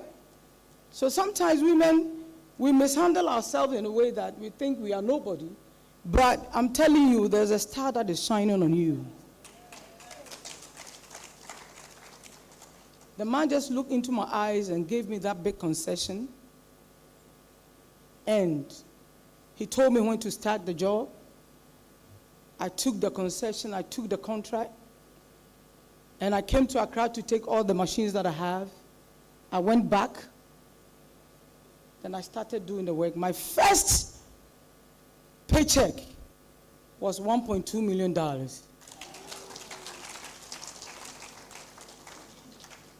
An uncompleted woman from nowhere. I haven't even been to mining school. I don't even have an idea about mining. But guess what? Because the Lord had already prepared it for me, I went over there with a title as a miner. And whenever the white man would come around, he would just observe that I am even doing better than those who have been in the mining school. I started taking all these monies. So I once looked into my life and said, is that how God seriously fixed man? Like the Lord can just take you anywhere and just go and bless you there. Then I started seeing money. I said, is this one Christian spiritual Sakawa that has come my way? I am here to encourage somebody. Serving God is more than Sakawa. Serving God right is more than Sakawa. And before I realized, they had given me more contracts. I was the only female at the mining field.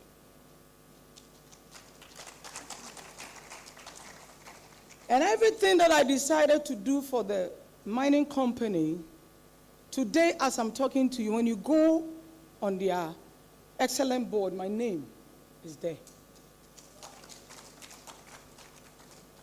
So sometimes you may ask yourself, who am I? Who am I as a woman? But I'm here to encourage you. All you have to do is to put yourself together. Build that confidence that you have.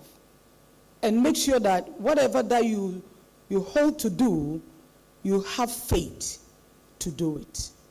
And out of it, it will bring you out.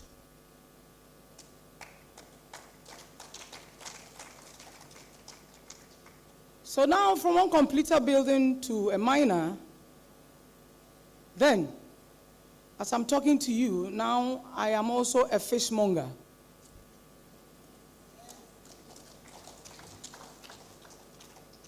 So the question is, if God bless you with money, will you still serve him? A lot of people do get a blessing and don't mind God. But guess what? The Lord has given me so much that now I am a kingdom investor.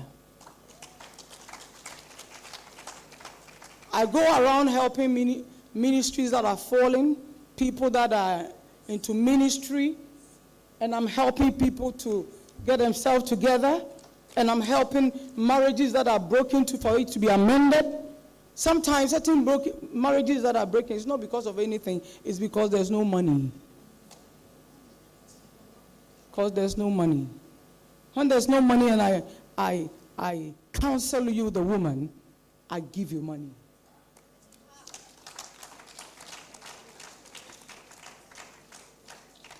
You know, God can bless you so much, and the only thing that he wants you to do, he wants you to become the custodian of his money, not your money.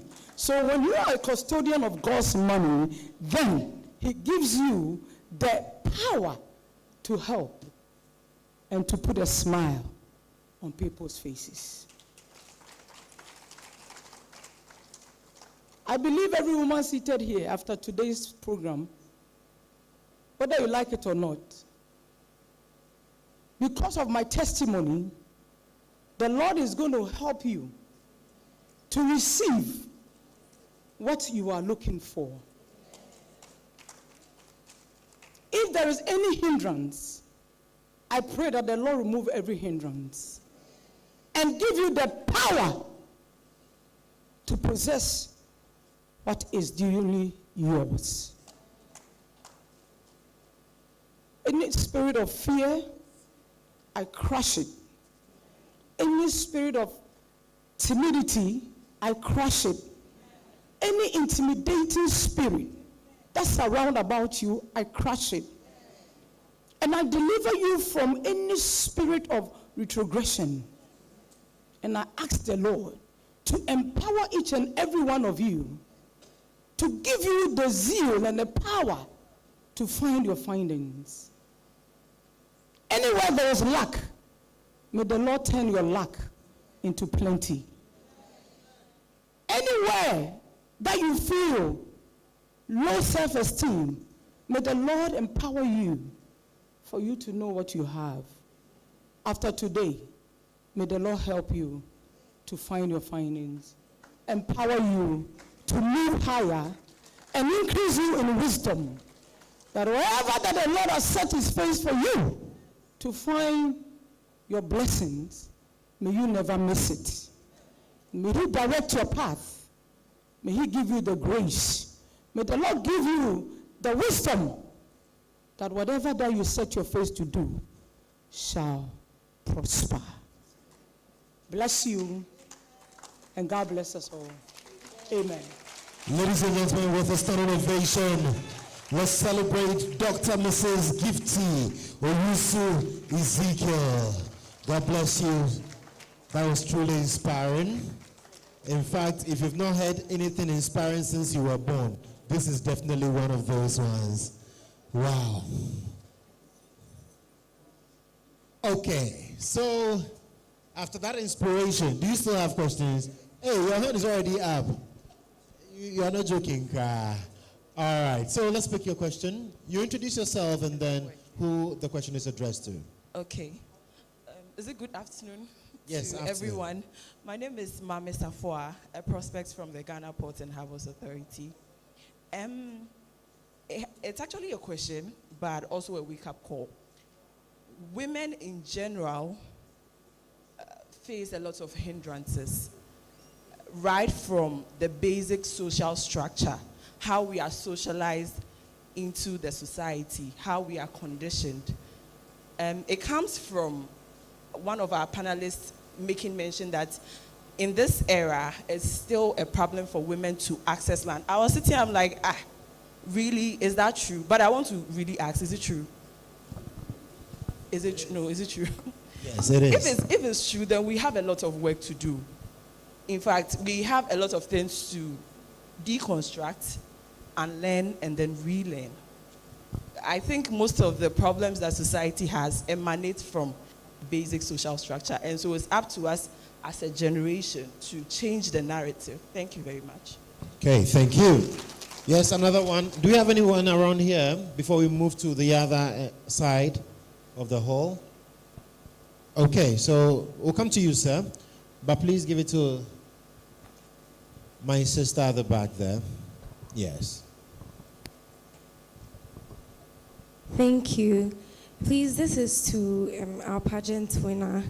I want to ask, how do you manage being very beautiful and presenting yourself as beautiful without people seeing you for only that? Sometimes we as women try our best to be other things, but at the end of the day, especially men, they only see us for how we look and the things that we can please them with. How do you get past that? Thank you. First arrow shot to the brotherhood. Well, we'll pick the final one for this session, and then we'll answers as well. So the first one has to do with the social construct, how society has made us believe what a woman is and who a man is. And then the second one, how do you stay beautiful but very relevant so that the only thing men will see, she said men, is just your beauty. Yes, sir. Yeah, thank you. My name is Edmond Awaiti. My question goes to the best farmer. Madam, congratulations. Yes. We know that access to land is key to farming, sustainable farming.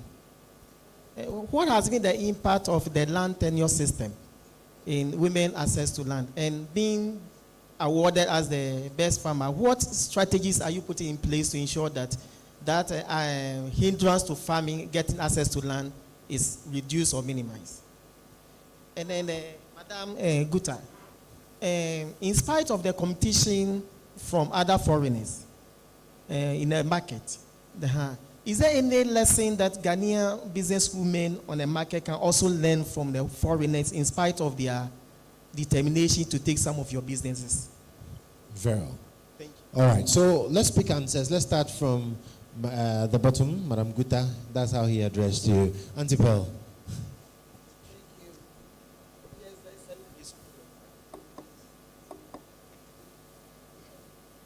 Come in. Yeah, there's a lot to learn that from.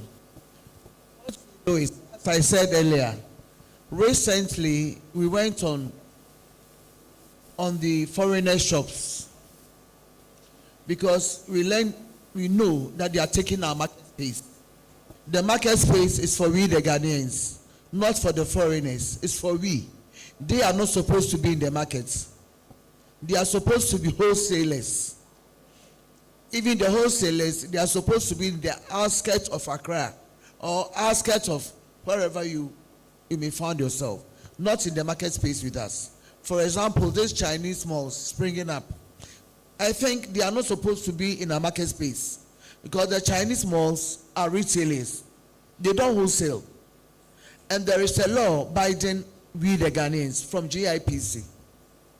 If you're a foreigner, you are supposed to be a wholesaler with not more than 30 Ghanaians, and you don't retail. The retail space is for us.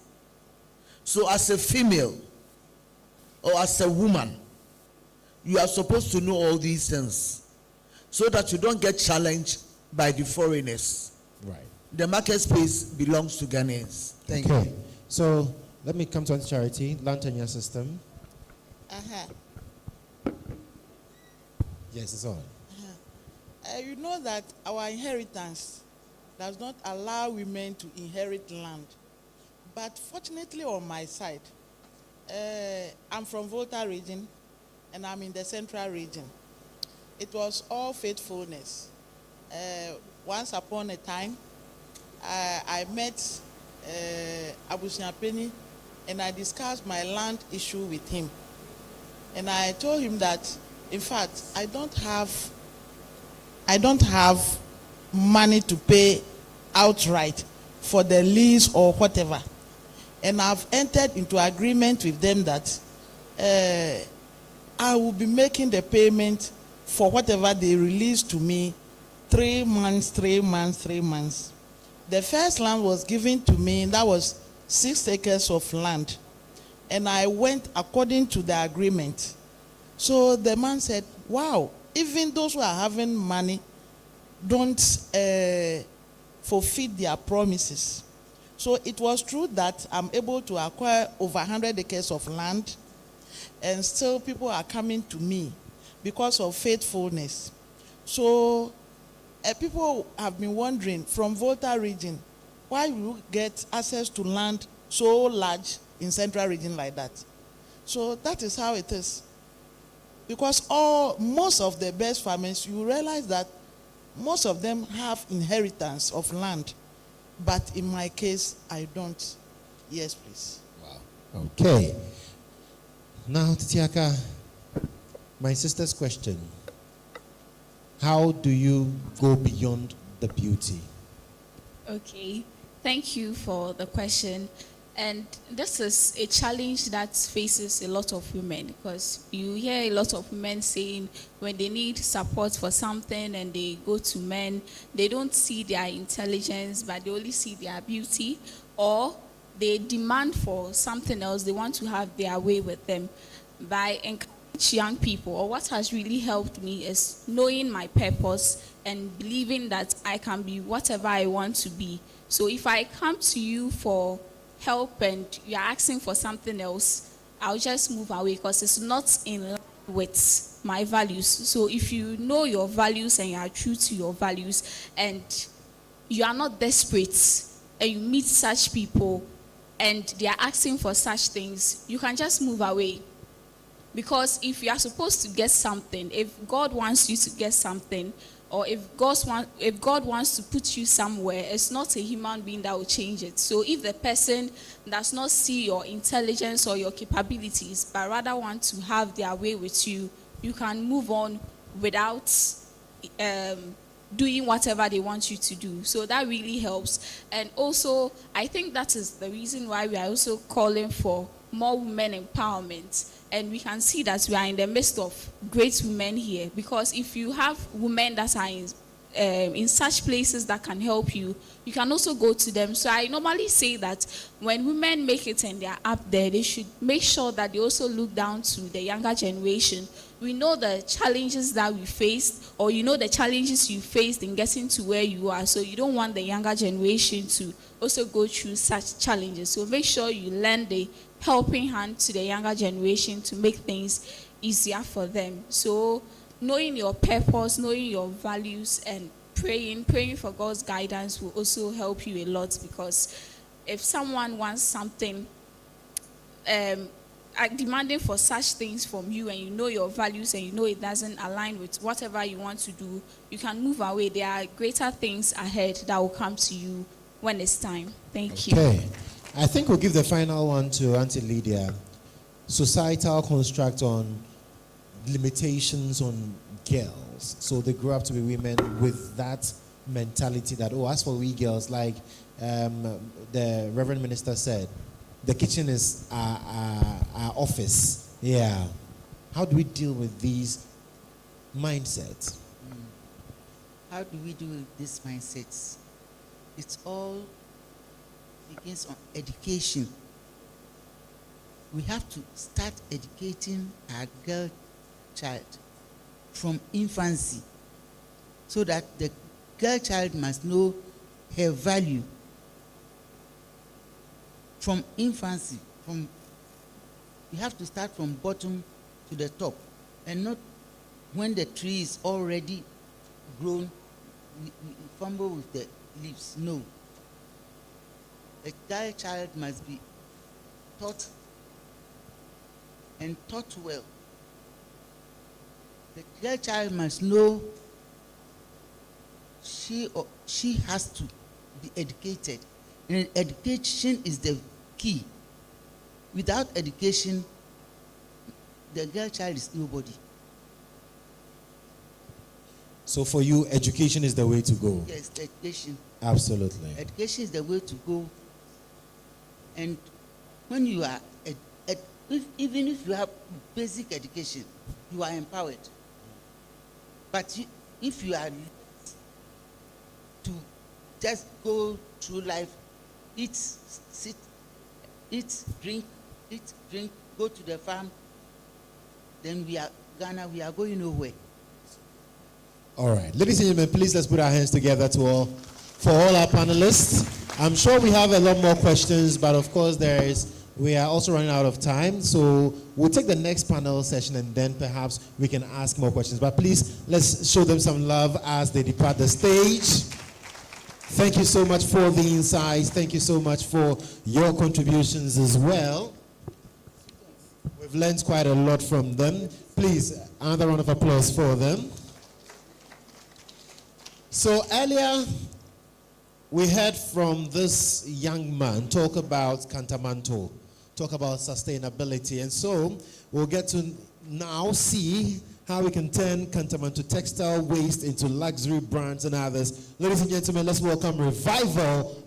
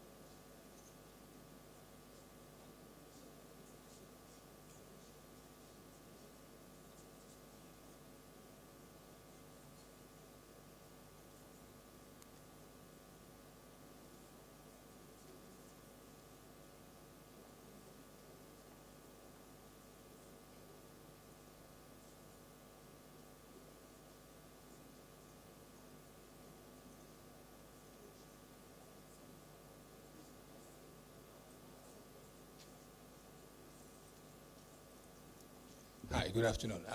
So at this point, we'll be doing a fashion showcase, and these are products and items that were produced in Kantamanto Market by Kayaye, who had no experience in making clothing, but we trained them and made really amazing outfits. So the products will be coming in with the models, so enjoy the showcase. Can we have them, please?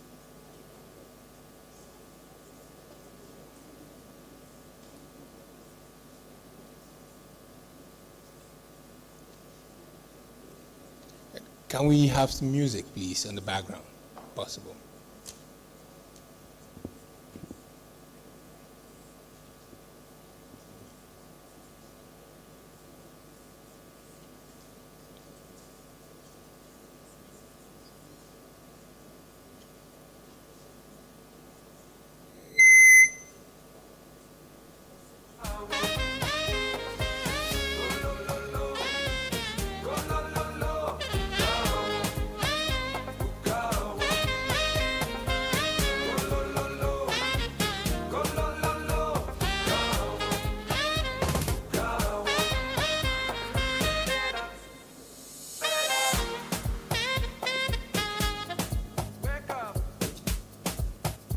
Okay, so ladies and gentlemen, present to you amazing luxury pieces made from textile waste in Kantamanto by Kayaye. Can we give them a hand of applause while they come?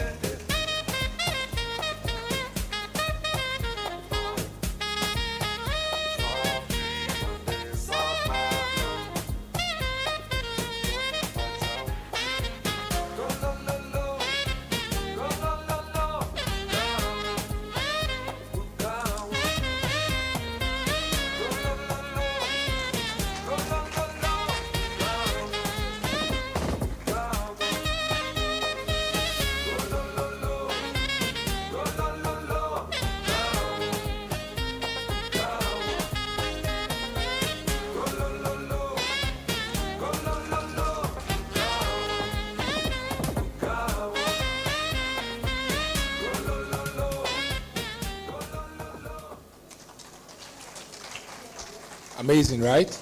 So all these clothes or materials or the outfit you see here were produced from items that were unsellable. So when we talk about this is value we create from items that we call waste, that materials that don't biodegrade, materials that come into the country can actually be used rather than being thrown away. So ladies and gentlemen, these are amazing outfits made in Kantamanto by Kaya from Textile Waste.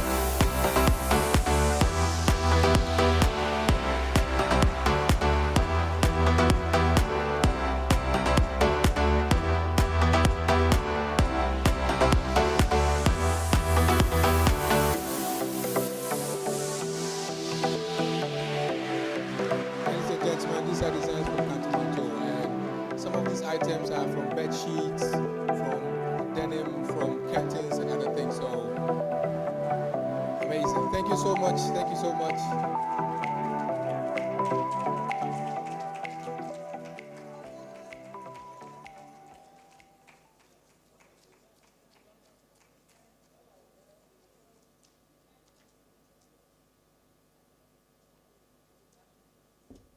All right, ladies and gentlemen, please a round of applause again.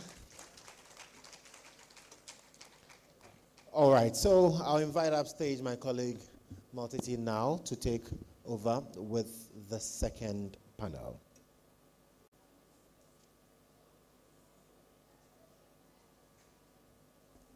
Thank you so much, Joshua. Ladies and gentlemen, thank you so much for your patience. You've been at this quite the entire day, and we really appreciate your efforts. We're going to go into our next panel discussion, and as you can see, a beautiful Guinness World Record holder painting it out. Did you envisage that this is what it was going to become from the beginning? I guess not, yes, but it's looking absolutely beautiful, and that's the talent that we are so proud of, and proud that she's part of today's international festival for WISA. Ladies and gentlemen, we have very distinguished personalities who have, very varied personalities, and you admire them for the things that they do. One of them has been a part of my life for the very early stages of my life, I should say. When Titiaka talked about Miss UPSA, when I decided that I was cut for modeling or pageantry, and I went for Miss GIG. 2015, 2014, and she was our coach. And woe betide you if you are not disciplined or you don't come for coaching lessons early. And it's no other person than the award-winning, brilliant musician, wears many hats, Deborah Vanessa, Sister Derby. Please welcome her upstage. She's going to be part of our panel. Thank you so much, Sister Derby. Africa's mermaid and Ghana's sweetheart mermaid. We love her. Absolutely. She's going to be joined upstage as well by the excellent award-winning actress, Juliet Ibrahim. Madam, please join us on stage. Thank you so much. Let's appreciate her. Thank you. The other ladies on the panel are Venus Teria, who is going to be speaking on esports games for WISA. Venus, please do join us upstage as well. And Gopachev Ewa is going to be joining us on stage as well. If we have Gopachev Ewa here, please do join us for this panel discussion. Thank you. Thank you so much.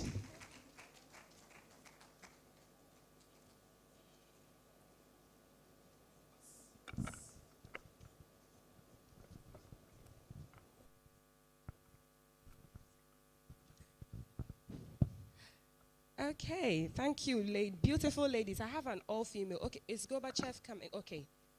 Yaira is joining the panel. I was going to say an all-female panel, but you know, there's a small percentage of the testosterone. We love it.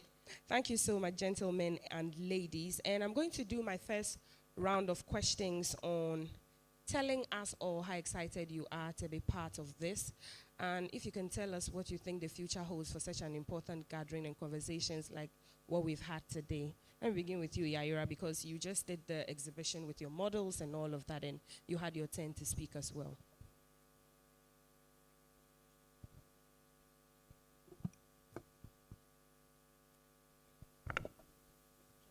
Yeah, okay, good, working now.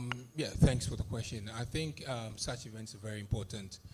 Like I mentioned earlier in my speech, I was very excited and had no hesitation in agreeing to be part of this event. I think events that are inclined to women empowerment is a necessity. It's not something that should be a second thought or an afterthought. It's something that is primary to livelihoods, to who we are as people, as human beings. So for me to be associated with such amazing initiative, it's a win-win for me. So very much excited and super inspired by the amazing stories that I've heard so far, which are not just mere stories, but actually actions that have taken and have yielded positive results. So just looking forward to what the rest of the event has for us. Great, thank you so much. Juliet, so pass it on to you now. Are you sure you want us to say the same thing? Because he said it all. Yes, and I second everything he said. And we definitely need to support such initiatives because we need to have these kind of conversations. We need to have these kind of people come up here and teach the younger generation and the future leaders of tomorrow. Because if you do not have such platforms, you don't create that opportunity to give back, to help people, you know, learn and become who they want to be. So I will applaud Nanaya for this kind of platform. Right. And for everybody that's going to watch this, I'm sure after you'll see the importance and the need to support her next year. Absolutely. Yeah. Thank you. Sister Derby, over to you, same question. Obviously, sustainability is a very important subject. And women are very important. Women carry everything on their shoulders, and it doesn't mean that because women are strong, we should keep giving women too much workload. Say, oh, but you are a woman, you can do it. No, it's not fair. Women also need to be pampered, to be appreciated, and to be valued all the time. About this program, we should just ensure that we practice what we preach. We actually have to live a sustainable life, and it should show in all our, values. It should show in our lifestyle. And with any knowledge that we gather, we shouldn't hold it and keep it to ourselves. We should pass it on to fellow women and men as well. Right. Thank you, Sister Debbie. Venus. Okay. Thank you. Thank you. For me in particular, I'm representing women in esports. Esports is electronic sports and gaming. Mm-hmm. A platform like this, because it's a lesser known sport, a platform like this is so important actually in raising awareness of the fact that there are opportunities for economic empowerment of women within esports, and providing a platform where people can learn more. So yes, it should happen again, and thank you, Nanaya, for putting it on. So tell us how sustainability will tie into what you do with esports or the e-games and with what we have done here today with WISA. Esports is essentially electronic sports, so it's sports on an interactive screen, okay? Most people, when you think about esports, will think about gaming, right? How many people here would consider themselves to be gamers? Anybody? Okay, so let me ask you this. Let me reframe the question. How many of you play games like Candy Crush on your phone? Thank you. How many of you play chess on your phone? That's it. More hands. Scrabble, solitaire. So essentially you are all part of the esports system already, but it's just that you don't consider yourself to be esporters, but you are gamers.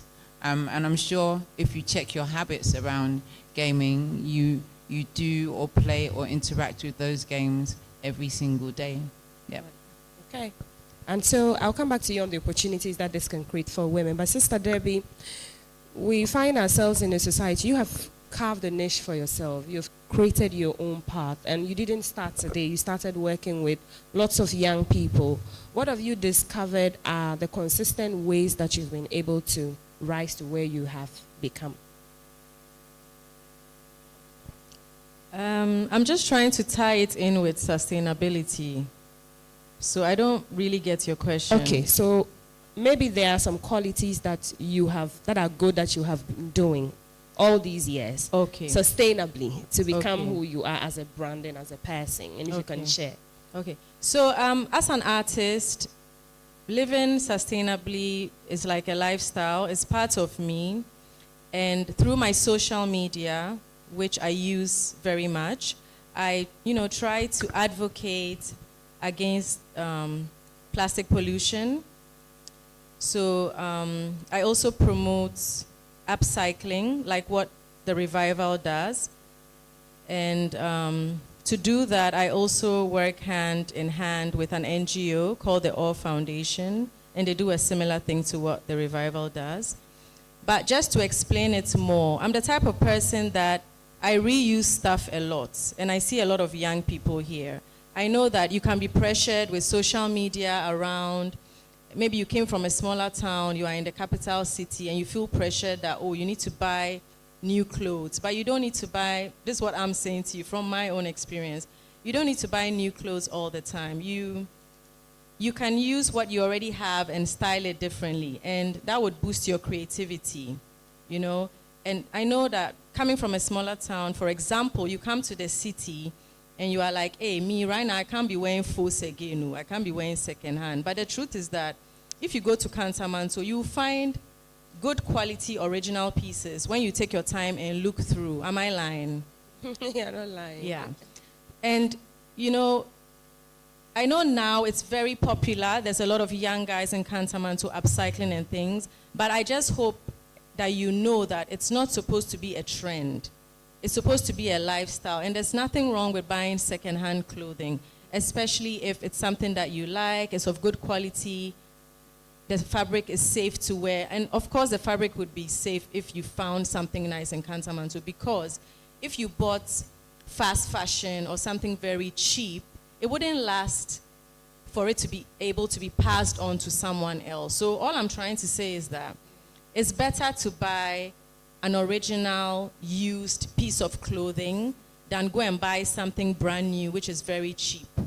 And I don't want to mention the brands, but you know the brands I'm talking about. Right now, they are flooding the markets, and it's sad because this is a time where we are realizing that Ghana, we are now seeing how our oceans, gutters, rivers are choked with textile waste, with garment waste. And we thought we were moving forward. I'm sure the Revival thought so as well, like we're making an impact, taking Kayaye off the market, training them, giving them handy skills, training them to sew, to upcycle. And now there's this influx of fast fashion on the market. It's like kind of beating the work we are doing, but we are still, we are still going. We are not giving up. So buying something from Kantamanto, you're going to look cool. You're going to look authentic. You're going to look different. But I'll mention the brands. If you buy something from Shein or Temu, everyone will know that, where there every Shein, like you bought it at Temu. I'm not saying don't buy at all, but it shouldn't be too much, and don't buy in excess, because buying a lot of cheap clothing is not better than having like 3 pieces of solid clothing. Let's say you have a denim skirt, which you got in Kantamanto. You can style it differently all the time. You can wear a different blouse, a different shirt. You can change your shoe. Do you get what I'm saying?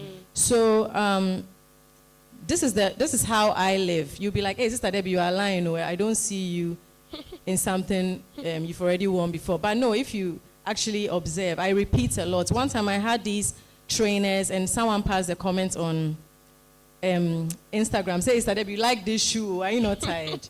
And then I made a joke. I was like, oh, this shoe, it carries powers inside. Oh, that's why I keep wearing it. And I wore a certain heel, good quality heel, to perform at a concert. And someone said, isn't this the same shoe you wore to your Wesley Girls High School reunion? Like, thinking she was mocking me. But then people were defending me in the comments that, oh, it's probably, good quality. Someone who said, oh, it's her favorite shoe. Like, but the thing is that I prefer to have just a few things that are of good quality and restyle it all the time. So all I'm saying is, don't feel pressured. You can enter Kant when you have time and get something solid that you can always, wear. Yes. Absolutely. Thank you, Sister Debbie. Please, let's give her a round of applause. She's taking us neck deep into her life, and this is raw and filtered. That's how she does it. Juliet, if you can show as well, sustainably, what we can do to add our voices. Because as Sister Debbie was talking, it looks like the problems are there, but maybe they are being drowned because we don't have so many voices talking about it in your own small way. What do you think we can do sustainably to talk about waste, upcycling, opportunities for young people? Oh, okay. I think she said it all, but when it comes to sustainability, it applies to several other parts of. Today is empowering women on economic sustainability. There's digital sustainability. Right. There's so many of them. So I think people have to start educating themselves first, understanding what and where the world is going towards. Where I was 20 years ago, I said earlier, I'm celebrating 20 years in film. Right. Where I was 20 years ago, right now there is digital. Everything has changed. So as Africans, as Ghanaians, we have to start educating ourselves and following what's happening in the world. Late? Are we late? Yeah. We're always late in Africa. But guess what? It's because we choose to ignore. We know, we hear, we see. We have access to information, but we choose to ignore. We want to wait for those people to tell us, oh, it has come. And we say, oh, it's here, before we catch up. Okay. But there are people that are doing amazing things. When they hear, they see. Maybe you see like 40% of people that are still hands-on, working side by side with whatever that's happening in the global space. But people that intentionally want to rip off whatever it is locally will block the movement forward, and there are ways for people to go ahead in whatever they're trying to do. Because somebody's benefiting from how it's primitive always it the is. case. There are always gatekeepers. There are always people that are trying to bring people down and not let us see what's happening. But it's there. So education is important. Know how, understanding your environment, understanding where the world is going to at this very moment. I see so many people using AI. Have we thought about the negative side effects of AI? Everybody's like, oh, it makes things easy for me. I can just type on, Meta, ChatGPT, but do you know what it's doing to the world? There's another side to it. So everything we do as human beings, let's see and read about the positive and negatives. before using. And if you are talking about moving along as the world is moving along, maybe because also in our society people may pass influences or nuances that you are this and you are that, because you want to be different and you want to stand. How will you deal with those kind of voices? They're always in her comment section and they're in yours as well. Yeah, like people that want to stand out, right? Yes. Yeah, so like I said earlier, you have to understand what you're about, first of all. If you've prayed about something and then you feel like I have my answers from what I've prayed about, and you have a plan, you have a strategy, you have created in your head, this is what I want to do. I want to go about it this way. Even if you don't have a team and you're doing it on your own, you have to just do it. You have to start from somewhere. Right. When you start from somewhere, it's okay. People will always doubt you. They'll always say, oh, by this one, I don't think she will make it. Oh, by this thing you're doing, you look like a clown. Oh. You remember that guy, I don't know his name, it starts with K. Is it Calby? The one that's always, TikToker that's always silent. Doesn't and just talk. come and do something. Yes. I'm sure when he was doing it, his Millionaire. parents were laughing at him and they were calling him silly and some words in the insane. house. But look at him now, a millionaire, because of acting silly. So when you start something, if you have a plan, you have a strategy, do your research. Right. Always have like a vision board laid out for you. You know, when you have a doubt, lay out a vision. If you have a vision board to work with as a person, Okay. you are a child, you are an older person. If you have a vision board, it helps you to guide you to where you want to be in life. Right. Because you can always go back to that vision board and see where maybe something didn't go right. It's okay, maybe I have to use this other strategy right now. Okay. So you can use that strategy and change it on the vision board. But you have your target. Your target is, this is the goal. This is where I'm going to. And there are different ways of achieving that goal. Exactly, You yeah. cannot stay stuck with Yeah, one yeah, way when it's not working. Yara, let me come back to you. In your space, you work with women. Are you creating avenues uniquely for them because they are women? Are there women in your space that, could inspire other young people who are here as well to start something sustainably on their own? Great question. I think one of the main reasons why we started this, so starting the revival, there was no plan. We just started because it was an urgent call to solve a problem that we were all encountering, and this was in Kantamanto. And Kantamanto is dominated by women. So organically, women were the first people to think and to be able to put into consideration, primary consideration.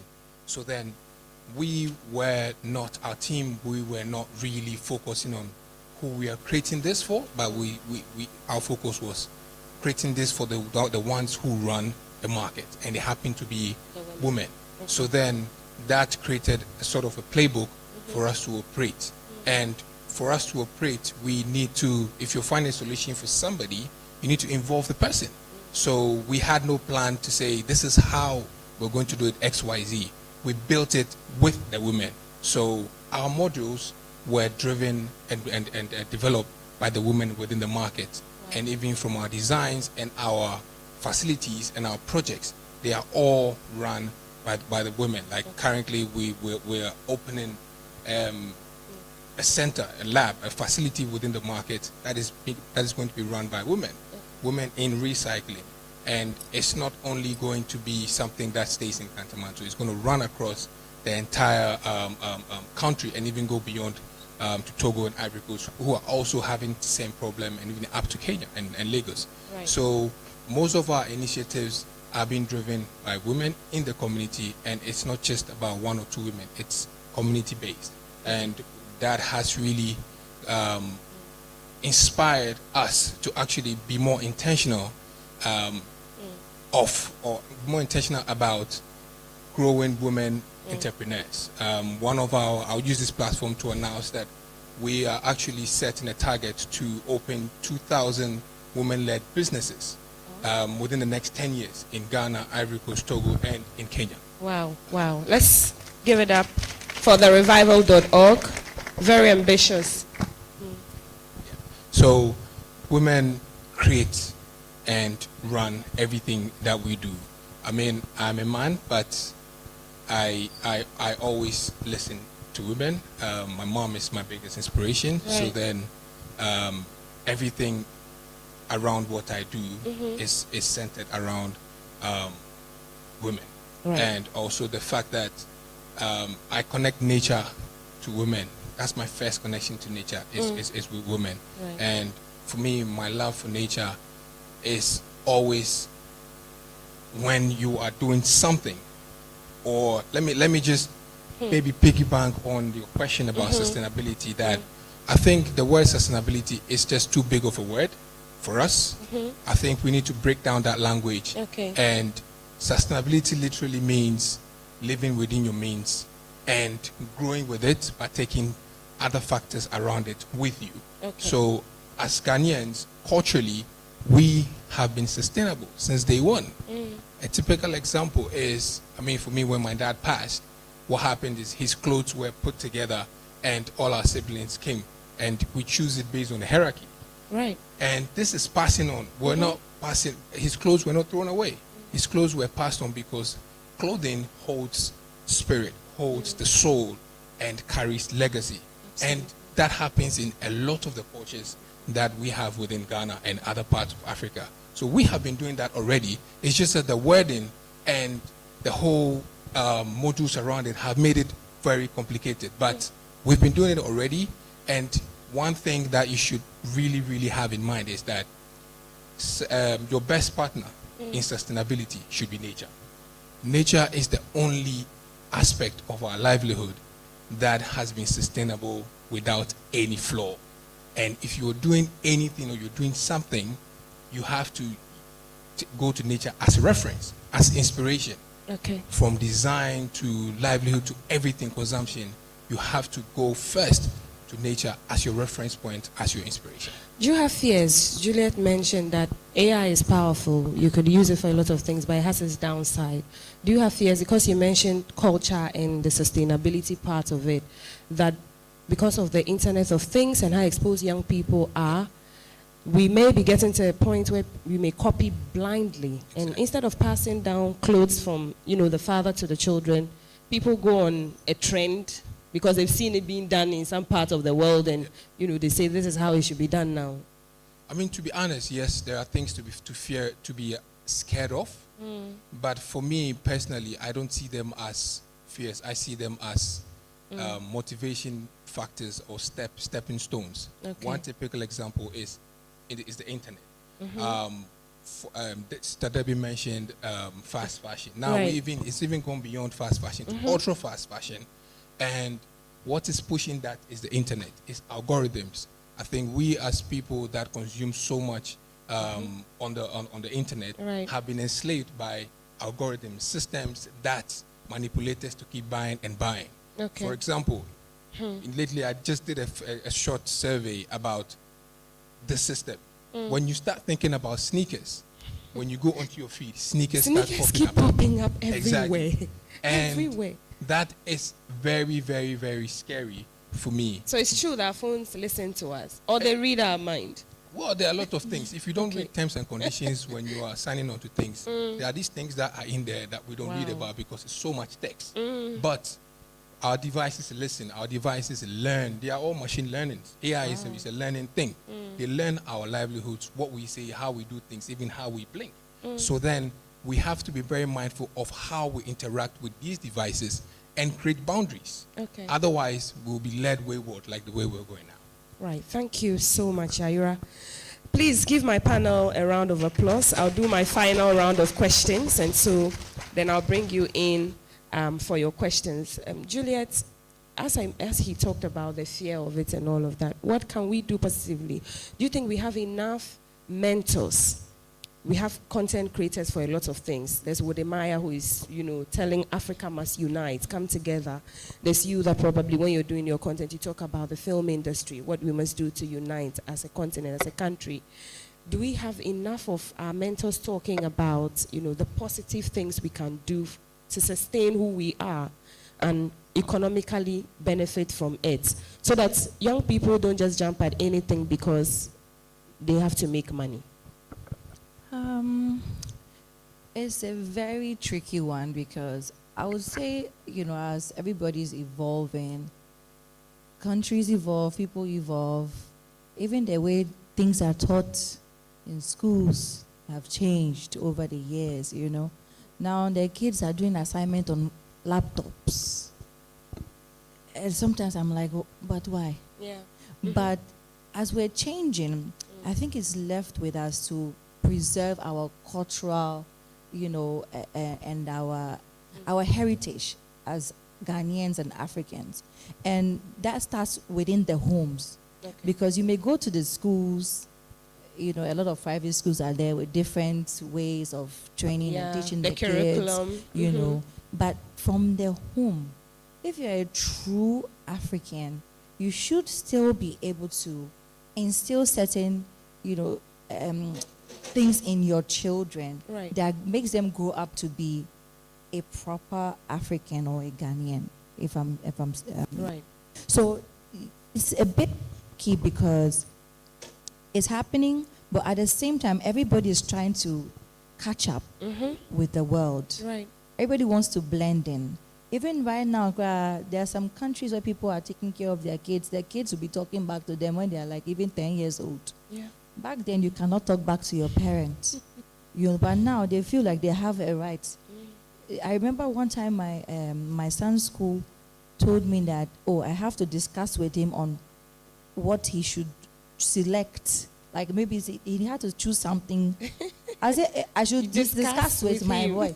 I am the one that is going to tell you what he should do. Say, oh no, because maybe he won't like what you want. It made sense at the time, but guess what? He still had to do what I wanted him to do because kids will always want to find an easy way out of things. Right. Especially maybe if they don't like, maybe somebody who doesn't like mathematics. They'll say, oh, media, I prefer doing English. Okay. That's why most people go for art and crafts and stuff, Right. because they are running from something. But guess what? You, as a child, you do not know what you want in life. But somebody who has so much experience will watch you, look at your talent, see what you have, and take you there. Right. So we have to do so much as a people to preserve. In the film industry, we do not really preserve or try to uphold our culture and a whole lot. But if we do that, we are showing and we are teaching people through film that this is how you're supposed to do, which leads to maybe sustainable fashion and so Right. many other things. But will you There's get- ways to show it in film Will you get and music people to videos. fund such movies? If it's not about the cliche ones, love and life, riches and this, a movie about sustainable culture and Everything. fashion? There's a niche for everything. Okay. There's an audience for everything. As long as you have your target, you have a strategy, a plan. Okay. There's an audience for everything you choose to do and put out there on Right. anything on social media or wherever you put it. There's always a way. So have a strategy. So Okay. I feel like that's why I said earlier that we need more investment in our industry. The creative industry is one of the biggest tools that you have as a country to sell whatever mission or whatever vision you have for your country. The creative tools, the music, the fashion, the whatever, anything that's creative. Because people see with their eyes, they want to interact with the creative space. Right. Yeah. Absolutely. Beautiful. It's true. And imagine we have a Ghanaian movie where we see Rwanda has flying taxis now. And, we see them. People are like, oh, wow, this is Ghana. Ghana has this. So, as you mentioned, it exposes us to the world to see the potential that we have. Let me go to Sister Debbie. Sister Debbie. Yes, I've got plenty. Your final question. You've forgotten about my sister here. Oh, I've not. Yes. I didn't give her another round of questions. No, you Okay, didn't. please go ahead. I wanted to ask you about the esports as well and the opportunities for women. So you could do that. Sorry. Okay, so I'm going to address a number of issues that my fellow panelists have raised. Okay, so sustainability to me and our esports community means building infrastructures that will support talent that we have here. Actually, in our space, we are ahead, actually. Okay. Ghana and key countries in Africa are actually leading the innovation and building the infrastructures that will enable us to participate on that global stage. So, for example, I would like to highlight them, actually. I have a community of esporters and a community called the Queens Africa. And they're all female esporters doing different things. So I'll I'll ask them to stand. So would you please stand up? Can we see you? Let's see you. Oh, wow. Okay. Okay. Please, So a round of applause for these them. ladies that you see here. Let me just call them out. Okay, so Nika, who's in the black T-shirt, she's one of the first and professional FIFA esporters here, and she's won tournaments in the game. Wow. Then you have Dabby, who is in the yellow shirt. She's done the full continuum. So she started as a FIFA gamer. Then she progressed to a content creator, a shoutcaster, and now she's in esports management. Wow. And so she's actually the secretary of the Esports Association. Then we have Kinder. So Kinder went to Saudi Arabia and she beat everybody. Wow. She gave them everybody in Saudi Arabia. Amazing. And then congratulations. Angie was a nurse originally, right? She's a gamer, a mobile gamer. She's now progressed into cybersecurity. She's a cybersecurity manager. Wow. And those careers of Thank you so much. actually, and Ghana's playing hard in it. We have recently participated in the AFCON esports tournaments, and some of our gamers won there. We're currently selecting for the Ghana national esports team because we've made it into the nationals or global finals. So there's a lot of money to be made there. We would like our women to play strongly there, which is why we set up a community called the Queens. I think that when we think about sustainability, it's about creating an ecosystem where women can gain digital literacy skills that are transferable and that can be used to empower themselves economically. Absolutely. Thank you so much. And as you say, preserve, talents, beautiful talents like sports. If you're not on the field, at least there's a digital version that they can do, and that's what they're taking advantage of sustainably. So, Sister Debbie, your last question. What you do with upcycling and sustainable fashion. So maybe a young person is listening or watching and wants to take that up, but they are wondering if it's economically sustainable. Is there money in it?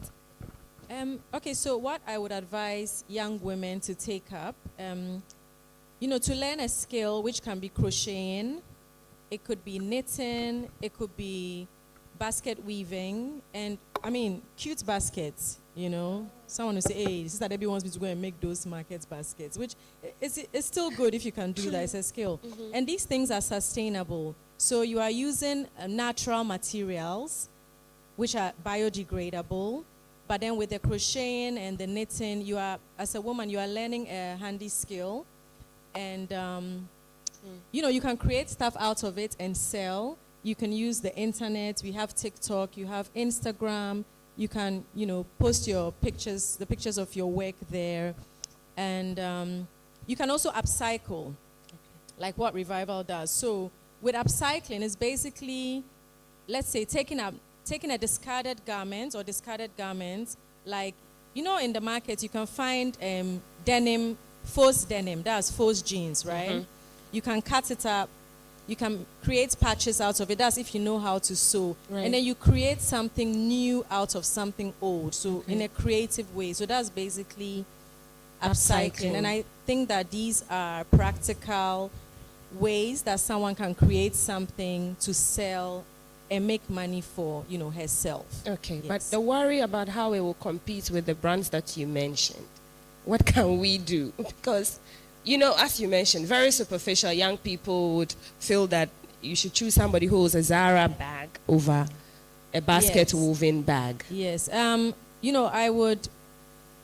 Yes. So, first of all, that you're going to stand out. You're going to be unique. Like, I was admiring her blouse here. It's fugu material, isn't it? Yeah. This is sustainable. This is hand woven. This is natural, and this is from Ghana. Yeah.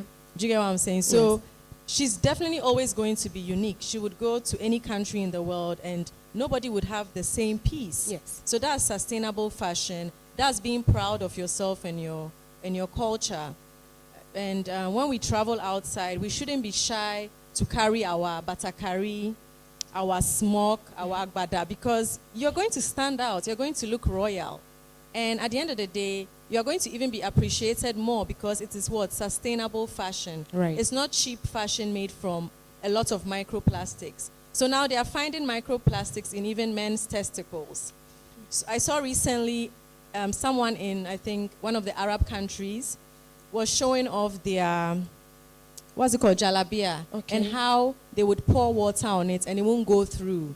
But then I saw a comment which said, imagine the amount of plastics that's rubbing on your skin every day. So don't think about what people say. You educate yourself and know that what I'm wearing is safer for my skin, safer for my health. It makes me unique. It represents my country, and then it shows that I'm proud to be African. Absolutely. Thank you so much. Ladies and gentlemen, and I always believe that when leadership shows the way, it helps us all put things in perspective. It's like the president, because Tadebi mentioned Fugu, when the president went to Zambia, and look at the whole battle. Today there's a Zambian journalist, she was on GTV the other day. I even gave her one of my outfits just made from Fugu, and we're getting others from Zambia. And so maybe you didn't anticipate that you're going to make this much money, but it's tied to your culture and it's sustainable and it's easy to find. And you get to empower somebody in Savulugu who is weaving the yarns into the smoke. Ladies and gentlemen, again, let's give my panel a big round of applause. These are your mentors. Mr. Debbie is talking about, don't be shy. Repeat, like us, pressure, TV presenters. Every day you have to wear a new outfit. We repeat. Save the environment and save the sea as well so that we do not have all of our textile waste going to the sea. Thank you, Sister Debbie, Juliet, Ibrahim, Venus as well, and Yaira here. We're going to go into the next batch of things. Let's take the Q&A just before that, though. If we have any questions, please raise your hand. Hey, the Hajia there has raised their hand very fast. Okay, can we please get the microphone to her? Thank you.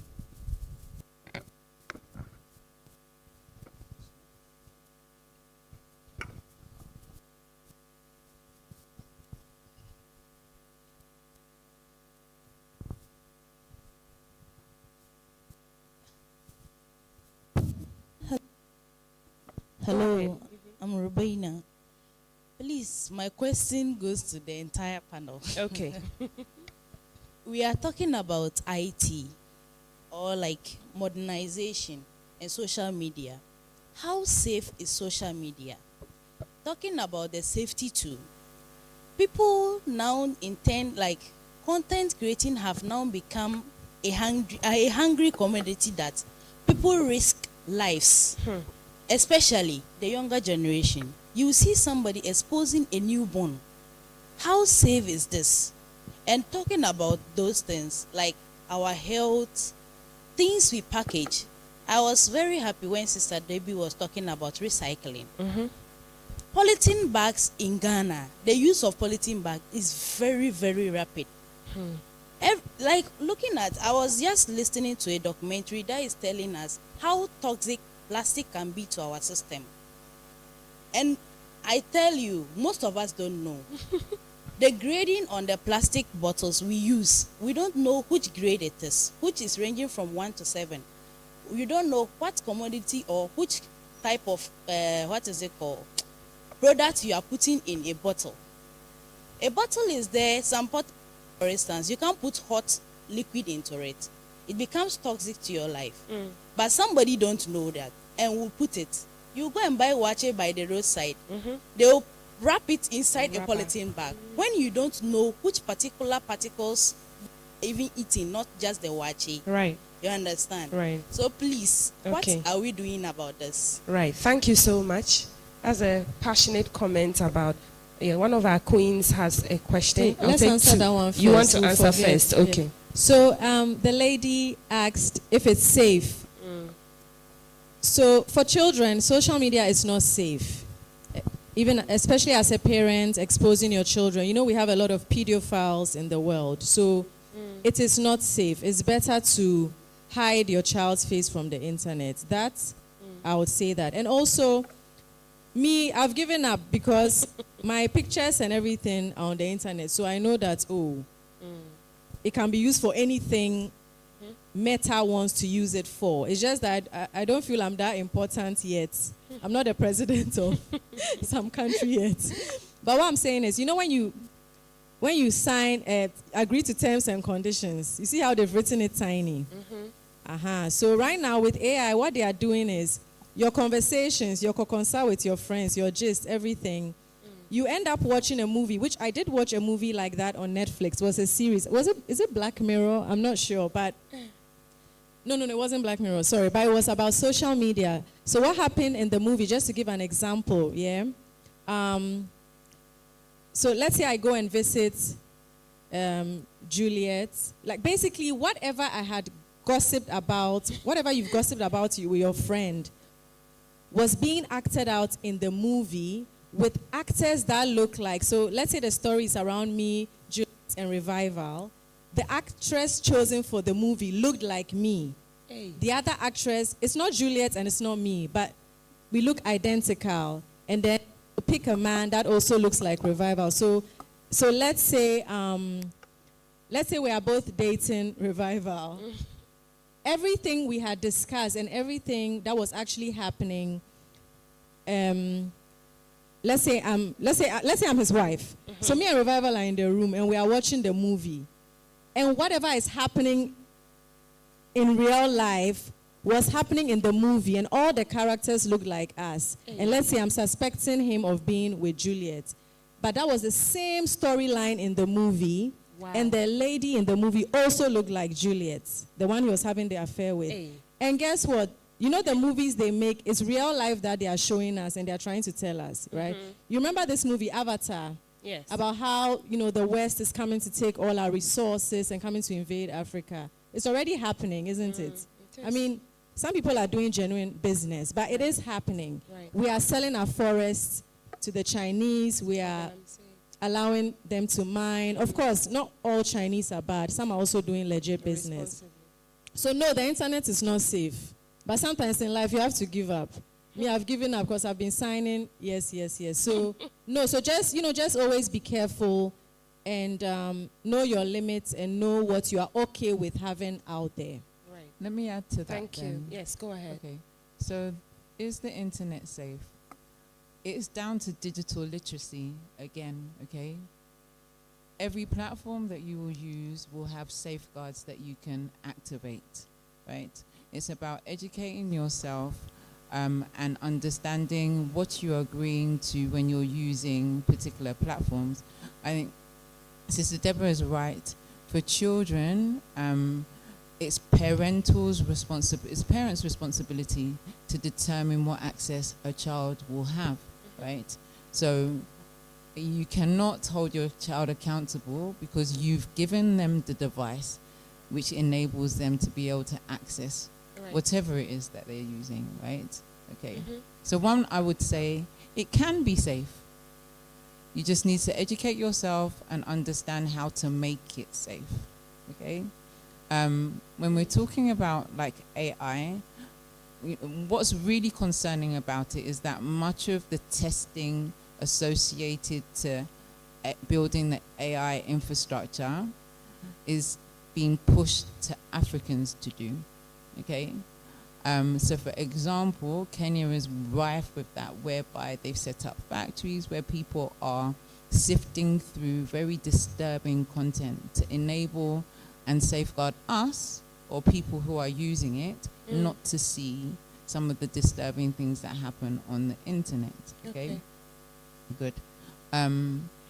So yeah, it can be very, very safe. Also, like if I relate that back to like the esports space, I mean, parents, okay? How many of you have engaged, like if you do have children, have engaged with your children and educated yourselves on the games that your children are playing, okay? Many of them are immersive experiences, and whether we like to admit it or not, games can be used for education, and if it's repetitive, it's a repetitive behavior that you're reinforcing, okay? So I would say if your child is playing something like Mortal Kombat, which is a shooting game, right, and you're and they are young, younger than the rated age, and you're a parent and you're not questioning it, I think you really should question, because it's safeguards that you should put in place. One, the child shouldn't be playing it in the first place, right? But you as a parent should understand what the gameplay is so that you can protect them. So a lot of responsibility lies on adults. Digital literacy, ensure that you are in tune with what is evolving in our space, because it's not going to stop, right? Right. Absolutely. And it's true. I mean, we are here and we see stories in the West where children pick guns and go to schools and they just kill people because they watched it in some game. Recently I heard on BBC, they said his social media profile was a certain gunman who had been killed. But Juliet, she also mentioned plastics and the kind of food we put in plastics and how we ingest it and all of that. What can we do? Would you call for a ban of plastics? I thought when she said it, I just remember because I actually thought we had banned it like years ago. Maybe they slapped on taxes. The plastic deal, did they slap on more taxes on it? I think there was a ban, no? Yeah, there was a paper ban. They've just been calling for it was more just paper. A discussion. Oh, then it's about time. Yeah, I thought because I not talk. They will say Juliet said something, but honestly, the world, like I said, those people out there are moving. If you now when you go, you're buying things. They're giving you in, eco-friendly paper and bag, biodegradable boxes and takeaway stuff. Nobody's really doing plastic abroad anymore. And sometimes I wonder if our leaders don't travel. They do travel, so they see how the world is moving. So what's the issue? Why are we not making changes that we need? Are we waiting until things go so bad before we take the action that's necessary?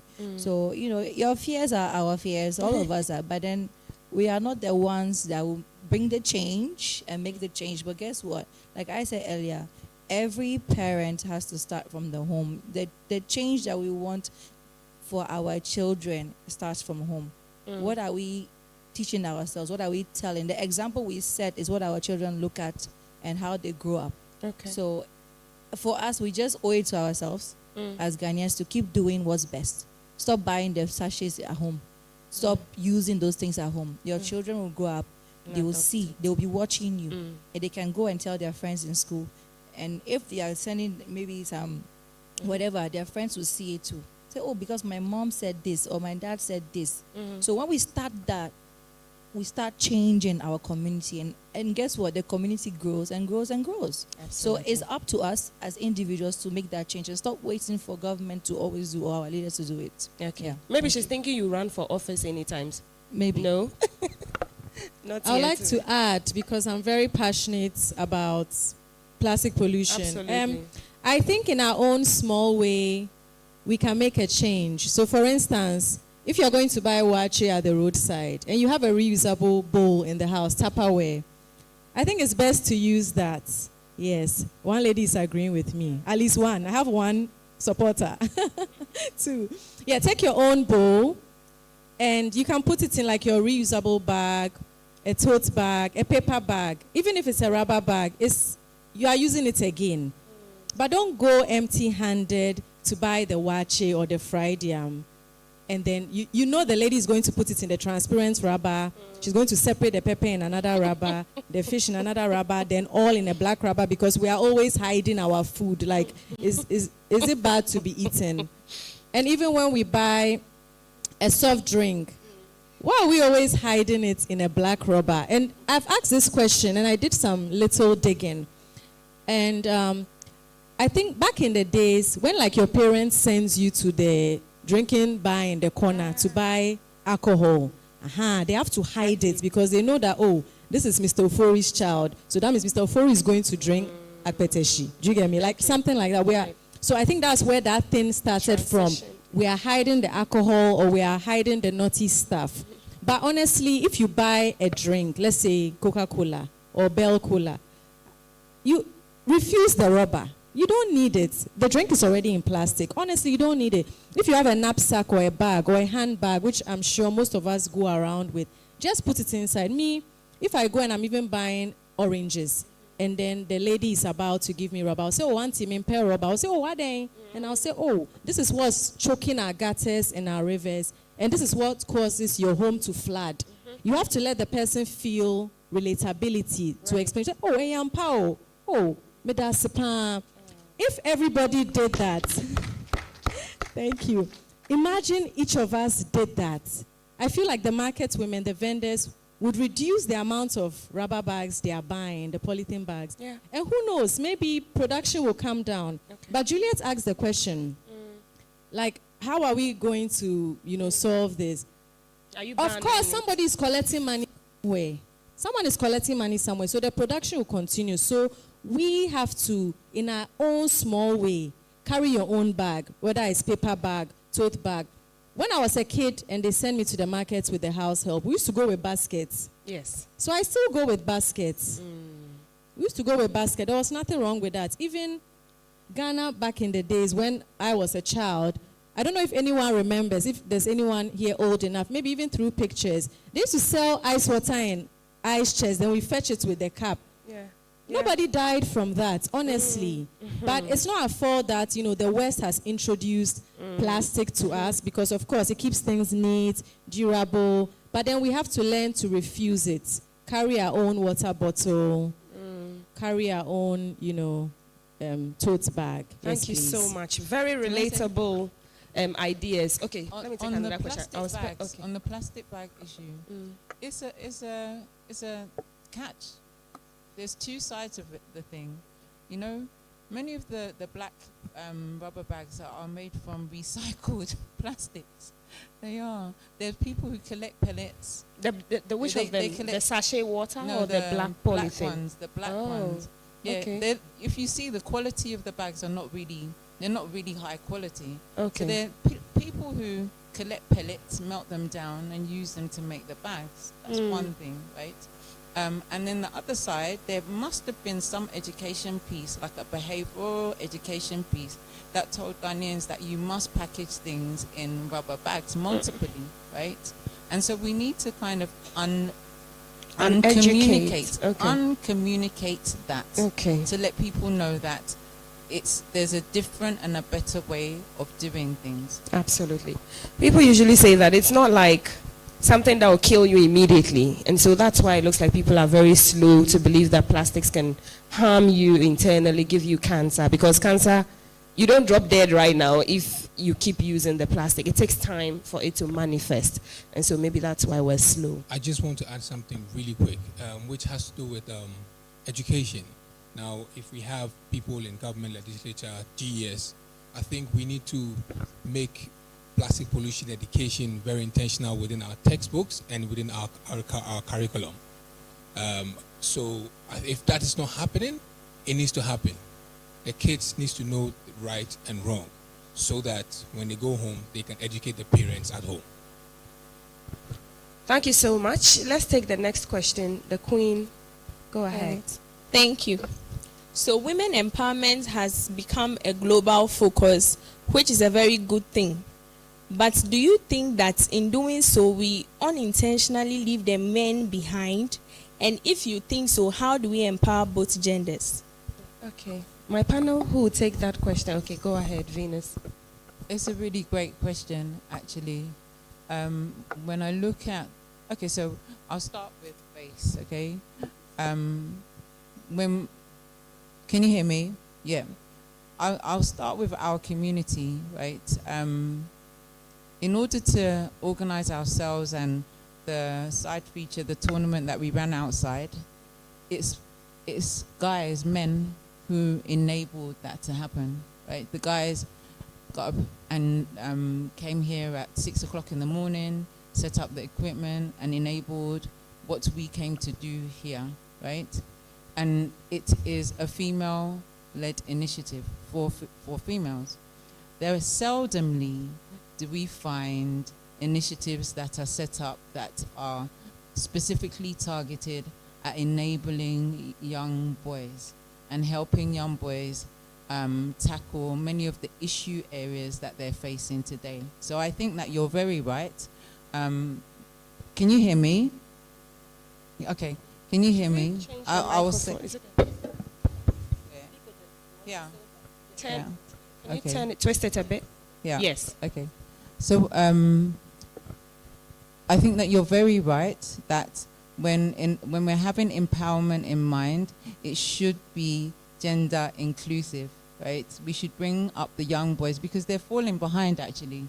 They're really falling behind. Thank you. I remember, I think the ministry said we may Please, have me, I don't agree. voice empowerment I program. don't agree You with don't?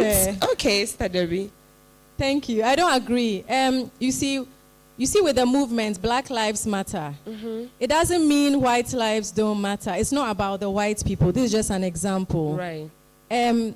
There's an issue that we put men forward all the time. We all know we live in a patriarchal system. We live in a patriarchal world.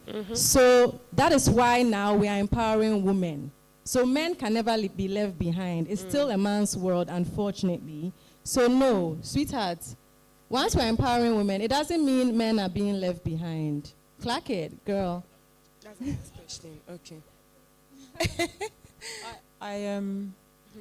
I think that they are. If you go into schools and you interact with young boys, yes, it's not to do with who has power now. Okay, so it's the grassroots. Yes, You it's mean it's the grassroots. So Okay. that's why I used our esports community as an example. Okay. It's male dominated. It's hugely male dominated. Okay, and in order to empower women into the space, yes, we need to take the space. So there we have a female inclusive community, safe space to develop women into the sport, right?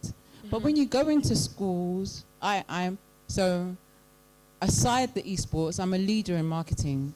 Okay. We have an initiative that we ran for 7 years in this country called Sky Girls, right?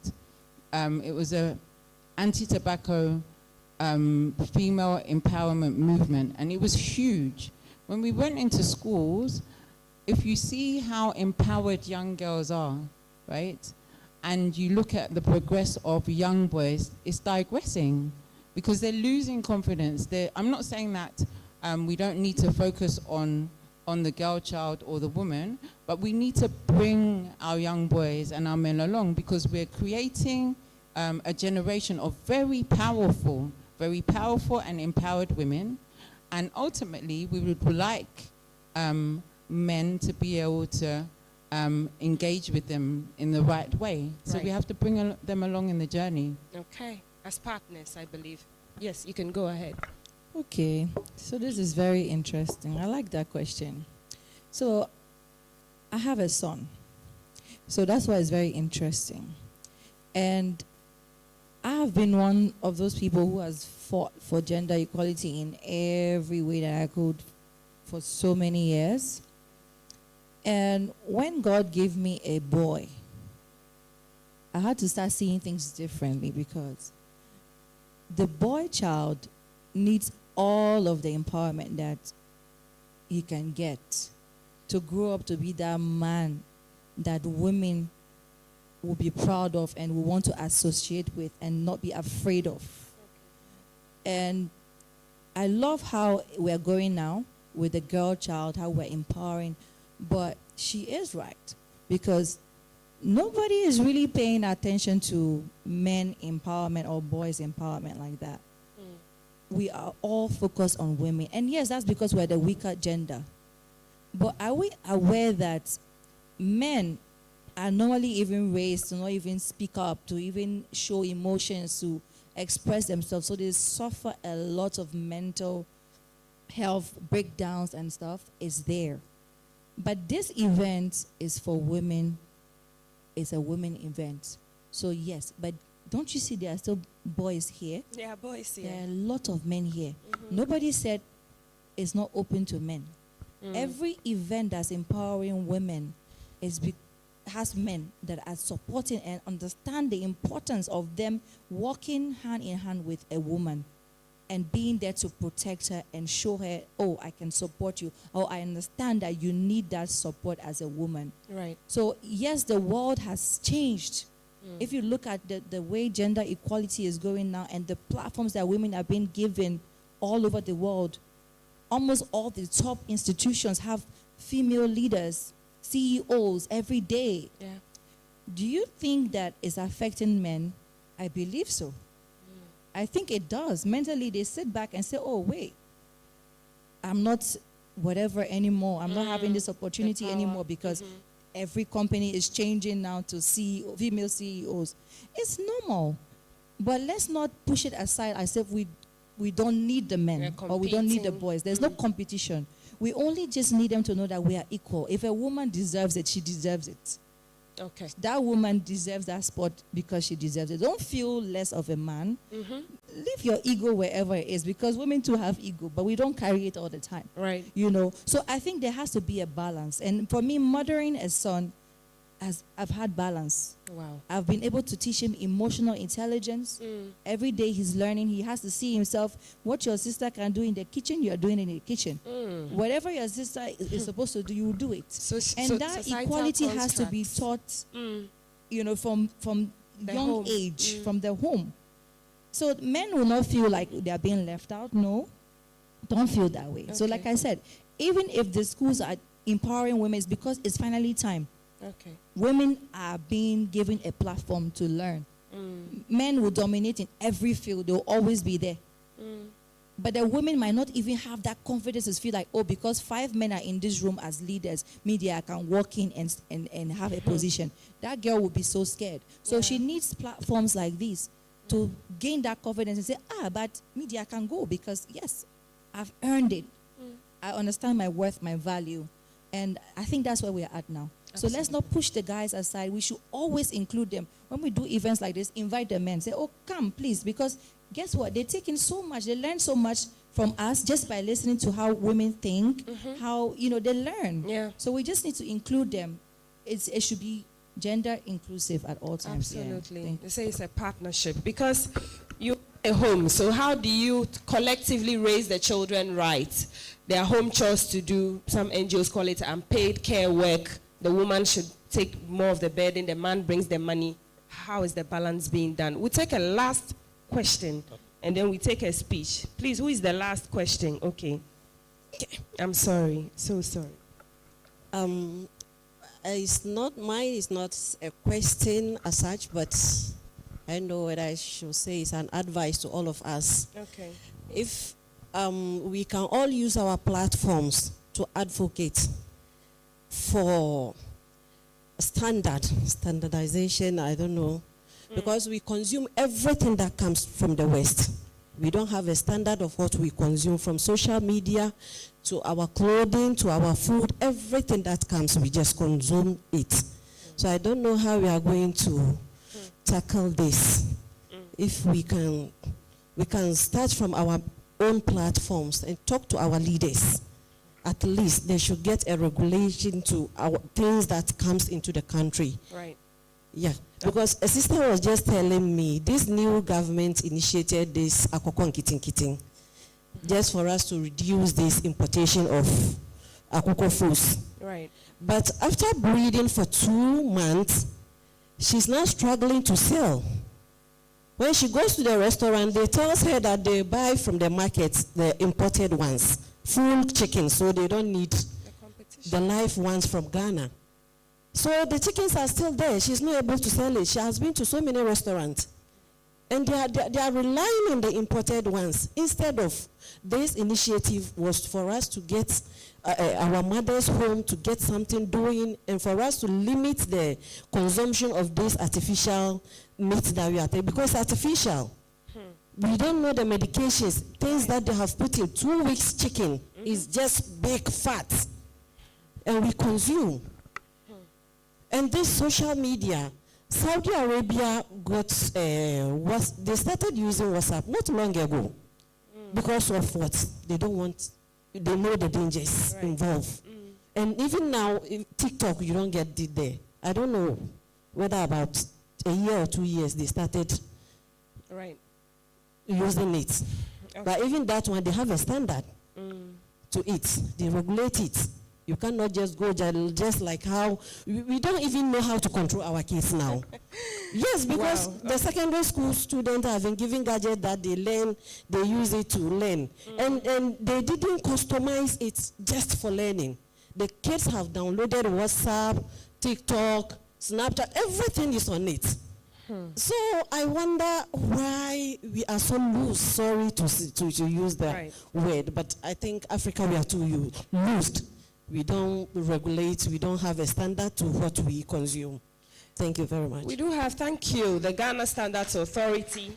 As you mentioned, Saudi Arabia is run by the Sharia law, and do we want Sharia law in Ghana? It's very stringent. So at what point is the regulation a bit too harsh or a bit lenient? Because when you maybe try to pull the regulation, they say human rights, you're, blocking the internet. Tanzania, the president, who is a woman, she did it even during elections. People said, oh, the woman, she's a woman and she's doing this. She's taking siege of power. So that fair balance of where to agree as a people that there's a danger and we need